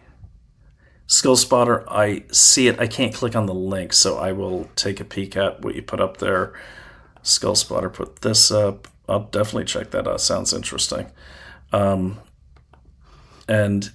if you got a show, you don't have to put links in here. You can just reach out to me. I'll platform you. I don't make money on this. I do this because I like doing it. My wife owns the site. I have a day job, so I'm not anyone's competition. If you want to get something out there, give me a chance to check it out. I'll have you on.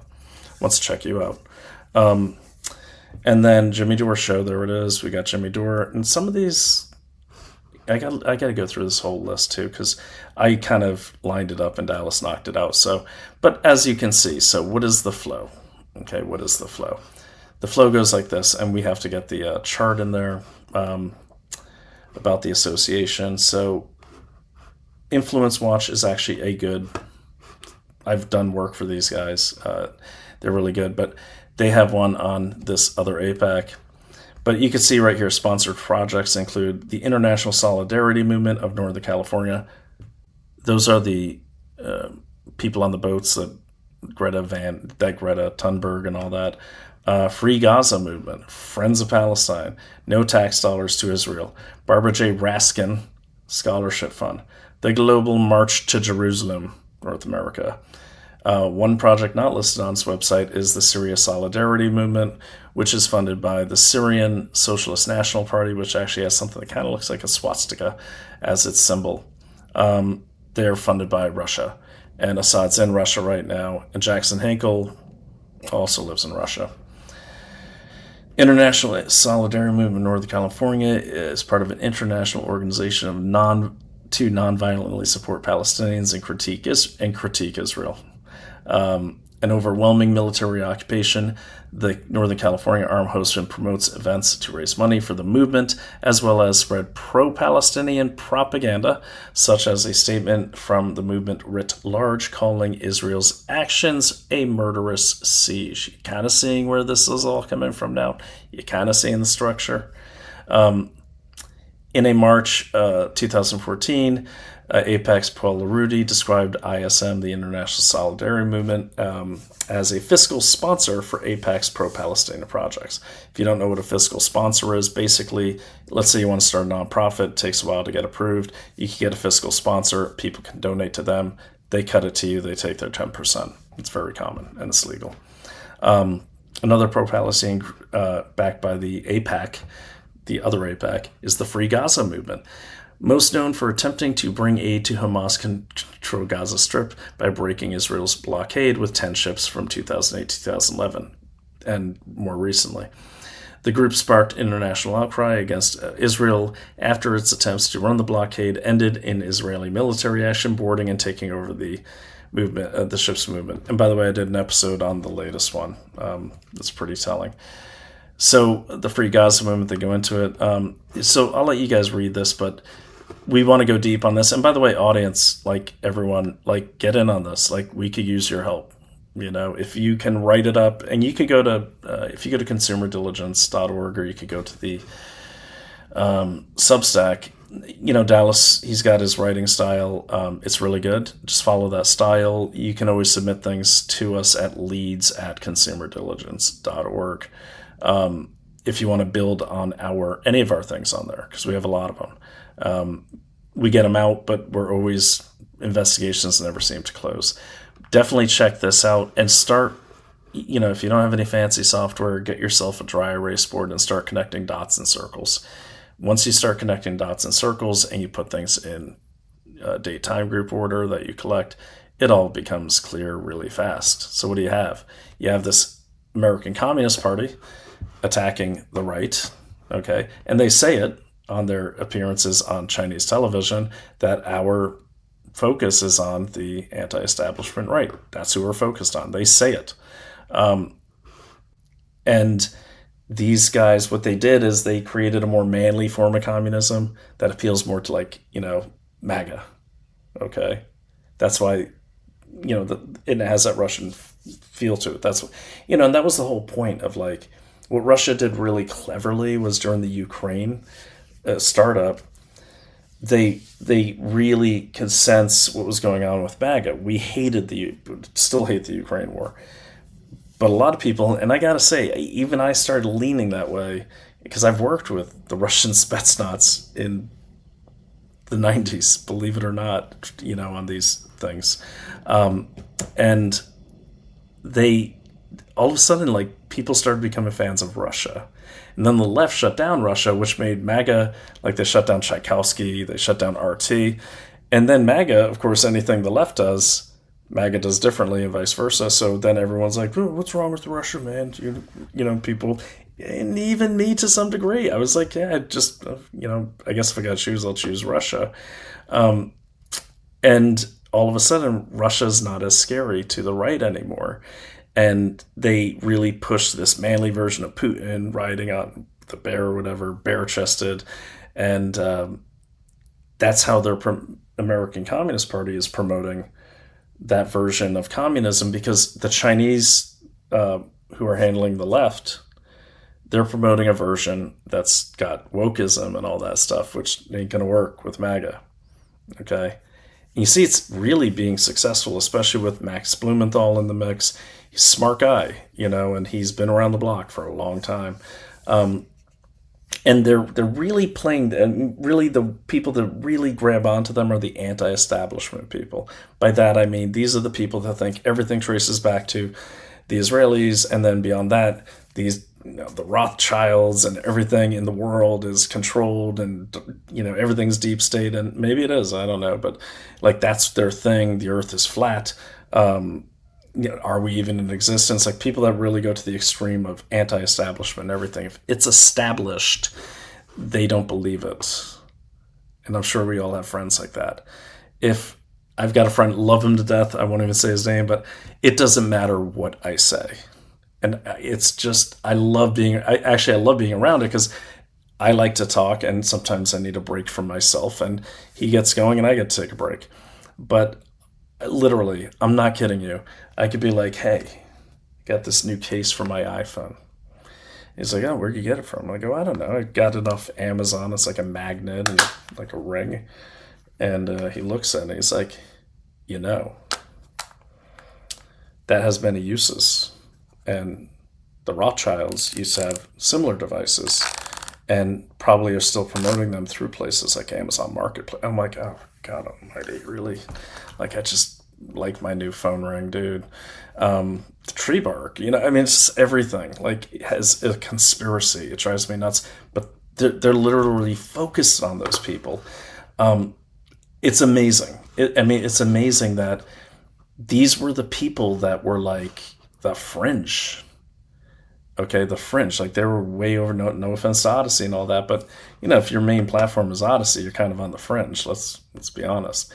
And you could go over there and people like Stu Peters saying that, like, COVID came from snake venom or some shit, and it's like with no proof, and people buy into it, it's like they just go with it, because it's, I don't know. It's the same people, I guess, that get a kick out of like, everything's, yeah, exactly. So Donnie says it, everything is a conspiracy theory. Everything is a plan, and everything ends up at an echelon where there's a star chamber of 3 people running the entire world. In the real world, yes, there's evil players. There's also opportunists. There's also parallel motivations. There's also opportunism. If someone attacks Iran and then France makes a deal on gas stations with Russia, it doesn't mean that they were planning that and it's part of a big plot. They saw the opportunity. They took it. That's mainly what happens in my experience. Yeppers, I have a friend just like that. It can be exhausting. It can be exhausting. Now, to be fair, my wife, God bless her, she would get embarrassed because when I met her in 2014, as a lot of you know, Naomi Wolf was part of the left. Always pro-constitution, always sovereignty. She hasn't changed. But I bring up China because they were all about Russia back then, all those Manhattanites. And I was kind of half in, half out of the business of intelligence. I was more on the private intelligence side, which is a whole nother thing, but not. And I remember looking at her once I got to know her better, and we're talking, and she was my client. So I asked her, because she says, like, do you think it's the Russians who, cause she hired me to be her bodyguard and to figure out who's stalking her. And I go, the Russians? It's like burn after. I'm like, who cares about the Russians? Like, no one cared about the Russians. And then I said, what do you guys, and it kept coming up, and we're going to, and these are like high-level Manhattanites socially, like, really, we were going to Peggy Siegel parties, I'll put it that way. She was planning Jeffrey Epstein's parties. It was like high-echelon stuff. Jeffrey Epstein wasn't there, but you get my point. It was the A-list. And they're all like, Russia, Russia. And it wasn't like they were paid to say it. They actually believed it, because they're reading the New York Times. And I remember being around this crowd going, why do they all think it's Russia? Like, Russia owns Trump? Like, this makes no sense. And they're like, because he did business there. I'm like, you did business there. Like, everyone does. What are you talking about? But no one was talking about China. And I bring it up, and Naomi said, she said after the fact, she's like, I used to get a little embarrassed. So I'm like, oh God, he's going to blame China. But yeah, it is China. And I told her back then, I said, I can connect any bad thing in the world that happens at a, scale large enough to be global news to China. It's 3 degrees. It's 6 degrees to Kevin Bacon, 3 degrees to the CCP. So it took her all these years, but after being locked down with me, and just, I bring my receipts, I print them out with all the sources, just leave them on the table. And finally she's like, oh my God, it is China. Like, this is China, this is China. So most things are China's somewhere in there, in that mix. And you'll see there's obviously China involvement here. Episode for another day, but we're tracking that as well. And I've been, if you're new to me, I've been doing this for a long time, so it's not like I'm coming to the party. You know, I was at the COVID thing, and, you know, right away we got involved in, like, you know, right when the first lockdown happened, Naomi was all over it. I was more on the geopolitical side. And where a crossover happened is, like, right away, I'm like, well, this is China. They always have lab leaks in Wuhan. I've been to Wuhan. The city's massive, but I've been by there. It's a military base. It always was. And right away I was like, this is definitely China. Why would anyone think it's anyone else? And then I got attacked by people, kind of the same people, like, on our side, and they're like, you're shilling for Pfizer by blaming China. And I said, well, no, I'm not. Both things can be true. You know, like, they're like, it's the US military. Like, there's this weird, okay, guys, now that we're having a conversation, kind of, I could do a call-in thing too, so we can talk. Why is it that it has to be an American betrayal at the highest level of Americans? You ever notice that? Like, people are fixated. Is it because it's a target they're familiar with? I'm not saying, you know, we're not complicit and our government's not complicit in a lot of things. Of course we are. But I also know the state of the world is that, you know, you have Pfizer, who, of course, uses, you know, U.S. military does a lot of experiments with vaccines and everything. And I mean, I was in the military, we got tons of injections once a month, like in special forces. You know, I don't have any superpowers, but I'm relatively healthy and I rarely get sick. Maybe it has something to do with it. I don't know. But the point is, like, pretty much all vaccines go through and are developed by, or at least partnered with, the U.S. military, because it becomes a national security issue when there's an outbreak. It's always been the case. I mean, it's just pretty known. That doesn't mean the people are innocent. That doesn't mean there could not be some mad scientists in, you know, the BARDA command or the ARDA command. I'm not saying that. But what people forget is, yeah, I think you're right, this is my story. Like, it always has to be this or that. It always has to be Darth Vader or Luke Skywalker. And I think where they have such a problem with Donald Trump is he's transactional, like any businessman is. They're like, oh, well, he brought this guy on and this guy was involved with that, so you can't trust him. It's like, what do they think? Like, every president's advisors, especially in a variety of things, is going to be blemish-free? I mean, there was only one Mr. Smith who ever went to Washington, and he was a fictitious character. Like, everyone's going to have something on their record. Everyone. And you can blow that into a million things, you know, but like I said, I mean, perfect is the enemy of good. And you get a bushel of apples, every one of them is going to have a bruise. A lot of metaphors. But the point is, like, yeah, they get stuck in that thing, and that's a divisive tactic. What a lot of people don't realize is that's what the communists do.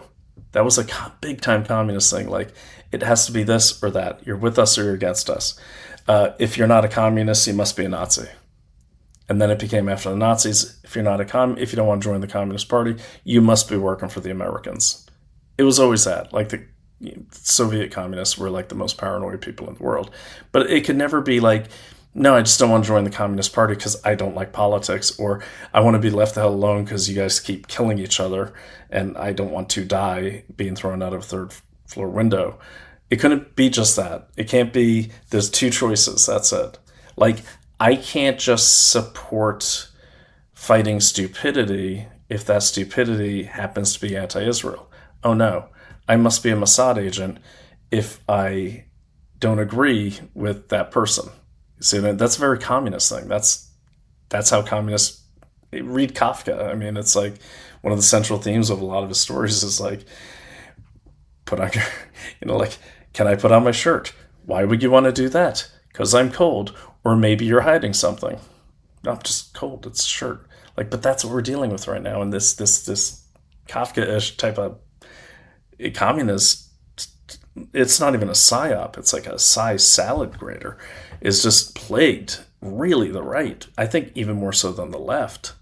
I don't know why that is. But really has plagued them, and it's really tough. And I see some really good historians out there that are like arguing like, no, that is not true.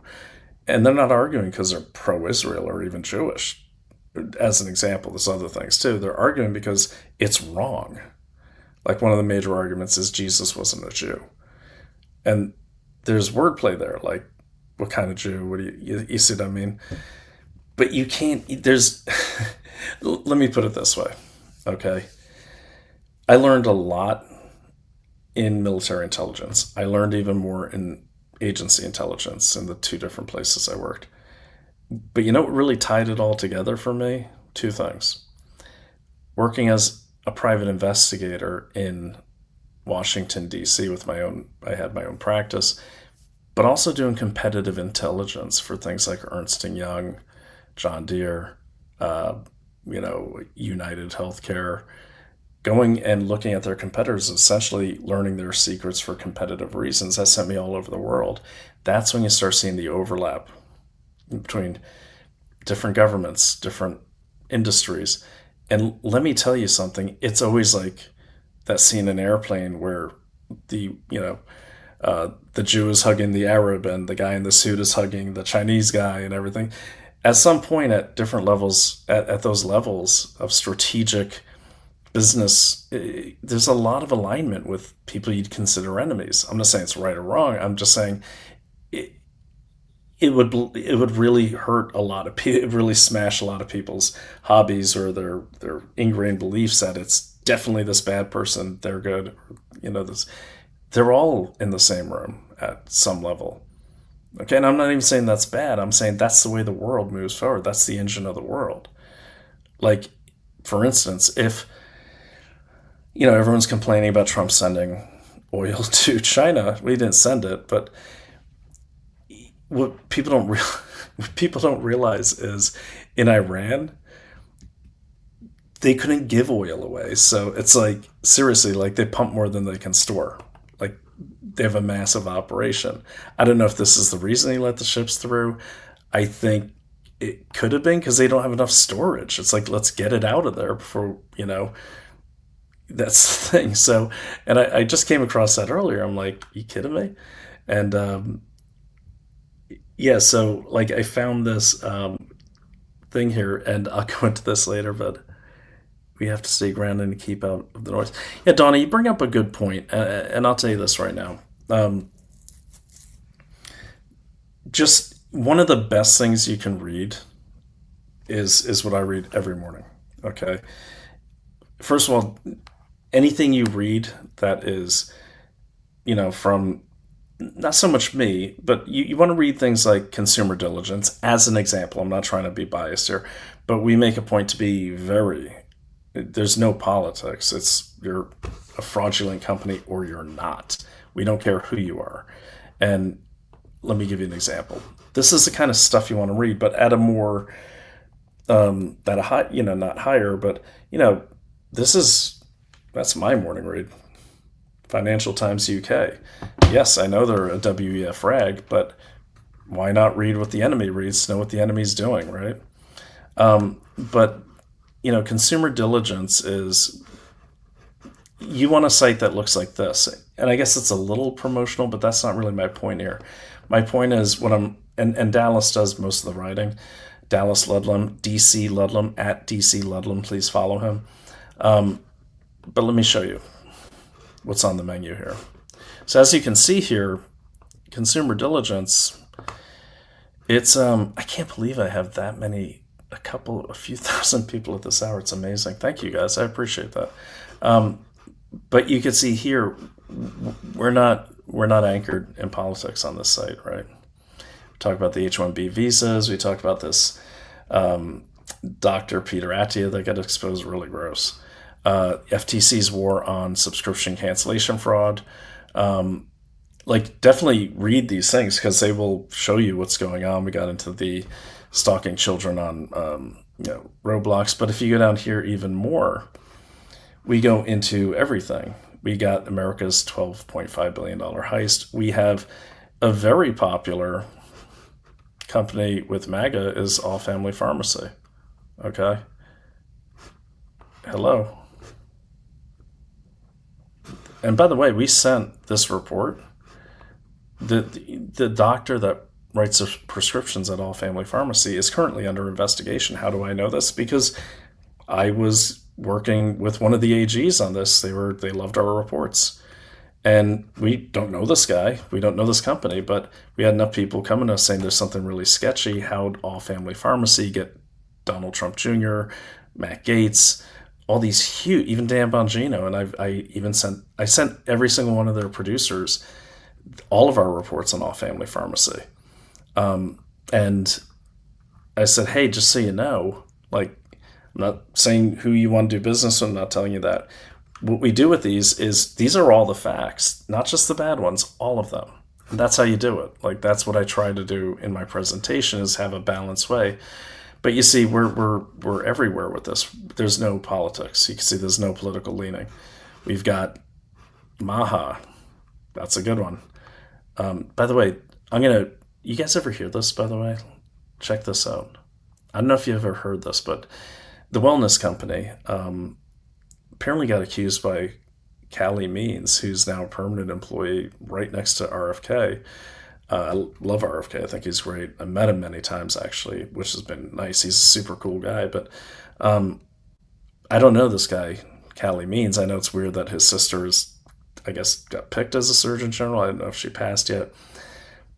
But apparently from this phone call, I think he thought that the wellness company, who's a supplements company, they used to sponsor us like we do the affiliate sponsorship. But if you haven't heard this happened last spring. And I still have that, and Donnie, have your husband's sixth sense really focus on Maha, because there's something going on there that feels like a monopoly to me. But basically, the advisor was convinced that the CEO of the wellness company, a supplements company, not even the same industry, was trying to elbow into Callie Means' TrueMed. What TrueMed does is it gets you the doctor. It makes sure you get the doctor's letter to use your flexible spending account for whatever is they can get.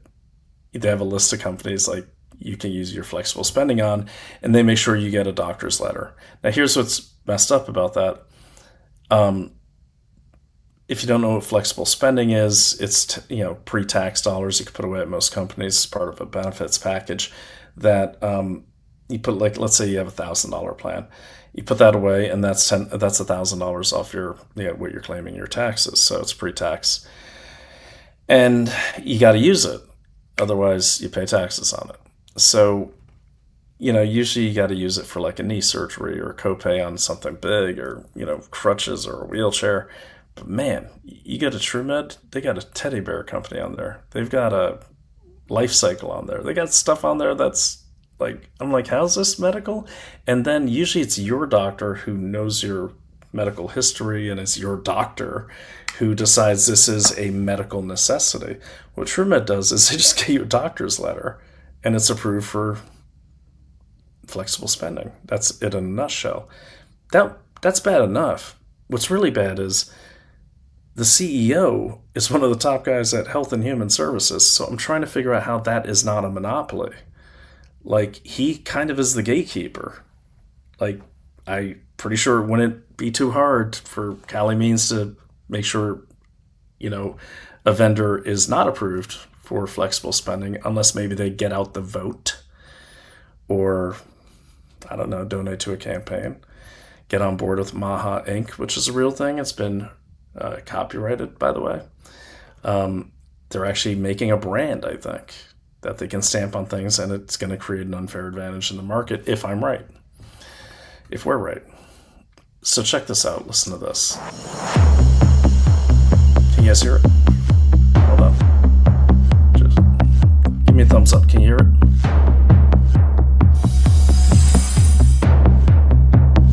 Anyone? Thumbs up. I don't know what your motivations are, but this either stops or I'm going to sue the shit out of you, okay?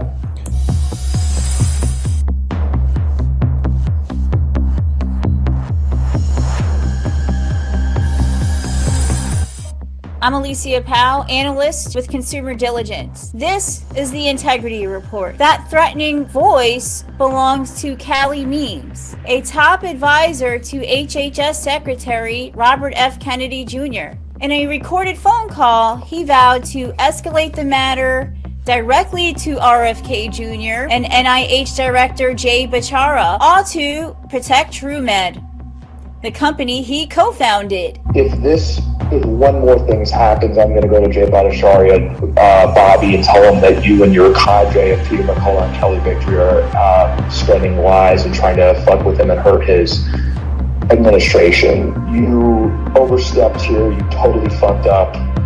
I don't know what your motivations are, but this either stops or I'm going to sue the shit out of you, okay? I'm totally lost. Can you start over from the beginning?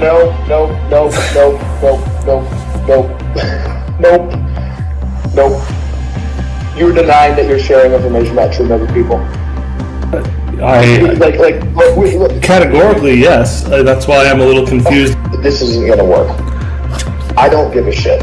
TrueMed allows wealthy Americans to use pre-tax dollars, effectively subsidized by your taxes, to purchase wellness items like $9,000 infrared saunas, high-end cold plunges, gym memberships, supplements, and even grass-fed beef. Customers obtain letters of medical necessity instantly from doctors who've never examined them. Even the New York Times exposed how easy it is. Their reporters secured approvals for absurd claims like hot dogs treating insomnia or a kettlebell for decades-old injury. The IRS issued a clear warning: these expenses don't qualify as medical deductions. TrueMed dismissed it and carried on. Then, with Means influencing policy, sweeping HSA expansions passed, pouring billions in new tax advantages directly into his former company's business model.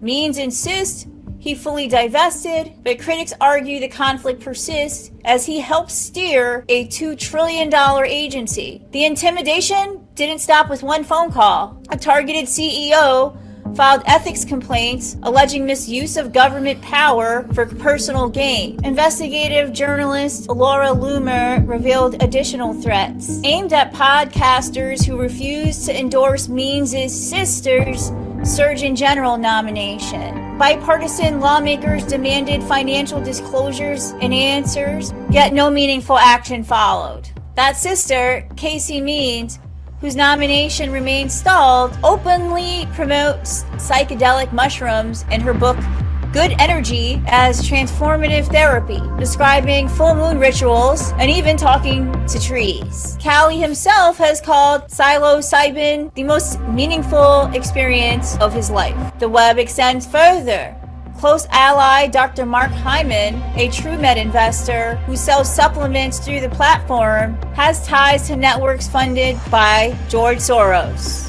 Means, a former consultant for Big Soda with links to the opioid era, has faced questions over exaggerated whistleblower claims. The Make America Healthy Again movement promised to dismantle corporate capture in public health. Instead, taxpayer funds are subsidizing elite biohacking gadgets while chronic illness continues unchecked.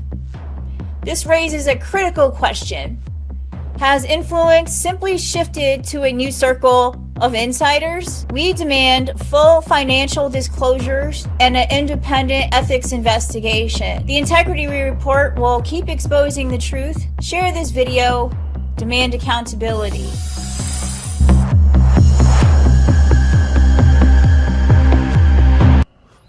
Yeah, so again, that's, I think, pretty fair and balanced and all well sourced. Okay, and that's what I really, my goal with this show is I want all of you like jumping in, and I want an army of investigators out there, because as you see, once people get in power, I'm not saying, I'm not going to, there's not been a court case, so I'm not going to say anyone's guilty of anything. What I am saying is the writing's on the wall, and it smells corrupt, looks corrupt, probably is corrupt. And look, there's a danger there too. Okay. yes, we're focused on one of them. We're focused on, Democrats not getting power again, foreign powers. But we also got to remember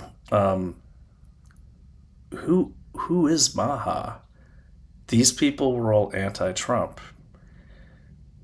Now they're in power. HHS is the largest agency in our government with the most power. It's everything. Elders, children, gun violence, you name it. NIH, CDC, FDA, it's all there. And, as we're looking at, who could be influencing who, we should also be looking at things like this, like, okay, well, the people that control our food and our health have a lot of questions that we're not getting answered. And, that's the tip of the iceberg over there at Maha. This guy was friends with all those Mark Hymans and all that, the guy in the Epstein files. This company here, this, then over on the MAGA side, their number one online pharmacy. Check this out. I did this report, even though the CEO's brother called my writer and threatened to sue him. But if guys, by the way, we even did one on the UN escalator incident. We dove into the entire company. Yeah, that's a good one. But anyways, you go down here, we've got the H-1B. We did the whole fraud model, more TrueMed questions. And then here, these are all really good. We found, Alicia, the girl you just saw speaking there, who, by the way, used to be Project Veritas. She was one of those cute voices you would hear getting those people to say all sorts of stuff to them. But she even found this Dollar General. Oh, shit, I'm showing you this without having it on the stage, sorry. This Dollar General one here. Basically, the Dollar General scam is you see something on the shelf, it's like $1.50. They bring it up, it's $2.25. They're hoping you don't pay attention. They're making millions off this. She exposed that, did a great job. And then the one I wanted to show you, so check this out. You heard that mentioned earlier, about the ties to Soros. So what that is Soros, EWG, and the infiltration of Trump's HHS. Okay, and this one I'll just read to you. So basically, EWG is the Environmental Working Group. Sells itself as grassroots champion of clean water, healthy food, and safe products. But behind the glossy branding, our latest consumer diligence investigation reveals a different story. One tied to George Soros' funding networks, shadowy nonprofits. So check this out. What they're talking about is, that's a summary. Let me show you the whole report. What they're talking about is Mark Hyman, who is a big name in the Maha movement, not officially part of it, but he's a big name, and he's everywhere. And what we did discover was this. This guy, God, where'd he go? Almost time for bed for me. Just a second. Yeah, here we go. So, Mark Hyman is one of the founding investors in TrueMed. Okay, TrueMed, owned by Callie Means, whose sister, who dropped out of med school, by the way, is, I don't know if she got approved or not, Surgeon General. So you got a guy in a high position in an agency that controls food and products, and then his sister's the Surgeon General. And what's crazy about that is, I don't think Callie Means is some deep state operative. I think he's an opportunist, and he's got a great opportunity because he's the gatekeeper and make sure that the products that are approved are products that are on his site. They're on the TrueMed site. And we're going to do a sting where we try to get approved for something that's not on the site. But basically, where the connection is this. Let me see if we got a graphic here. So that's Mark Hyman. Okay. Seems like a good enough guy, but he is on the board for something called Environmental Work Group. It's part of the Tides Foundation. Because it's connected to the Tides Foundation. Because the guy who founded the Tides Foundation for George Soros is a guy named Drummond Pike.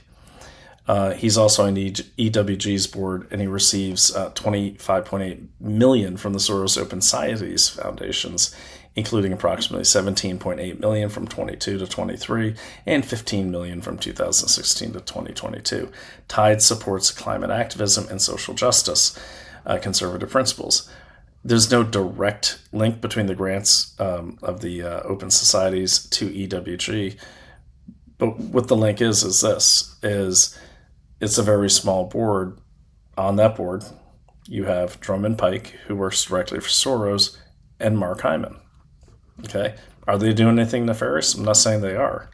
What I am saying is people should know that. Okay, Hyman, a celebrity physician known for promoting controversial functional medicine, which lacks strong scientific support, is recognized for being the personal physician to, the personal physician to former President Bill Clinton and former Secretary of State Hillary Clinton. Now, let's do that connection. You got a guy, Mark Hyman, who's a founding investor in Cali Means is TrueMed, which controls, for the most part, who gets flexible spending accounts, and he kind of decides where they're going to use them. Okay, well, one of his founding investors in that company is Mark Hyman. Okay, Mark Hyman as well was obviously deep in the Clinton circles, who, as we know, those are bad circles. Those are bad circles. I don't mind saying it. He also sits on a board with Drummond Pike, who's the founder of the Tides Foundation. If you're not familiar with the Soros Network, the Tides Foundation is a big deal. Okay, ask any of those conspiracy theorist friends of yours, they'll be like, whoa, and show them this report. Okay, but the thing is, they're sitting on a board together. It's a very intimate board. And they also have this empire of like pseudosciences. Like it's really weird. There's a lot of crossover with big tech. You know, I personally see Maha, not all of it. There's some good people there.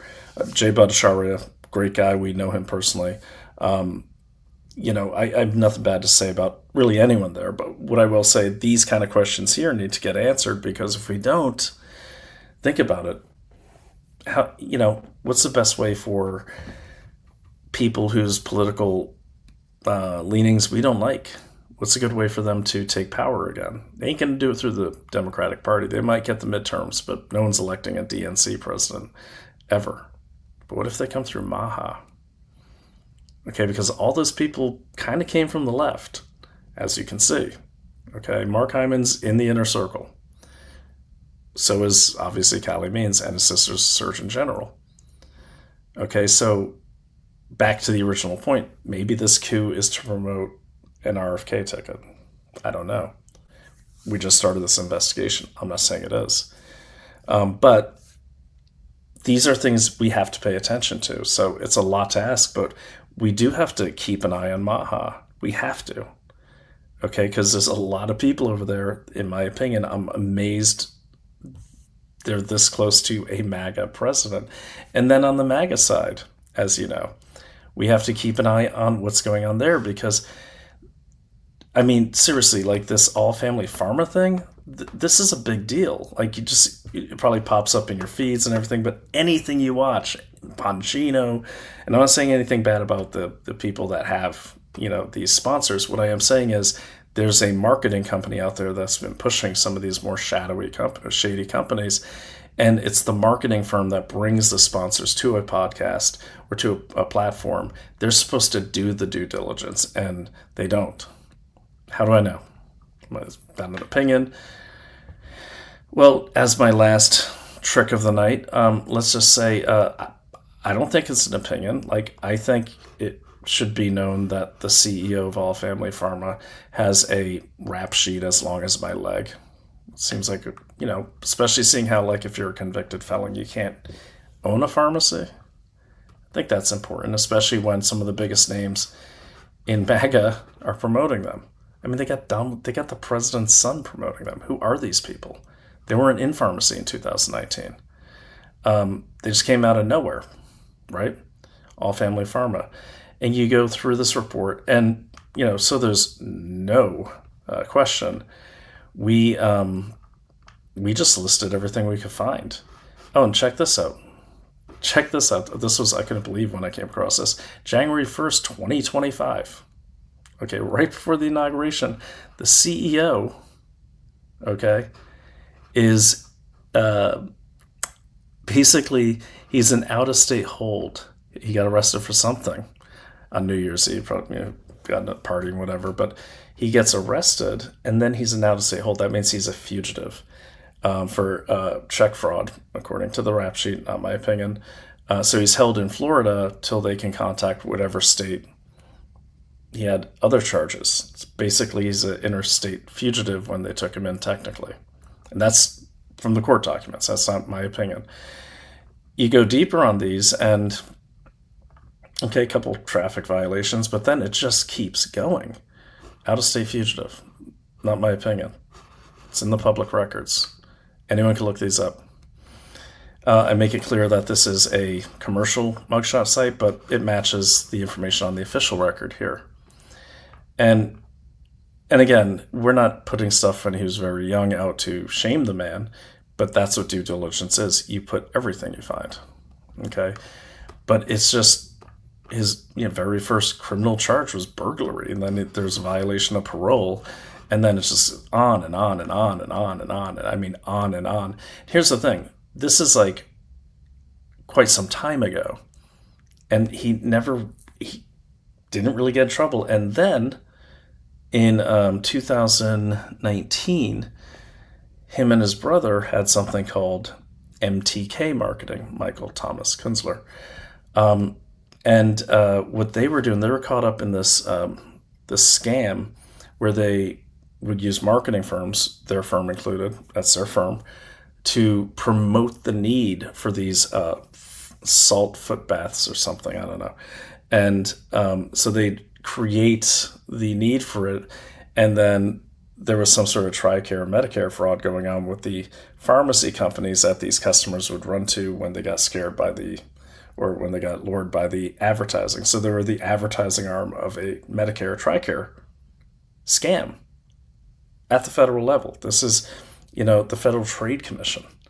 Now, this case did get dismissed with prejudice. I believe I called the prosecuting attorney, and they told me it was settled. So basically a deal was made. Someone paid a lot of money, but then it went away. And then these guys disappear. Then after the vaccine comes out, the mother of these guys buys All Family Pharma, okay, down in Boca Raton. They buy it, and next thing you know, they sit on it. They sit on it until after the vaccine comes out. And then all of a sudden, they're everywhere. Everywhere. And what's their number one product? Oh, you guessed it. Ivermectin. Ivermectin. Which we have a report we're working on now that shows the all-American company here. This is like, this is on Bannon, this is on Donald Trump Jr., Liz Wheeler. I have nothing against these people. Actually met Bannon. My wife, as a lot of you know, has been on the show multiple times. All of Lindell TV, like everyone promotes this company. I got nothing against this company. What I don't like is they threatened us when we're just revealing public records that I think MAGA should know. Because a lot of MAGA are pretty easy to sucker in with an American flag and an eagle. No offense, but, I think of my own parents, and my mom, she'll get suckered in if you have a Bible and a cross, and it's kind of like, that we want to protect people from if these guys are hustling. And I'm sorry, we've done more than this. We've done a secret shop on these guys where we put down allergies that if they sent us this medication would kill us, and they sent it to us anyways. Not only that, expedited it, and it was at our door overnight. And we didn't really have those allergies, but we did that. Huge, yes, this is my story, the hugest podcast. And this is dated, by the way. There's more. The chicks on the right dropped them. We sent this report to everyone. Epic Times. I love the Epic Times. The best one, it's like, are you kidding? Like Ingram Mangum, Matt Gaetz, Triggered, Bill O'Reilly. Howie Carr. I'm telling you, not all of these, but like Howie Carr, Donald Trump Jr., the Liz Wheeler show, certainly Epic Times, good friends over there, Lindell TV, Emerald Robinson's show, even Bannon. Like, we sent these reports before we published them as a courtesy. Got ignored. And look, I don't think the hosts are like blowing us off, but obviously all of these podcasts, and I think this is connecting a lot of these podcasts, this particular company, they all had the same reaction to the report. Totally blew us off. Like, who didn't blow us off? The attorney generals of 2 states, because, that was where we sent it next, and that launched an investigation into that doctor who's licensed somehow in 51 states, and he's doing all the prescriptions for all family pharmacy. All of them, no matter where you are. He's doing all of them. We found out that the report on him is great. We found out his office is in a industrial park, and it's a bank of telephones. Like, this is the number 1 online pharmacy in the magosphere. Why would you? I'm not telling you where to shop. I'm just telling you, it's your body, man. I mean, we were so like diligent on knowing everything about the vaccine, yet people here, they're just, get my overnight meds, man. I don't know where they're coming from. Yes, they have certificates of authenticate or analysis on the site, but the way I found out the ivermectin was from China is that they cut the second page of the certificate of analysis off, and that's the one they had prominently displayed. They just forgot to take the original one off the bottom of the page. Dr. Mitchell Stotland, Donnie. Mitchell Stotland. If you guys go to, you know what, I'll just put it in the chat here. Go to consumerdiligence.com. consumerdiligence.substack.com. Go there and look, paid subscriptions are nice because I pay most of the people out of my pocket, which is getting tough. But paid subscriptions, if you find it useful, please consider one. But at the same time, a subscription, even if it's free. If you can't afford it, I know times are tough, taxes are coming up, subscribe to it and share it, because more people seeing this, the better. I do want this thing to get more funding. We are in the nonprofit status right now, but right now, until that comes through, we're just doing it as the only way these guys get paid is we just share the subscriptions that people pay. And, then hopefully that works. Now, you notice we have this new section here, FARA alerts. We'll be using that a lot coming up. You should enjoy that.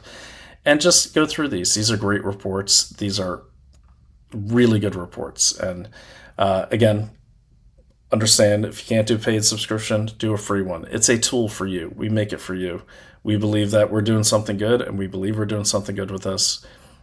Then by all means, get a free one, as long as the information gets out there. That's the most important thing, is that it gets out there and it gets shared.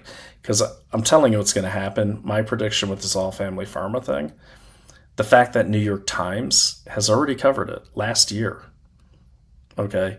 They know about it. Matt Getz is the writer, not Matt Gates. They're going to drop this bomb because this investigation is wrapping up. That doctor is going to probably be in hot water because he's already been in a Medicare TRICARE fraud. Not the one I showed you, another one. And that's their prescribing doctor.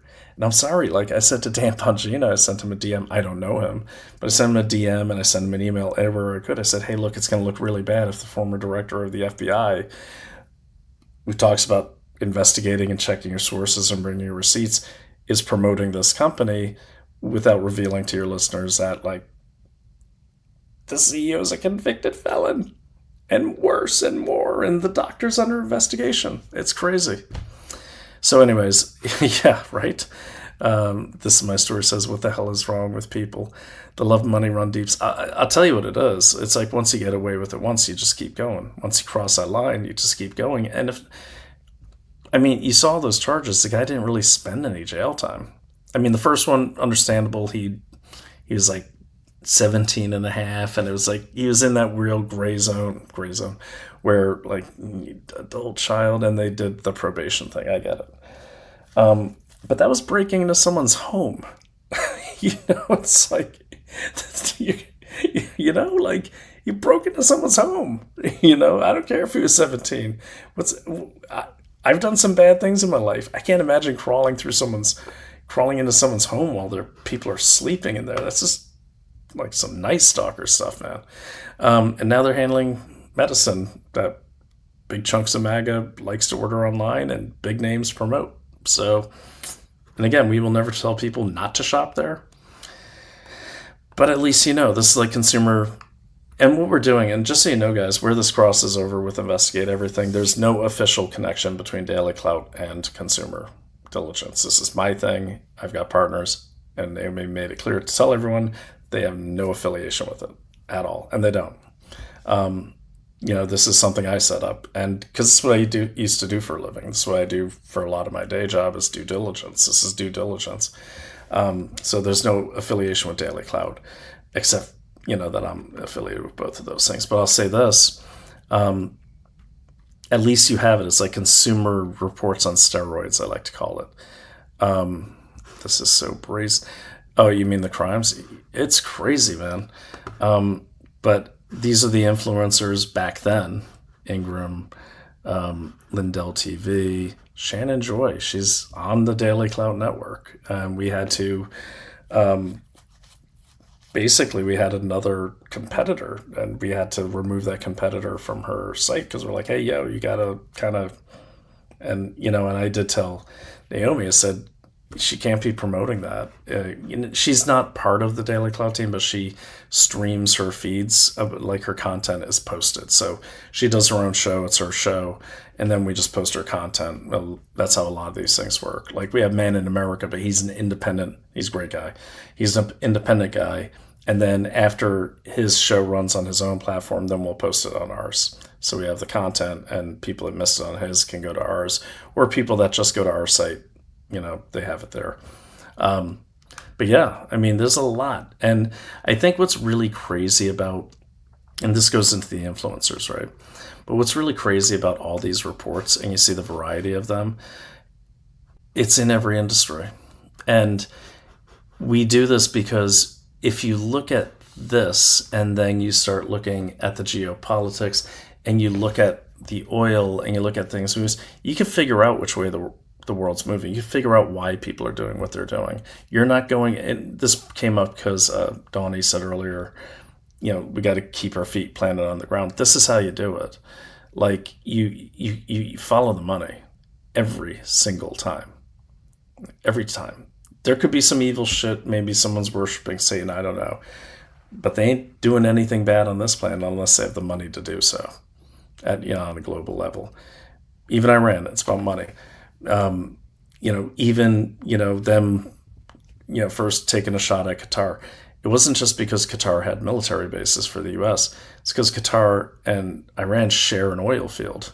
And which tells me, and I'm okay with it, I think we're there to get that oil.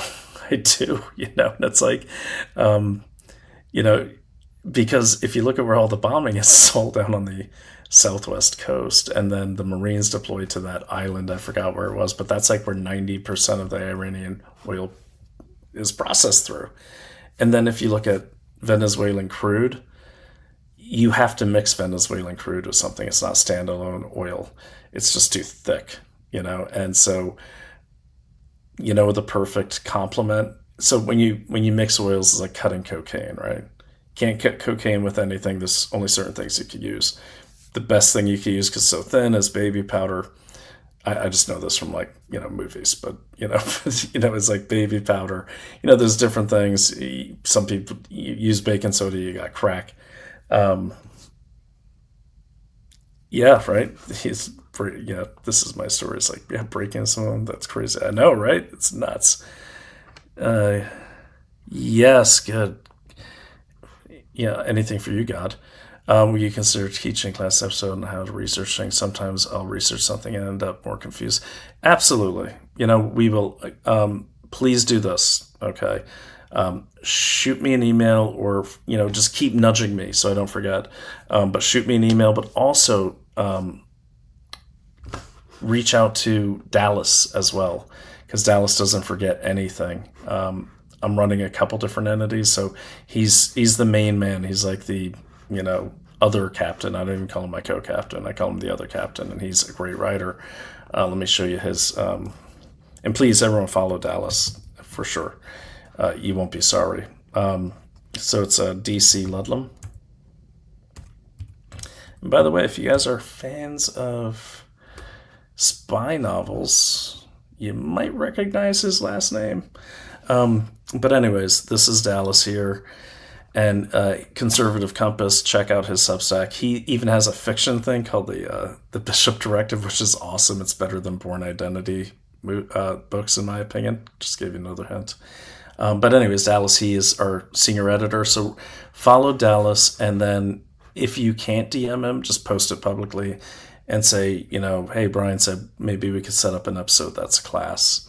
And we'll do that. Absolutely, because that's the point. And we can teach you really quickly. It's very easy. You just got to be disciplined about it. Where Dallas really excels way better than me, he can bang out a report in like a day. Like, he just writes every day. That's his thing. He's a writer. He writes every day. And what takes me 3, 4, 5 days to write, he could do in like half a day. And it's always perfect. And it's a good style. Even Naomi said, hey, he's a really good writer. But anyways, and then he has a wonderful Substack. Definitely check it out. Conservative Compass. And he covers a lot of stuff here. That's the Bishop Directive I'm hooked on. This is fiction, but it reads better. It reads better than the Born Identity, in my opinion. I just don't want to get his family member upset, but another hint. So anyways, that's him. But yeah, sorry, God, I digress. It's time for me to go to bed. But check him out. Reach out to Dallas and me on X. And by the way, if you guys reach out to me or you follow me, if you can't DM me, because I think I only DM people, only people who follow me and I follow them can DM me. But if you, follow me and just publicly post, just say, hey, I was in the audience on the episode the other night. Can you follow me back? And I will follow you back. That way you can DM me and everything. And I think it's the right thing to do is follow people that follow you. Would be interested in the class for researching purpose. Yeah, absolutely. Correction, Liberty, Freedom. She's my beloved attack angel. I'm not going to call her an attack dog.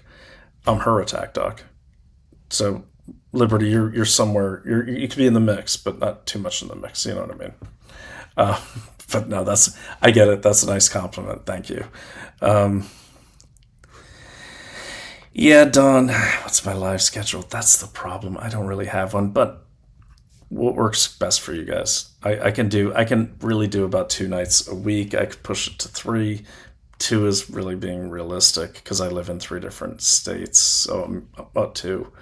So I could do like Tuesday and Thursdays if you guys like that, and I'll start doing it from like 9 to 12. And I could always schedule things in the day as well. It'd be interesting. Yeah. And between Dallas and myself, like, he's really good at structure. And he's really a way better writer than me. Where I come in, I'm really good at collecting and then the process, sorting, stacking, and then even before that, establishing your Liberty, Freedom was laughing. I know. I had to cut myself off because when I'm this tired, I'm going to say something stupid. But yeah. Where I come in is I show you the process I was trained to do. So when you get training from the both of us, you're getting trained, my experience, you're getting the training of 2 different agencies and military intelligence and some of the biggest firms in the world when I was doing competitive intelligence. As well, you're getting a world-class writer from a world-class family of writers, another hint, and some top-notch writing. As well as he does a lot of the investigations. Al is very good at this stuff, and he's always the guy behind the scenes. He's very, very low key. He's a super nice guy, and You never know where Dallas is going to be, and that's he's everywhere, man. This guy's connected to everyone, but he's not a braggart. He's not a loud voice, and his writing is amazing. Conservative Compass is great. What I love about Dallas is very genuine in his message. He's not out to get clicks. He just writes what he feels, and it's very impactful, but he always gives a solution. So you get the combination of that. In terms of the schedule, Donnie, I'm going to, what is it, Monday? Can't do Wednesday. Yeah, probably do my next one. I'll probably be too tired. Probably, yeah, it's gonna be tough this week. I'll let you know, Donnie. You must be following me, but I'll make sure you are. And yeah, right. And so good advice. Yeah, absolutely. But yeah, you guys learn to do it. The key thing. Look, I'll give you this before I go. The key thing to an investigation, okay, is you have to start with nothing but facts. Okay? Nothing. Not a theory, not a question, not an inquiry. Something looks wrong, you start collecting on it. TrueMed's a great example. We started, what is this? This seems wrong. You collect everything you can. Start with your primary sources, your .govs, your PDFs, your court records, that sort of thing. Get all that. You could go to any of these commercial sites and get like the public records that are aggregated, get all that. Then go to more not trusted, but more established secondary sources. Even the New York Times, even though they lie a lot, if they're not lying about a company and doing a puff piece, that's a big key. That's a clue right there. But you don't analyze it. You just collect it. Then you start reading through it. And as you read it, eventually you're going to say, well, wait a minute, wait. And you're going back and you're like, then the theories. But now you got theories that are based on facts. You want to get 3 of those theories popping up in your head, you write them down. Then your job as an investigator is you might have to do more collection, whatever. Once you have 3 theories or key intelligence questions, is TrueMed, in illicit trade? Are they doing something? Those kind of things, key intelligence questions. You're trying to disprove a theory. Like, for instance, you do a murder investigation. You collect the evidence. Okay, the evidence will tell you many things, but it was also, it will tell you who didn't do it. So, for instance, you might want to say, and I did a really good one on Mangione. I don't think he's the murderer, but you want to say, okay, is it the wife? Is it actually Mangione who killed Brian Thompson? Is it the the partners that he was involved in a lawsuit with and getting investigated by the SEC to the tune of $280 million? And it looked like he was going to a whistleblower meeting that morning. He got shot. No one ever brought that up. But those are theories. This could have been, this could have been, this could have been. Those are based on the facts I collected. The goal is to disprove each one, not try to prove each one. You can always prove a theory. Try to disprove each theory. The one you can't disprove is probably the one that's the truth. One theory is Luigi Mangione shot Brian Thompson. Well, let me tell you something. If you read my report on that, which is at my own Substack, you'll see that that literally makes no sense. There's so much evidence to show he didn't do it and wasn't even in New York at the time. And these are based on the court documents. But, he also had they have no motive, right? No motive at all. I'm not going to get into it, but I'm going to let you read the report. And again, you can access all these for free. But yeah, so here's mine. But the point I'm making is try to disprove your theories. See, the problem with all these Candace Owens and all these people who are not trained investigators, they've had no formal training. And I'm not saying you can't be a good investigator without formal training, but even if you don't have access to that training, you can read a book about it and how to do an investigation. There's tons of them. There's so many things you can do.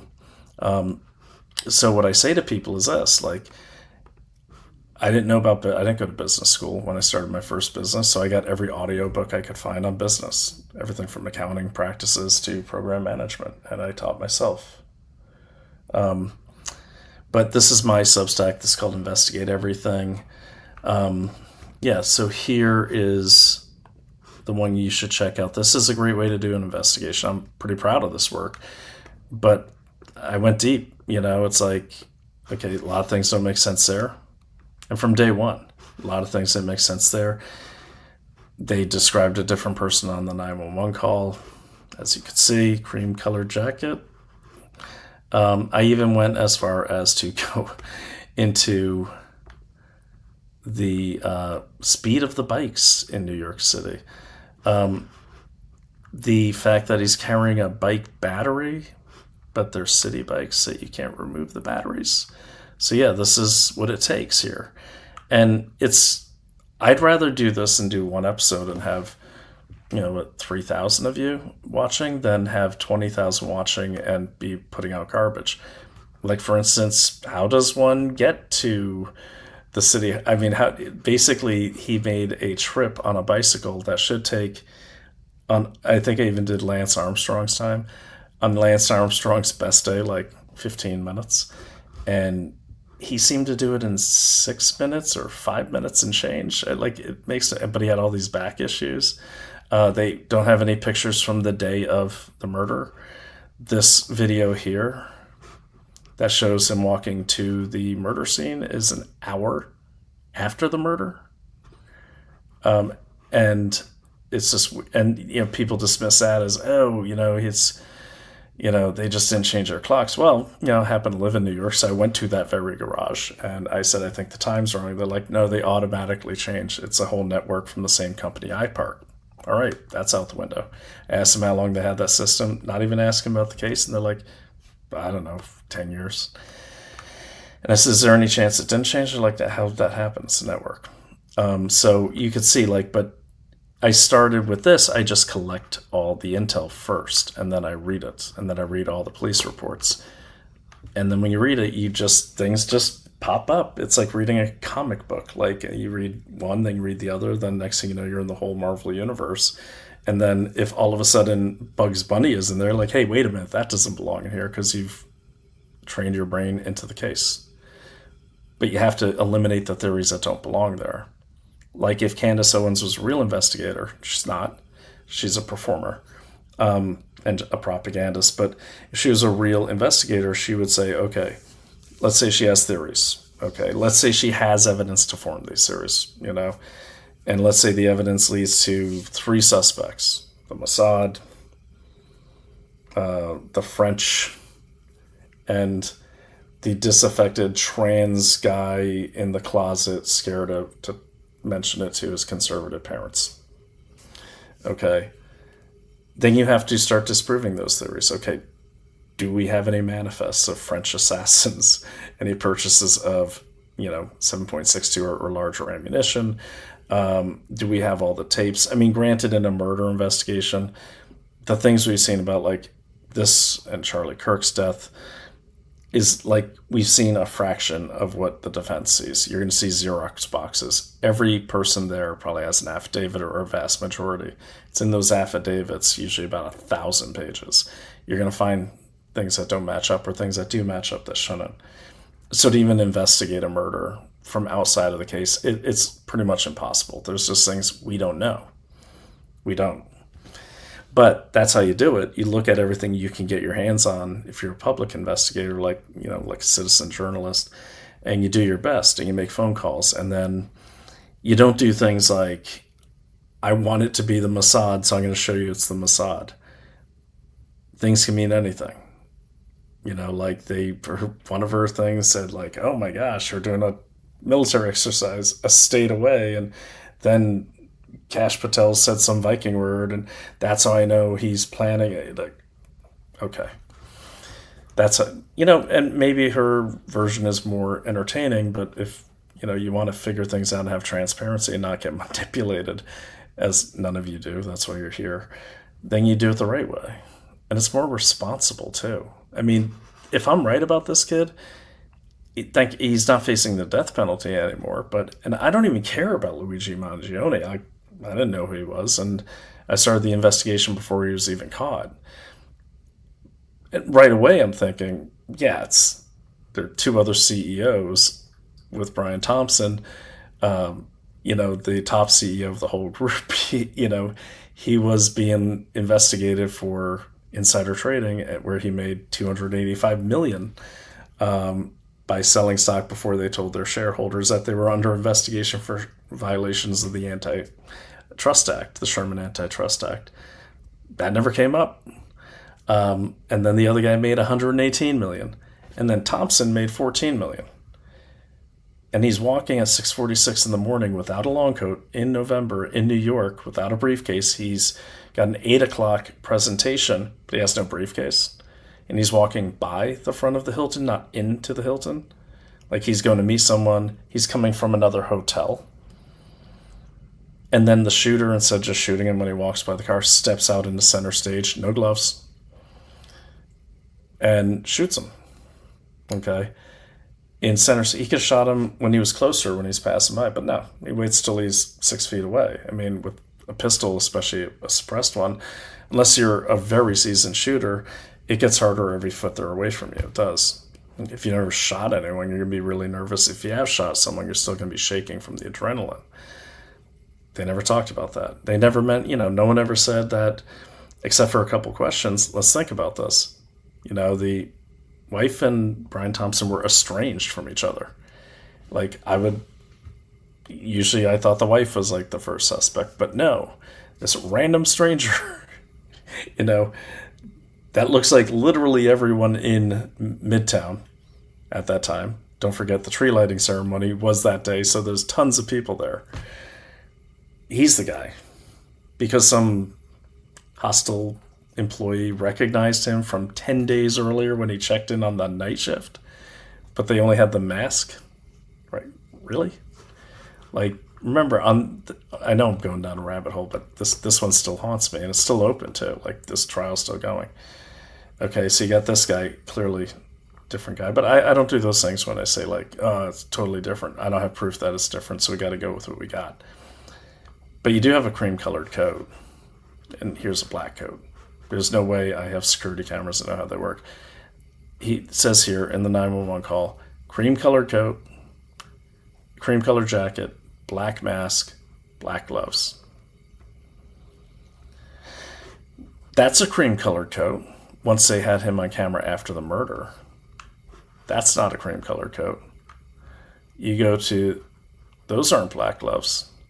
Okay, so what happens here? Like, these are the only two pictures that they had, and a hostile worker looked at these pictures and said, oh, yeah, that guy checked in here on the 23rd of November.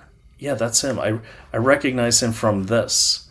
And even if you say this was the one they used, I recognize him from this. From that, really? That... You recognize this guy from that? You see what I mean? Like, no, that's bullshit. And he was there 10 days earlier.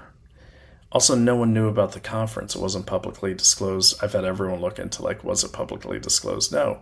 The federal charge said he went up there to check it out a day before it was announced. So he wouldn't have known to go to New York to scope out a conference because it wasn't announced yet.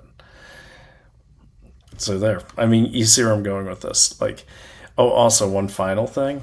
This sheet here in Pennsylvania, it was filled out 3 minutes before the arraignment. When he was getting dragged in, he started yelling things. He didn't have a lawyer yet. And I also caught that the New York police, the NYPD Southern District, Tish, the commissioner, she read off the contents of his backpack before they filled out the official report in Altoona. That's weird. So anyways, that's how I do it, but you check it out. I'm going to go to bed. Guys, this has been great. So in summary, yes, I think there is a group of people who are getting together right now. They are going to try to undermine Donald Trump and his administration so that way either he loses the midterms and gets impeached, thus paving the way for an RFK seat in the 2028 election, or someone else, maybe J.D. Vance. They certainly don't want Marco Rubio because I will say this final thing. it really amped up. I was checking this on several AI platforms. The degree in which people were attacking Trump from this group of people spiked when, right after that Munich security conference, when Marco Rubio was really being hailed for a great job, really spiked. And you'll also see that Marjorie Taylor Greene, not Sean Ryan, he's covering different things, Tucker, Redacted News, Kim Iverson, Alex Jones, all of them, they're all parroting the same message, and they're all within minutes of each other. I can't make it up. And then the final thing, and the reason why, and look, I like Alex Jones. He knows my wife. They've known each other for years on the media circuit. So it's disappointing when I saw this. Like, you could go to a conference, right? But when we're in the middle of a war with, Iran, who's allies of China, it's just a little weird. Like, and what's weird is, and I want to show you this, then I promise I'm going to bed because I'm so tired. This is what I'm talking about. The hell is this? Like, this is, okay, what this is. Moscow Times. The fight for souls and minds. Alex Jones, George Galloway, Errol Musk, Elon Musk's father. More attend far-right forum of the future in Moscow. Max Blumenthal was there. Jackson Hinkle was there. They were all there. Alexander Dugin. That's for you, Insurrection Barbie. There he is. And if you don't know who he is, follow Insurrection Barbie. She's got it all written out. Musk, Galloway. I mean, dudes, this was in October in 2025. And now all the people that were at this conference are all saying the same things against Donald Trump.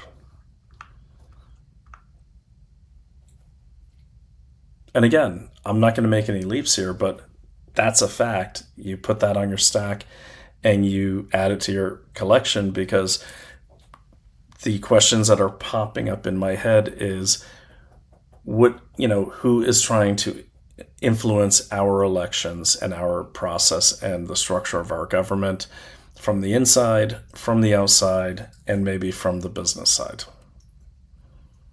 Okay. And to be fair, just so you guys know, like, I wrote Alex Jones a big, long DM, and, granted he has a lot of fans, but like, he knows who I am. And because he knows my wife and he knows who I am. So, and then I emailed it to him, no response, and I was just asking, like, hey, why were you at this conference, man? Really big fan. Just, I think as a listener and a fan,